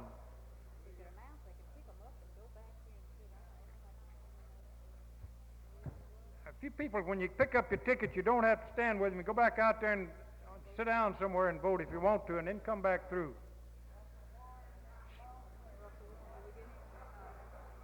Russell Warren, 71. Cement line, 403. William E. Monk, 54. Chemical workers, local 775. Evan Stewart, Marshall Ross, Carter, 20, 19, and 19.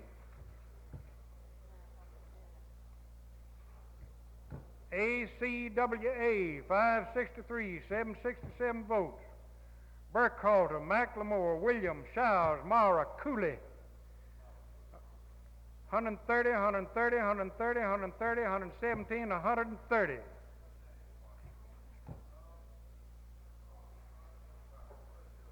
ACWA, 643.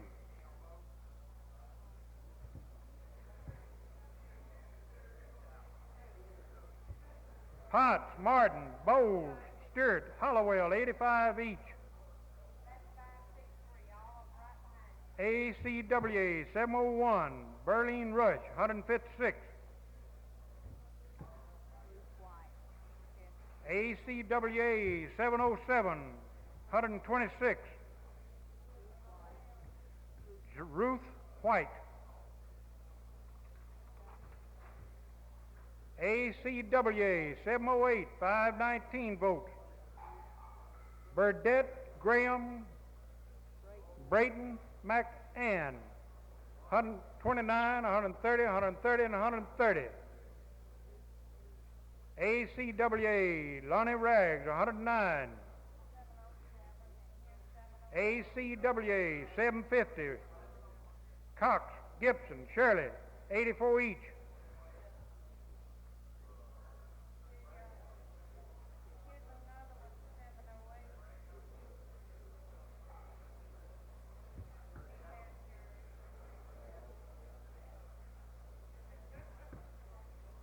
they look like they're way behind. They ain't getting up and coming on or something. Tell all the closing workers.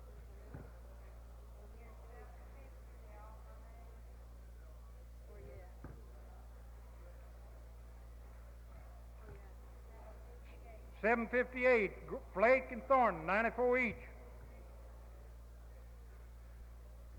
ACWA 779, Wallace and Turner, 90 and 89. ACWA 819, Wright and Morgan, 90 and 89. ACWA 846, Ruth Scallion, Ethelene Plollinger. ACWA 914, Bates and Parker, 59 each. ACWA 944, Creel and Avera, 64 each. ACWA 1103, Norris, 52. Good Lord. ACWA 1148, 3837, Arrington and McClendon. ACWA 1161, Holland, McKell, Carter, 23-23-22. AC. Let's get through these.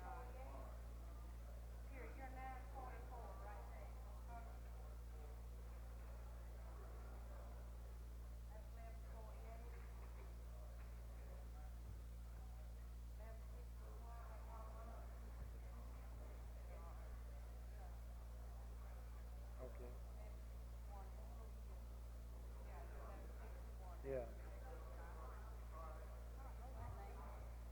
That's our president. Garner, all right. CWA 10490, Joe Pierce, 79. CWA 10503, Rochelle, 173. CWA Stephen, 274. CWA 10509, Leggett, Stewart, 250 each.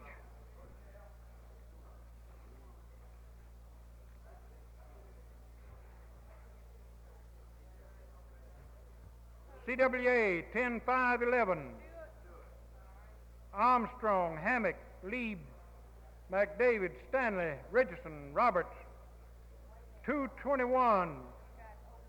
Everybody but one, they get 225. CWA 10513. Brumfield, Dunaway, May, Clark, 40 each.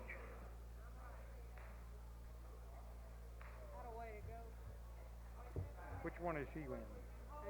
Which one is she in? Oh.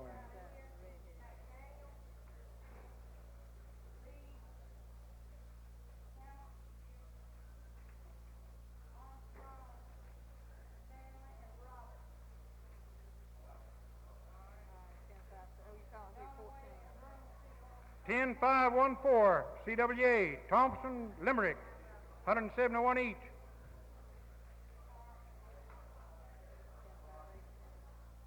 CWA 10518, Norman and Henley, 4847.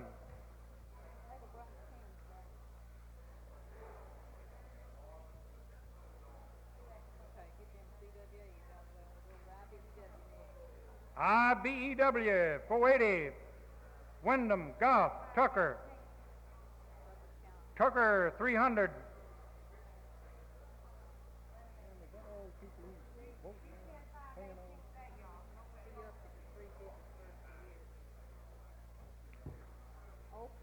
IBEW 605, Hutto, Schaefer, 200 each. IBEW 733, 794 votes. Grimes, Porter, Odom, Bass, Doyle, Allman, McCone. Thank you.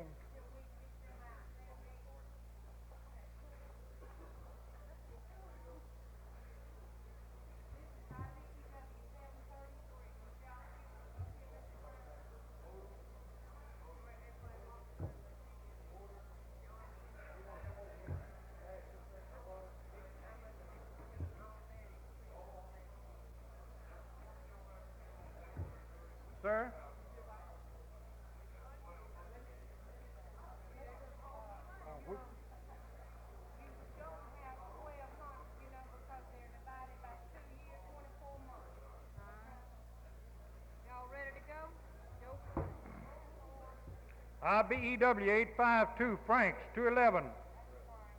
IBEW 917, R.L. Tucker, 148.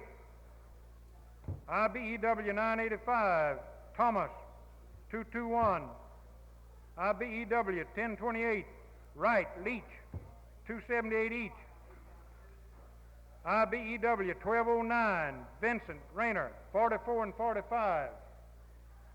IBEW 1211, Vic, 215. IBEW 1435, Beckham, 200. Now we'll slow down.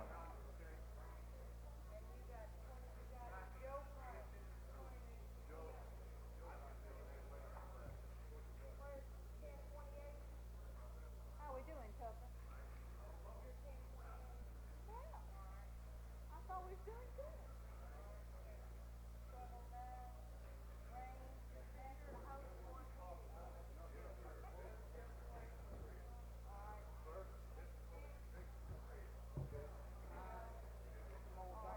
IBEW 1493, Westmoreland, 50. IBEW 2164, Rigby, 154. IBEW 2198, Carter and Dillmore, 300 each.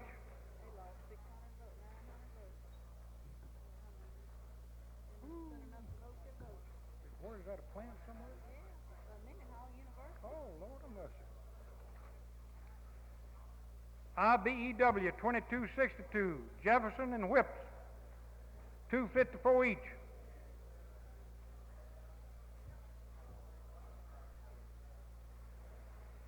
IUE 664, Eves, Shiner, Jackson, and Dempsey, 184 each. Are they coming? Is that them coming back in? IUE 665, Walker, 94. IUE 792, Brown, Arnold, Sanders, 152. RB Irby, 150, 150, 113, 150. IUE 794, Roberts, Gilliland, Roberts, Knighton, Smith. IUE, Dennis Smith, 168.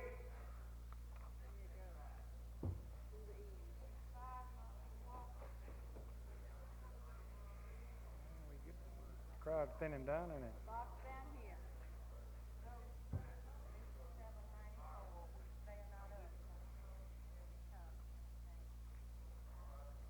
Firefighters, 87, Wyndham, Lynn, Lewis, 27, 26, 26. Firefighters, 184, Lee, Collins, 34, 34. Firefighters, 2179, Dillon, no, Hyman Johnson, 27.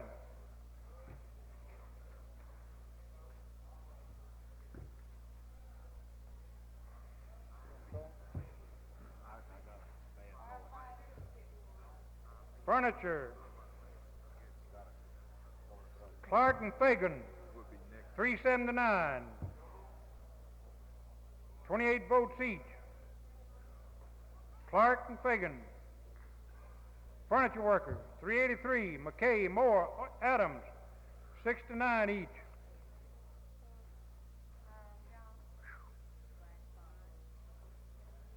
Glass bottle blowers, 41. Local 41, Condia, 33.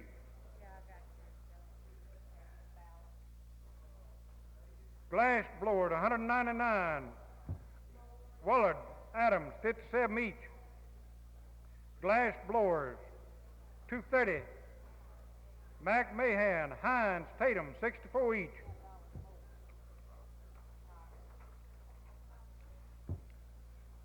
Glass and ceramic, 401. Rivers, 20.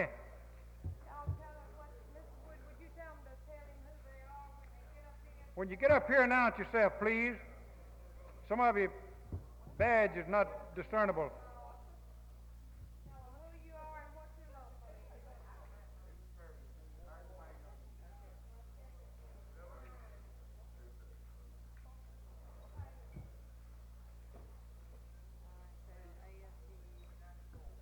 Glass and ceramic, Earl Rivers, 20. AFGE, 1694, Williams, Ted Williams, 19.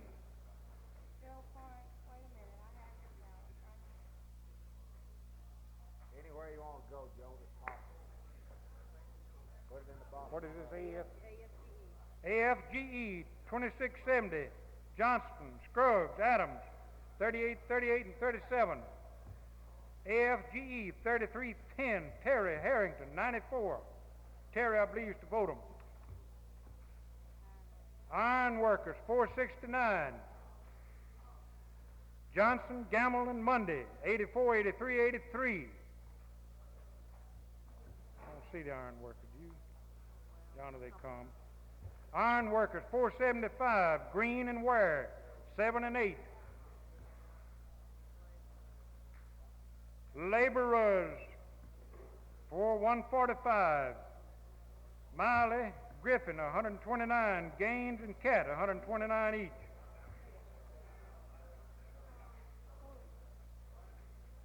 Laborers, 469. Brown, 158.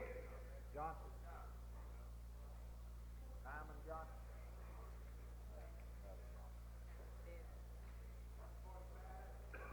Laborers, 973. Bivens, 60. Laborers, 1142. Parnell, 135. Nettles, 135. Harrison, 135.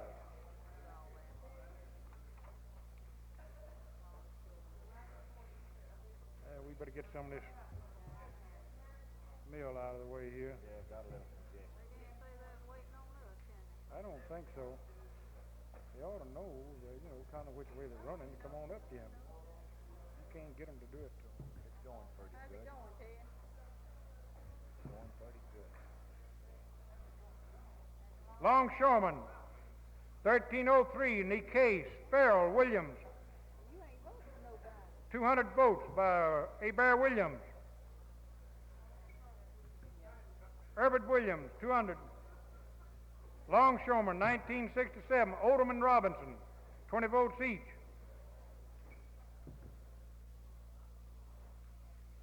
Machinist, 1133, Turner, Carnell, Elmore, Prince,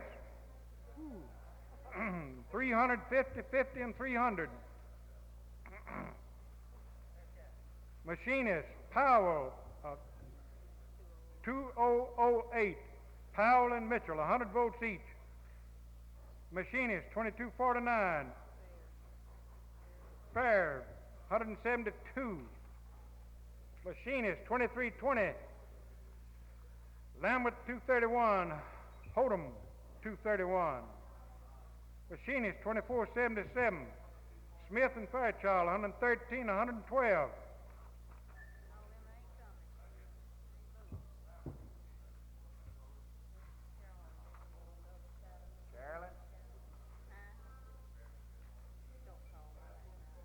Meat cutters, 1224. Vincent, Scarborough, Lovett, Paris.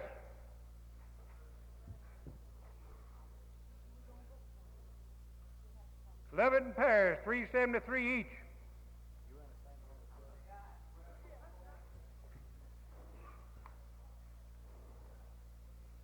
Meat cutters, 1224.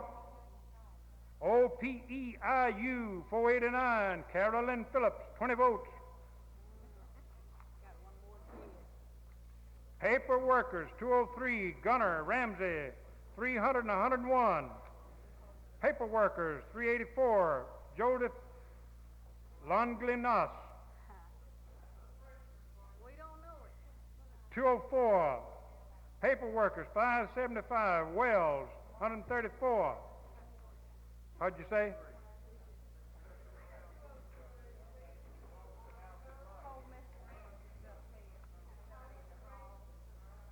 Paper workers, 1369, Peterson, Lambert, and Leonard.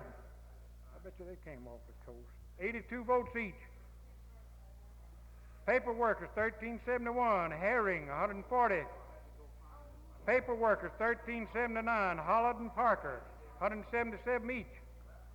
Paper workers, 1384, McCullough, Godbolt, Lewis, 44, 45, and 44.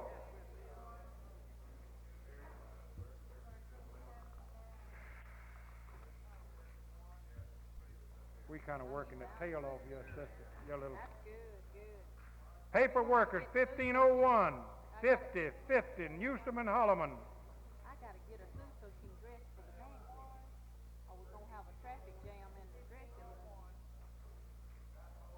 Tell me your husband gonna help hold that room down tonight. You didn't hear that, did you, Diane? I told him we had to get you through so you could get to dressing and get out of the dressing room.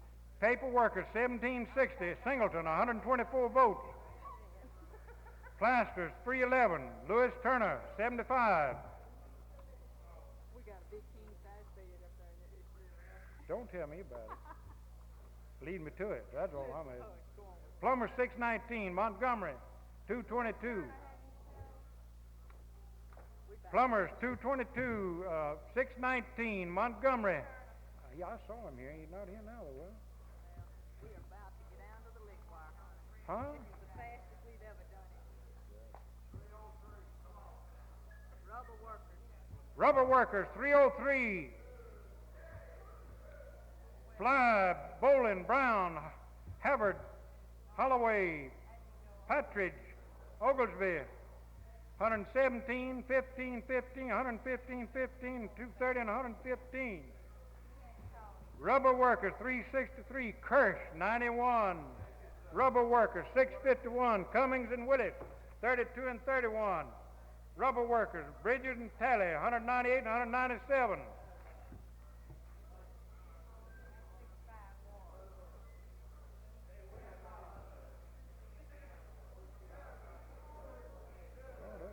Rubber workers are here, aren't they?